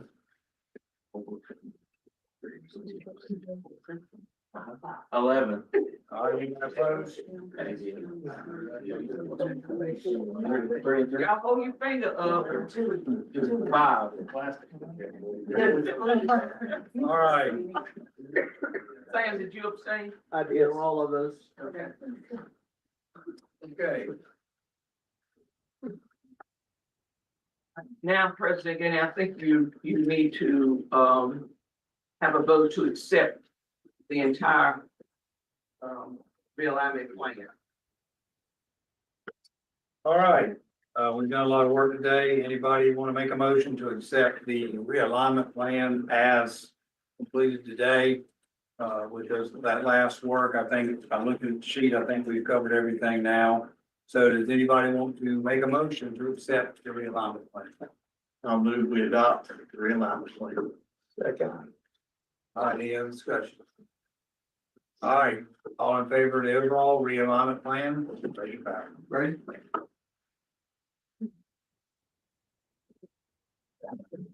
16. All opposed? One.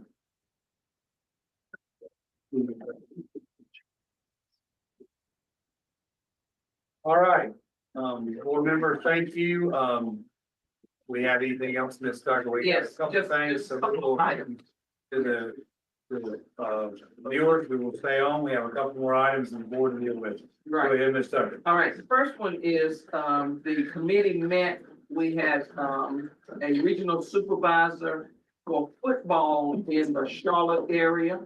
The Metrolina Football Officials Association, and that committee met week before last, and they are submitting Stephen Jacobs to serve as the regional supervisor for the Metrolina Football Officials Association, effective with the next, school year. I make a motion to accept Stephen Jacobs as the Metrolina football regional supervisor. Second. Any discussion? All in favor, raise your hand.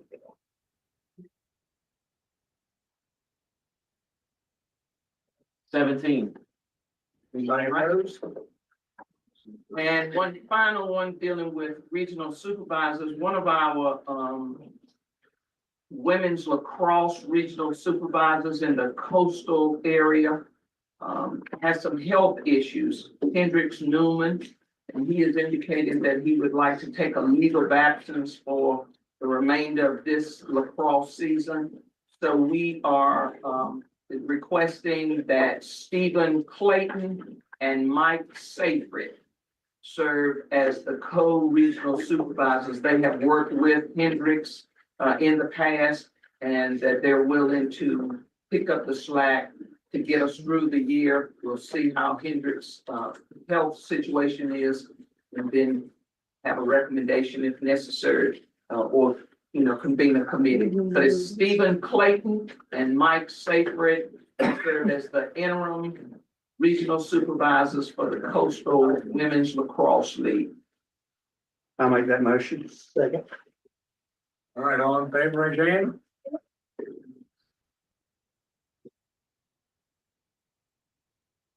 17. All right, motion passes 17-0. That's all I have for this meeting. All right, appreciate everybody's hard work today. Got some things accomplished. So just the next thing out, just for people who are still on is, we will get this out in the next couple of days, staff will.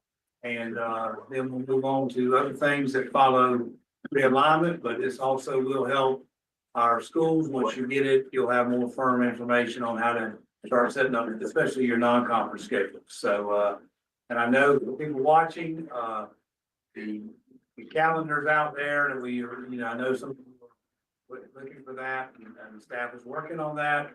And, Ms. Tucker, and then we talked about that, and she's working on that with her staff, so we'll get that out as soon as we can. And we know the importance of it.